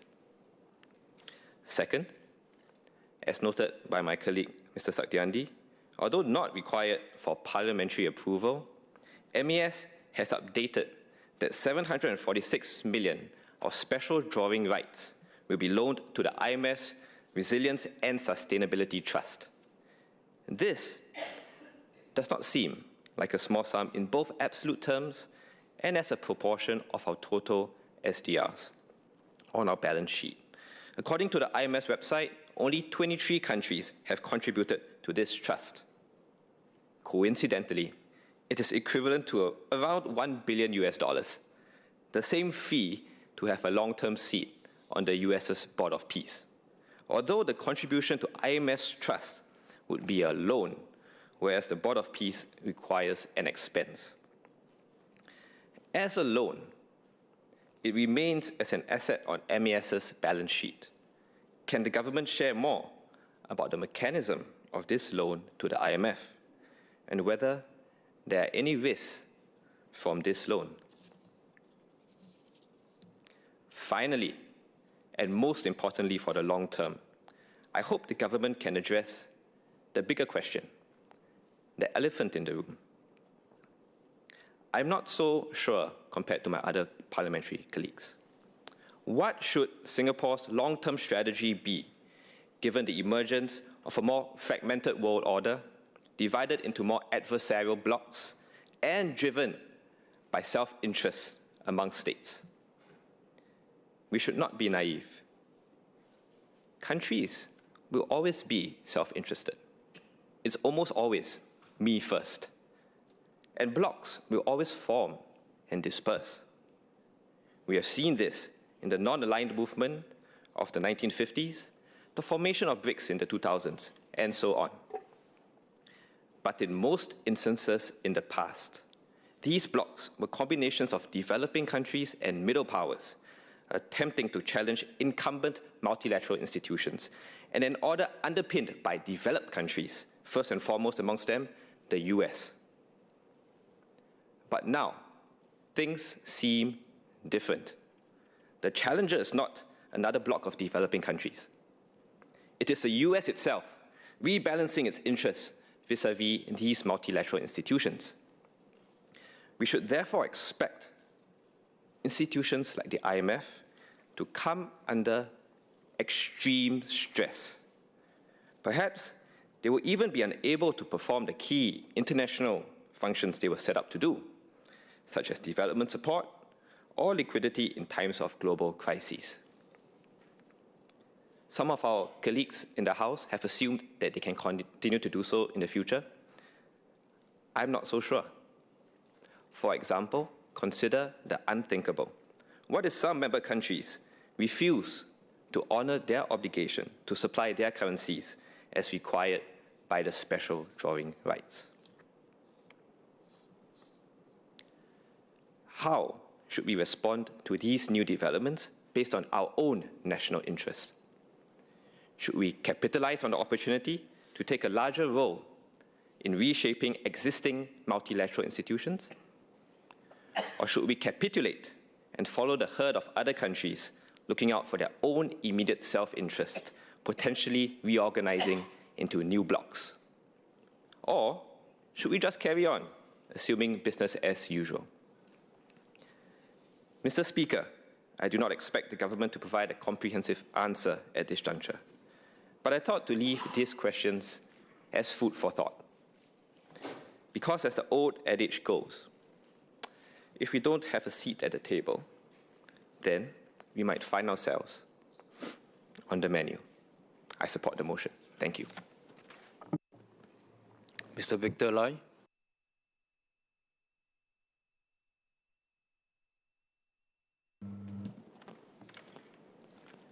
Mr. Speaker, I rise in support of the motions to approve Singapore's grants to the International Monetary Fund's Poverty Reduction and Growth Trust, or PRGT, and the PRG-HIPC Trust under the Heavily Indebted Poor Countries Initiative. The key point is that to many Singaporeans, these may sound very foreign and very distant, but they are indeed relevant to us, because Singapore is a small, open economy, deeply connected to the global trade, to global markets, and global supply chains. The key point is that when fragile economies collapse, the impact does not remain overseas. Such shocks and financial crises can quickly affect prices, jobs, and business confidence in Singapore. Therefore, supporting these IMF trust funds is a form of reducing the likelihood of global shocks that would otherwise raise costs for households and businesses in Singapore. That said, I recognize that Singaporeans may have concerns. So I seek 3 clarifications. First, I seek to clarify that these grants do not constitute a drawdown of past reserves, and they do not trigger the reserve spending threshold, that they are funded from current resources, and that no reserves are being touched. Second, that these contributions do not replace or reduce domestic spending on healthcare, housing, education, cost of living for Singaporeans, that they are budgeted expenditures alongside and do not compete with our domestic priorities. Third, that these grants are not bilateral transfers to an individual government, but are channeled through established IMF trust funds with clear governance, accountability, and oversight. Mr. Speaker, Singapore has long benefited from a stable, rules-based multilateral system. For a highly trade-dependent economy like ours, supporting global financial stability is a matter of national economic interest. At a time when commitment to multilateral rules is under strain globally, supporting well-governed institutions like the IMF is especially important for small states that rely on predictability rather than power. So for these reasons, and with the clarifications I have stated, I support the motions. MOS Alvin Tan.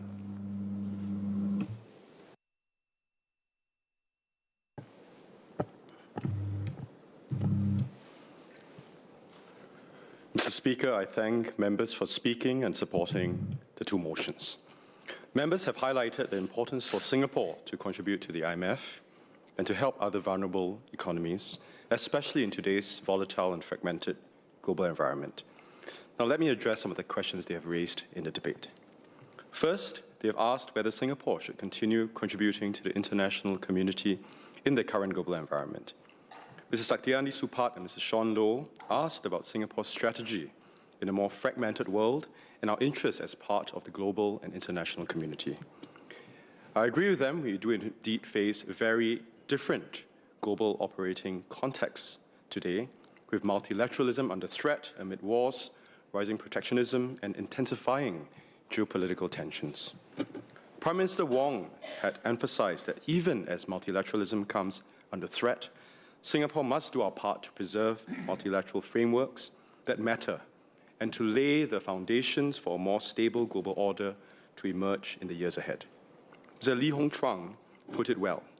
This motion concerns not just a financial commitment, it is about the kind of global partner Singapore chooses to be. And it is against this backdrop that Singapore must and will continue to support key multilateral institutions such as the IMF. As a small city-state with an open economy and a global financial center, Singapore has a strong interest in the continued stability of the international monetary system, which the IMF plays a principal role in safeguarding. I would also like to add, Mr. Speaker, that the IMF's mandate and functions continue to receive broad support from across its 191 member countries, including that of its larger members. Mr. Supat also asked how the government decides which organizations or international efforts to support. The government assesses each organization on its merit. Mrs. Supat and Mr. Ng Shixuan both asked how Singapore's contributions compare to other countries. Now, over 40 countries have so far pledged to the PRGT, and more than 120 countries have pledged to the PRG-HIPC. The United States and Japan have pledged to contribute to the PRG-HIPC as well. In our region, other than our ASEAN counterparts, China and Korea have also pledged contributions. Mr. James Lim asked how the amounts are ascertained. Sir, IMF's requests for members' contributions are generally commensurate with countries' respective quota shares. It's a point I made earlier on.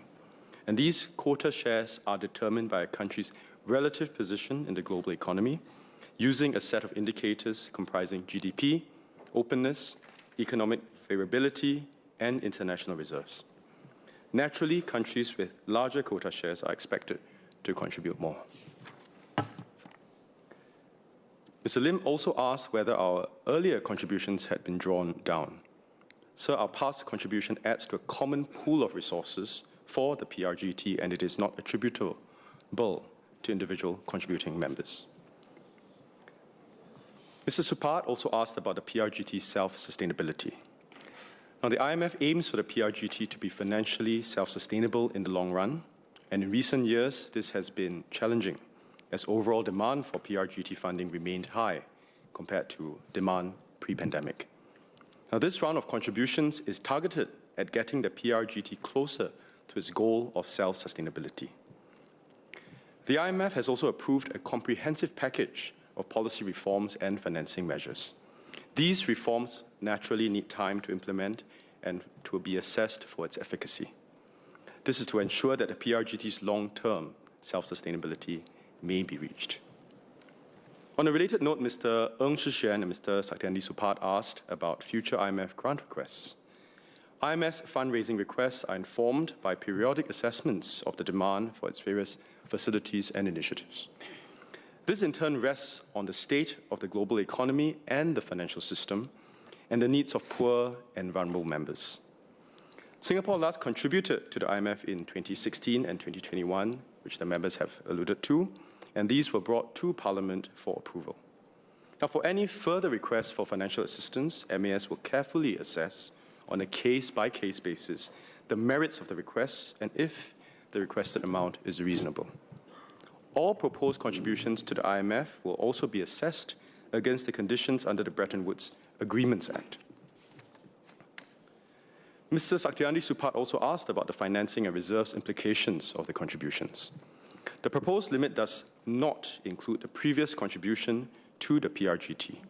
The current limit of special drawing rights, 21 million, that is before Parliament, is a separate contribution. We previously contributed SDR 14.5 million to the IMF in 2016, following Parliament's approval. On reserves implications which members have raised, the proposed amount to the PRGT that will affect our OFR, as I mentioned in my original speech, is negligible relative to the size of MAS's OFR. The amount should be assessed against the backdrop of the SDR $3.73 billion that Singapore was allocated in the IMF's 2021 SDR general allocation. I also mentioned that earlier. And MAS takes into consideration the contribution requests relative to the size of MAS's OFR. Our past contributions have not impeded MAS in carrying out its mission of ensuring monetary stability, nor do we foresee the current contributions impacting MAS's mission. Mr. Victor Lai and Mr. Saktiandi Supat both asked if the grants will draw on our past reserves or reduce domestic spending for Singaporeans. This set of contributions does not draw on our past reserves, nor will it affect or reduce any domestic expenditure for Singaporeans. Mr. Ng, Mr. Lai, and Mr. Loh asked about governance and accountability. The IMF has institutionalized a set of procedures for the use of financing facilities. These involve safeguards, oversight, and approvals by the IMF Executive Board, which represents the membership of the IMF. Singapore is represented on the board through the Southeast Asia Voting Group, and the IMF also imposes conditionalities on members' use of its financing facilities, requiring members to put in place appropriate programs and implement reforms that will improve their macroeconomic conditions. The IMF has also a preferred creditor status, and borrowing countries are expected to repay the IMF before other creditors. In addition, IMF regularly updates member countries, including Singapore, on the status and the utilization of our grant contributions. Sir, Mr. James Lim had also asked about the choice of Sudan under the PRGHIPC initiative over other highly indebted countries. Now, the IMF have provided debt relief to 38 out of the 39 eligible countries that Mr. Lim had mentioned, of which Sudan is the last country to be eligible under this initiative. And the IMF has a framework of countries, 4 countries rather, to qualify for debt relief under this HIPC initiative. For instance, satisfactory performance under the programs, implementation of the poverty reduction strategy, and key structural reforms. Mr. Loh also asked about the mechanism of Singapore's loan to the IMF's Resilience and Sustainability Trust, or RST. This is included in MAS's release, media release last Wednesday. Now, the RST is an IMF-administered loan-based trust to help low-income and vulnerable middle-income countries to build resilience to external shocks and to ensure sustainable growth. It contributes to their longer-term balance of payment stability. And after this trust was established in 2022, the IMF sought contributions from 35 member countries with strong external positions, including Singapore.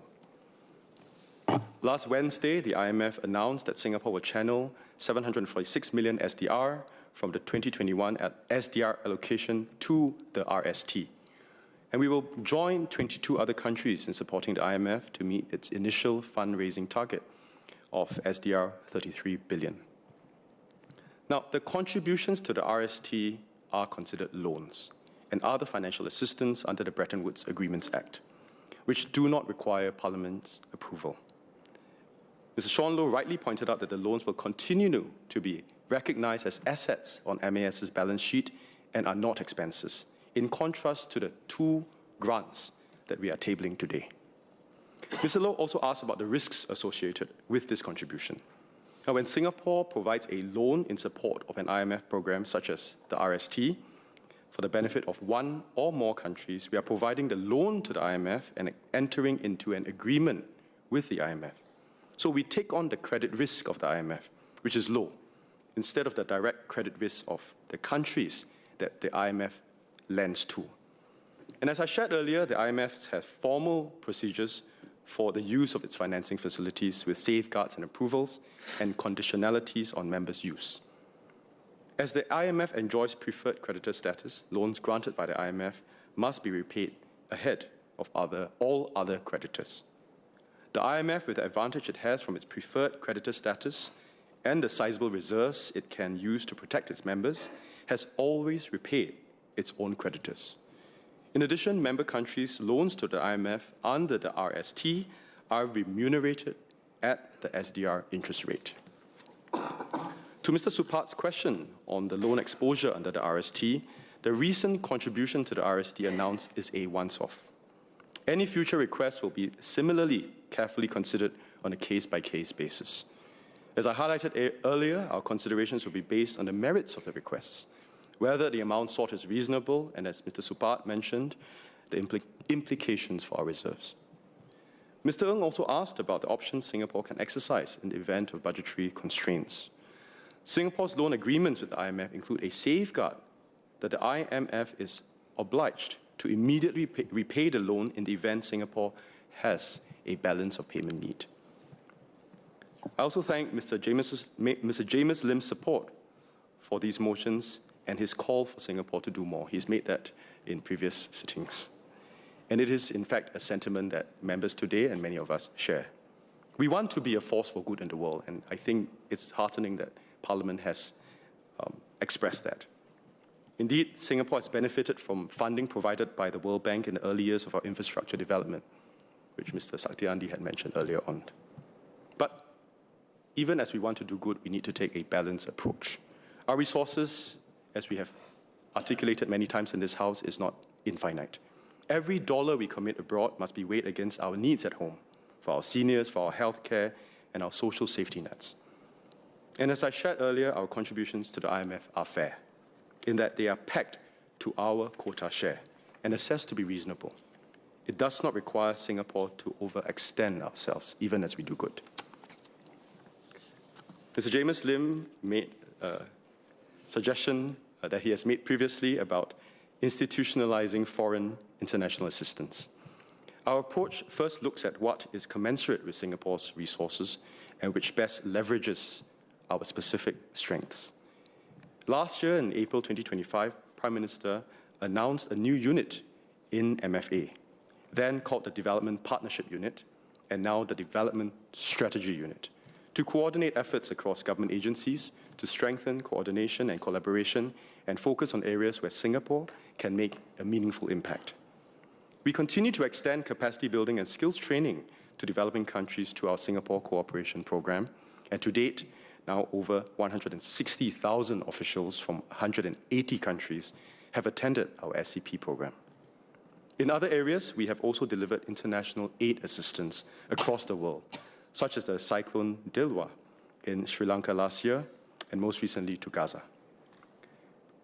We are also a founding member of the Asian Development Bank and the World Bank, and we have used our unique position as a hub to be a force multiplier, hosting multilateral institutions such as the ADB, the World Bank, the International Energy Agency, and as Mr. Saktiandi pointed out earlier on, the IMF Singapore Regional Training Institute and the IMF Resident Representative Office. So in fact, we are doing more, but in a way that is effective, that uses best use of our strengths, and ultimately in Singapore's best interests. Finally, Mr. Speaker, sir, I thank Mr. Supat for his suggestions to better inform Singaporeans of our IMF contributions through national education and also profiling the work of international organizations. We had discussed this particular point in the last debate in this House in 2021. And as I have explained in my speech earlier, we will put out additional public communications, such as social media posts and others on this. In fact, it is indeed important that Singaporeans appreciate, like members of this House, the external environment we are in today and how that shapes Singapore's stature, posture in supporting and contributing to relevant multilateral initiatives. Mr. Speaker, sir, I believe I have addressed queries from the members, and I thank members, MP James Lim and members of the GPC for Finance and Trade for their support. Mr. Speaker, I beg to move. Are there further clarifications for MOS Tan? Looks like there's none. The question is that this Parliament, in accordance with Section 6A, subsection 2D of the Bretton Woods Agreement Act 1966, resolves that the maximum amount of grants that the Monetary Authority of Singapore may give under the bilateral agreement or its subsequent variations to be made by the Monetary Authority of Singapore on behalf of the Government of the Republic of Singapore with the International Monetary Fund to support the Poverty Reduction and Growth Trust is 21 million special drawing rights, which is approximately 28,600,000 United States dollars. Those who agree say aye. Those who disagree say no. I think the ayes have it. The ayes have it. Item 2, a motion on grant to IMF Trust for special poverty reduction and growth operations for the heavily indebted poor countries. DPM and Minister for Trade and Industry.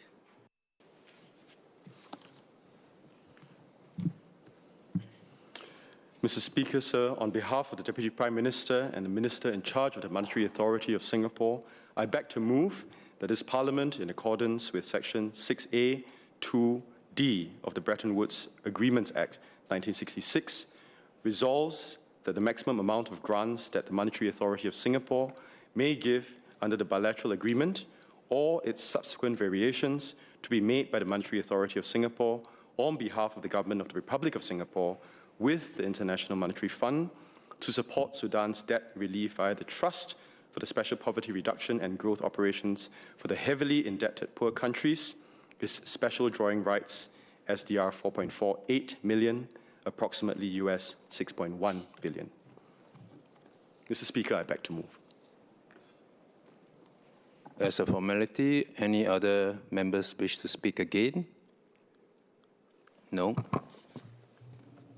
The question is that this Parliament, in accordance with Section 6A, 2D of the Bretton Woods Agreements Act 1966, resolves that the maximum amount of grants that the Monetary Authority of Singapore may give under the bilateral agreement or its subsequent variations to be made by the Monetary Authority of Singapore on behalf of the Government of the Republic of Singapore with the International Monetary Fund to support Sudan's debt relief efforts via the Trust for Special Poverty Reduction and Growth Operations for the Heavily Indebted Poor Countries is 4,480,000 special drawing rights, which is approximately 6,100,000 United States dollars.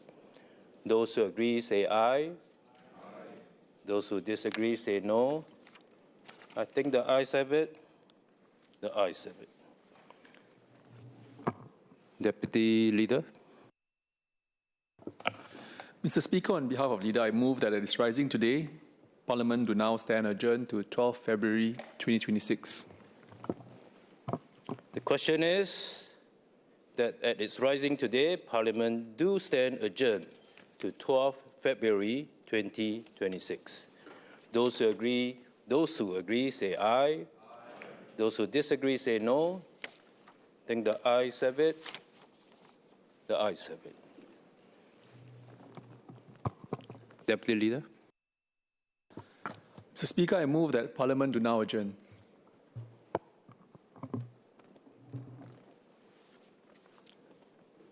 The question is that Parliament do now adjourn. Ms. Denise Phua.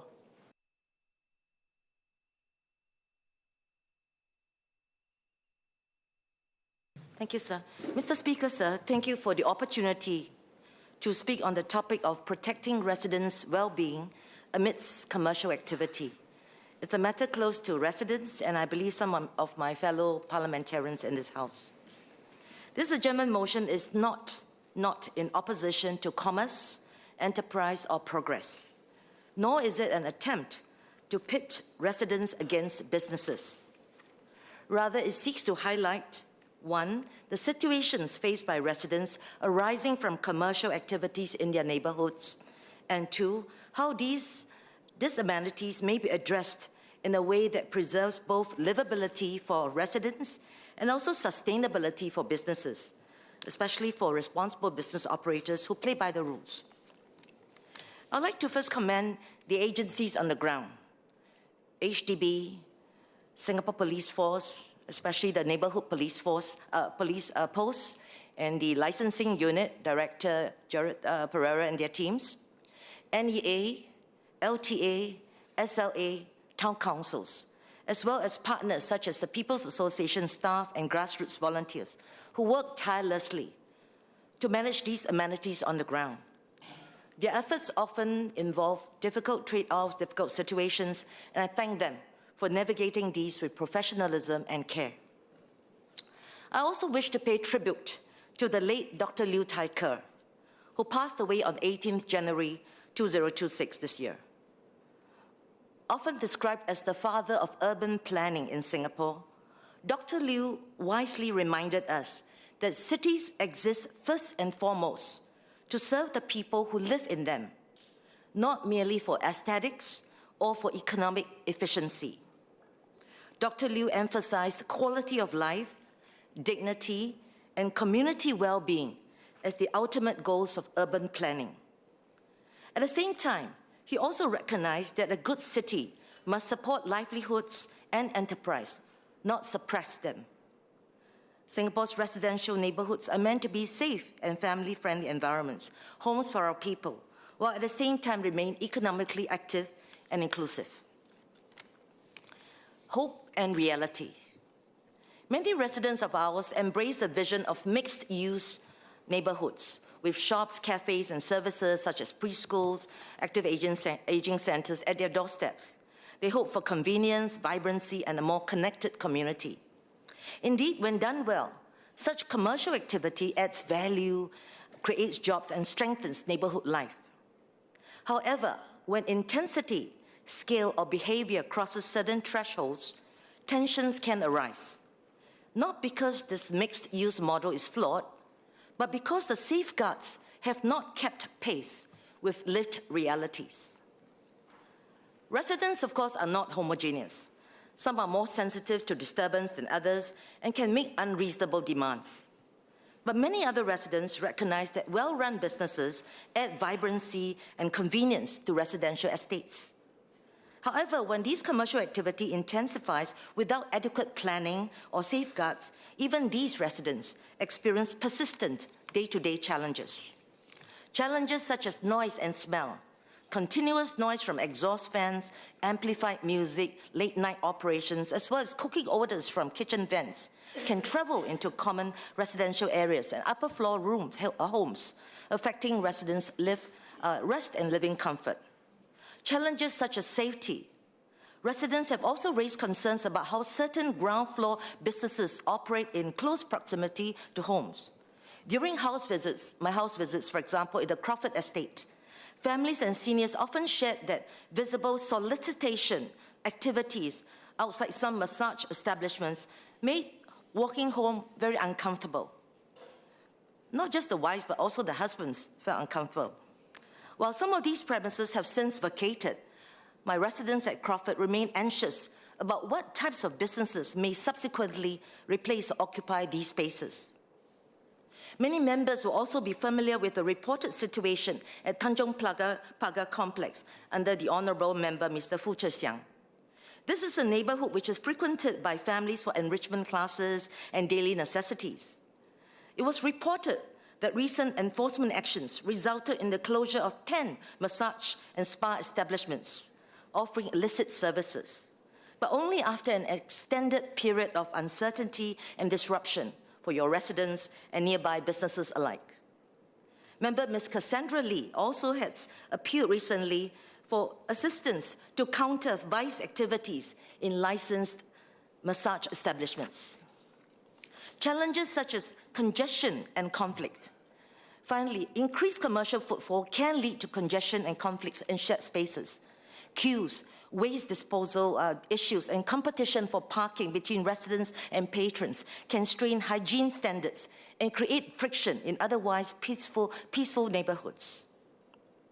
When existing safeguards prove insufficient, Now, I want to stress that these challenges that I've mentioned would have been far worse without the dedication of frontline agencies and responsible businesses who make genuine efforts to comply and be good neighbors. Many of these business operators also provide essential services, are even part of our CDC voucher schemes. However, despite existing frameworks and good intentions on all sides, some disamenities persist. From conversations with residents, businesses, and enforcement agencies, I see 4 underlying reasons why current safeguards fall short. Reason 1, legislative and regulatory gaps. Take massage establishments as one example. Under the Massage Establishments Exemption Order 2018, premises that provide massage services in full public view are exempted from licensing and any regulatory oversight. They are only required to notify the licensing officer of their name and address before commencing operations. Today, the number of such exempted establishments can run up to 2,000. Unlike fully licensed operators, they are not subject to the same operational conditions or compliance requirements. In practice, this regulatory light touch has allowed a proliferation of outlets that contribute to neighborhood disamenities without adequate safeguards for residents or meaningful accountability. Reason 2, siloed and fragmented enforcement. Enforcement responsibilities currently are often divided across agencies: licensing authorities for food, entertainment or massage, building management and estate maintenance, environmental health for noise or odor, and urban planning bodies. The result is that no single agency has sight of the full neighborhood impact. Issues are addressed sometimes in isolation rather than holistically. This fragmentation not only leads to gaps in enforcement outcomes, but also risks inefficient use of public resources, as agencies respond piecemeal to symptoms rather than root causes. Crucially, the cumulative neighborhood impact is often insufficiently assessed. Reason 3, insufficient zoning granularity. While zoning controls exist, they tend to operate at a broad area-based level. They may not adequately account for hyper-local conditions, such as the over-concentration of certain commercial activities within a single block or single precinct. It is unclear whether licensing or landlord agencies consistently factor in business clustering effects when such approvals are granted. What may be acceptable in isolation can, when concentrated, significantly erode residential amenity and community well-being. Reason 4, consequences that do not deter poor behavior. Finally, for some lucrative errant operators, fines or summons are simply treated as a cost of doing business. When penalties do not meaningfully affect business viability or I therefore urge the government to consider a more integrated framework of prevention, governance, enforcement, one intended to be practical and predictable, not punitive. It gives clarity to businesses upfront, supports early resolution between residents and business operators on the ground, and reserves enforcement for persistent non-compliance. Let me now outline a proposed suite of measures under prevention, governance, and enforcement. Measure 1. Well, first, prevention. Getting things right early. Proposal 1. Clearer use classes. For better zoning granularity, planning categories can be refined to better distinguish between low-impact neighborhood businesses and higher-impact users, such as late-night F&B, massage establishments, bars, and karaoke outlets. Factors such as operating hours, alcohol service, music amplification, likelihood of late-night congregation, and proximity to homes or schools should be taken into account. This gives businesses clear signals upfront and allows planning decisions to better reflect lived reality at the block or precinct level, rather than broad zoning assumptions. My proposal 2, early structured consultation. For higher impact users in residential areas, a simple structured consultation at the pre-approval stage can help surface risks much earlier. Many of us MPs have had to assist innocent business operators who unknowingly either signed tenancy agreements assuming licenses were transferable or automatic, or they have committed substantial investments before being informed that their proposed use was already under heightened scrutiny or under policy review.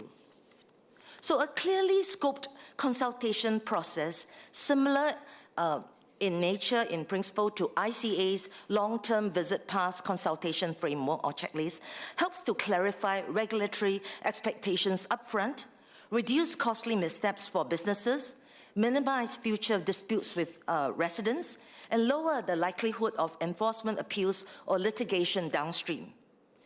Early engagement is pro-business and pro-resident. It improves investment certainty and protects livelihoods for businesses while also reducing distress for our residents and enforcement burdens for agencies. Proposal 3, closing legislative or regulatory gaps. Existing legislation should be reviewed to ensure that all commercial activities that affect residential amenity are subject to some basic enforceable standards. This is not about over-regulation, but about ensuring that regulatory light touch does not become a blind spot. And I just read in the papers, I'm so glad that MHA is currently looking into these gaps.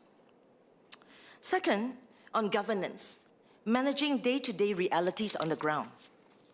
My proposal 4 relates to good neighbor agreements.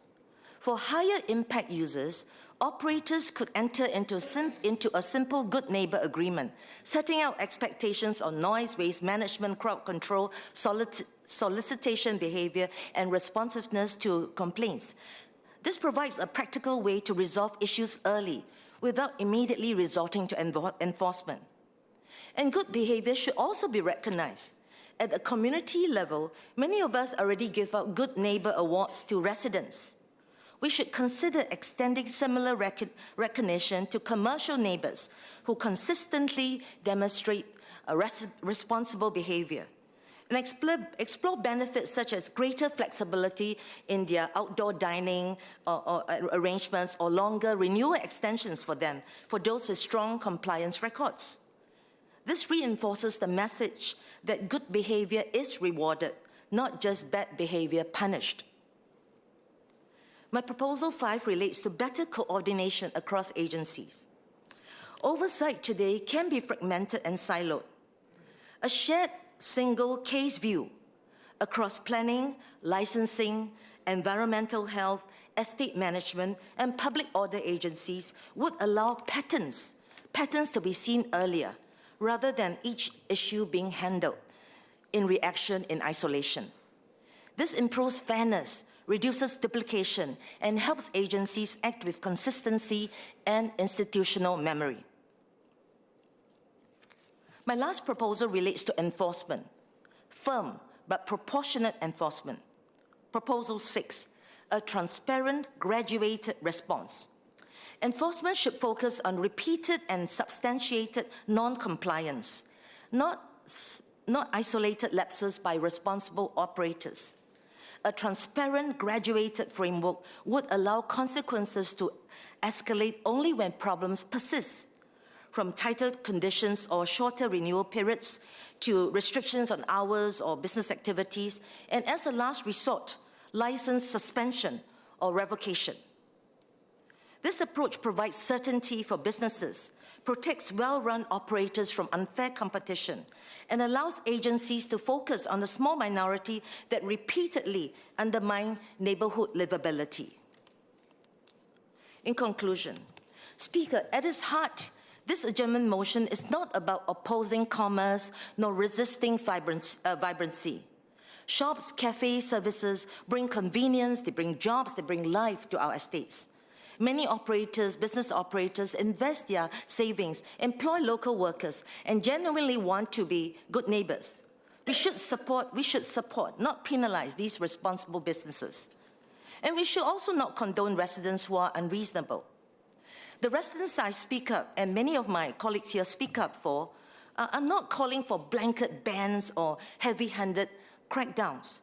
They are asking for something far more modest: clear rules, fair processes, early intervention, and proportionate enforcement, so that livability is not eroded.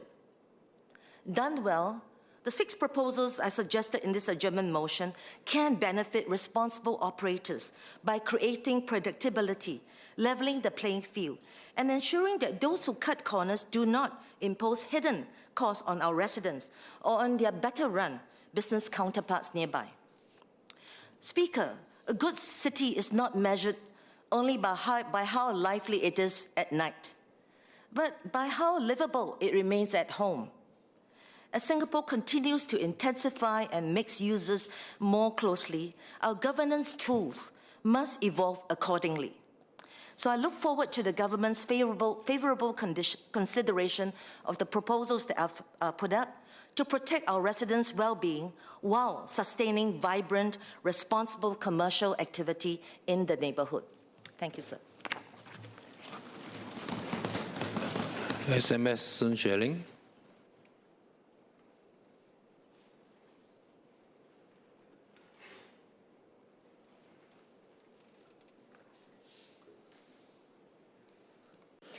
Mr. Speaker, I thank the member, Ms. Denise Phua, for her adjournment motion on managing commercial activities in our residential neighbourhoods. Many residents value having shops, eateries, and entertainment options close to home, as they bring convenience and vibrancy to daily life. A coffee shop downstairs can mean a quick bite anytime. Supermarkets provide easy access to daily necessities. Nearby entertainment options offer spaces for friends and families to gather and socialize. These businesses play an important role in serving community needs and often add value to homes. However, I fully agree with the member that because these activities operate close to homes, they need to be carefully managed to ensure that they remain compatible with residential living. Government agencies therefore work together to plan, regulate, and license commercial activities to balance community needs and residents' well-being. In some cases, such as commercially run shopping malls or privately owned HDB shops, market forces determine the mix of shops while adhering to regulations. The member has shared challenges faced by residents arising from noise, smell, hygiene, and concerns on safety caused by commercial activity. She has also proposed some measures with regards to legislative coverage, planning, and enforcement. I will share how government agencies plan, gatekeep, and enforce rules for commercial activities to balance the needs of both residents and business operators. I will also respond to her recommendations. First, on planning.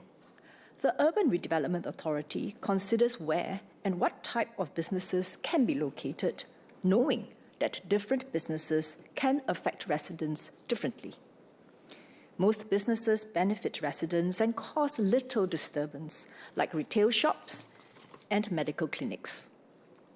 The URA will continue to plan for such types of commercial activity to better serve residents. There is also demand for other businesses, such as nightlife venues and massage establishments. Most nightlife establishments, like bars and karaoke lounges, are situated away from residential areas. Nightlife establishments are not allowed in both sold and rental HDB shops. New nightlife establishments are also not allowed within commercial developments integrated within residential units. Let me repeat that. New nightlife establishments are also not allowed within commercial developments integrated with residential units.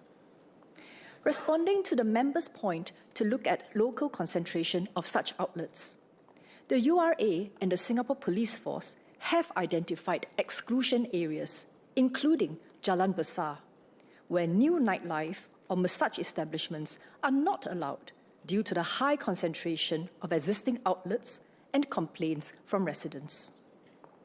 Government agencies will continue to work closely with grassroots advisors to manage local concentration issues and will not hesitate to turf out unsavory operators who do not adhere to regulations or tenancy conditions. Massage establishments such as sports massage, chiropractor clinics, and traditional Chinese medicine clinics, if properly regulated, provide wellness services that residents value, which is why they are allowed to operate in the heartlands. That said, HDB imposes planning and trade mix controls on heartland shops to strike a balance between having a vibrant commercial landscape and preserving the residential character of our HDB heartlands. HDB maintains a published list of allowable uses. Any change of use must first obtain HDB's approval. For massage establishments, HDB sets quotas to regulate their numbers in each estate. Since September 2024, HDB has tightened the quota of licensed massage establishments in HDB estates.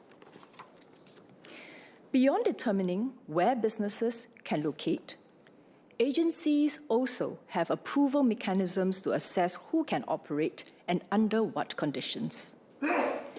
Licensing serves as a gatekeeping tool to assess operator suitability and establish operational requirements to manage and mitigate potential disamenities.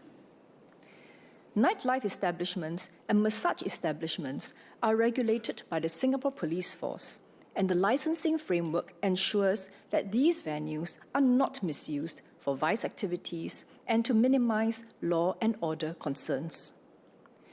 During the license application process, the Singapore Police Force conducts background checks on applicants, including reviews of their general records for links to errant establishments. I note the members' comments on the disamenities caused by open-concept massage establishments which are exempted from licensing. Her feedback is very timely. The Singapore Police Force is currently reviewing the massage establishment regulations to ensure that the regulatory regime is updated and fit for purpose.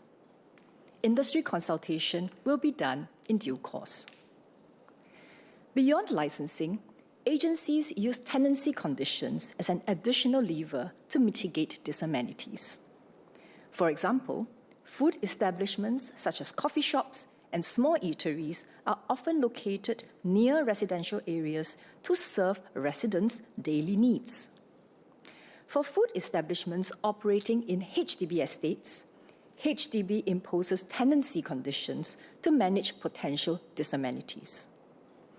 For instance, to minimize noise, HDB requires coffee shops to stop the use of outdoor refreshment areas by 11 p.m.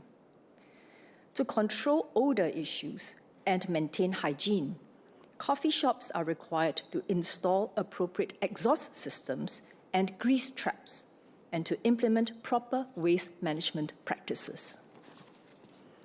Where new business models with new products and new service offerings emerge to challenge existing regulations and trade mix controls, agencies will review the relevant frameworks to strike a balance between protecting residents from disamenities and preserving business viability and entrepreneurship. Moving on to enforcement, there is no one-size-fits-all approach, as it involves real-world operations with multiple stakeholders and varying circumstances. Agencies actively monitor businesses and take calibrated but firm action when issues arise. When repeated issues arise, we trigger tighter conditions and stronger enforcement action using planning, licensing, and tenancy levers. I thank the member for her suggestion on a more coordinated enforcement framework and a single case view. Today, agencies strive to work closely together on enforcement. For example, the URA works with agencies to adopt a three-strikes approach to deal with problems. When a business flouts any rules or requirements, they will receive a warning letter. If a business operator gets 3 warning letters in total, the relevant authorities may cancel their license or planning permission or refuse to renew it. For food establishments operating in HDB estates, HDB takes into account the feedback received by different agencies when assessing tenancy and tenancy renewals. For instance, HDB works with NEA when there is feedback on noise and other environmental concerns. HDB also takes into account feedback provided to the SPF regarding law and order concerns, and most operators have been cooperative when HDB steps in to remind them of their tenancy conditions and the feedback received. Where warranted, agencies have taken firm joint enforcement action. For example, following joint raids by SPF and HDB on massage establishments in HDB estates, HDB and SPF worked with sold shop owners to evict close to 40 massage establishment operators in 2025. SPF will continue to conduct enforcement checks and ensure public entertainment outlets and massage establishments comply with the rules and regulations and take strict action against errant operators. On the members' suggestion for structured pre-approval consultation, this is consistent with agencies' broader objective of providing greater clarity and transparency upfront. Today, applicants are provided with information on relevant planning parameters, licensing requirements, and tenancy conditions. These set out the types of activities permitted and the operating standards expected. Agencies will continue to look at how to make these information clearer and more transparent upfront for applicants. We also thank the member for her suggestion regarding good neighbour agreements. We would encourage it at a grassroots level as a way to establish good social norms and community relations between local businesses and residents. Government agencies would rely on legally binding tenancy agreements and/or licenses, but will take into account the feedback from the community when considering the amount of outdoor leasing space and rental renewals. To conclude, the government is committed to maintaining livable neighbourhoods through proper planning, careful gatekeeping, and firm enforcement when needed. We want to achieve the best balance for both residents and business operators, and we welcome the members' suggestions to do this even better. Thank you. The question is that Parliament do now adjourn. Those who agree, say aye. Those who disagree, say no. I think the ayes have it. The ayes have it. Just before all of us go off, members will be aware that we are approaching the annual budget statement and Committee of Supply or COS sittings. So I'd like to take this opportunity to inform members that the online system for submitting your COS cards is already operational. And I'll encourage members to start preparing and submitting your COS cards from today using the online system. This is to avoid the rush and stress of meeting the closing deadline for cards. On that note, order.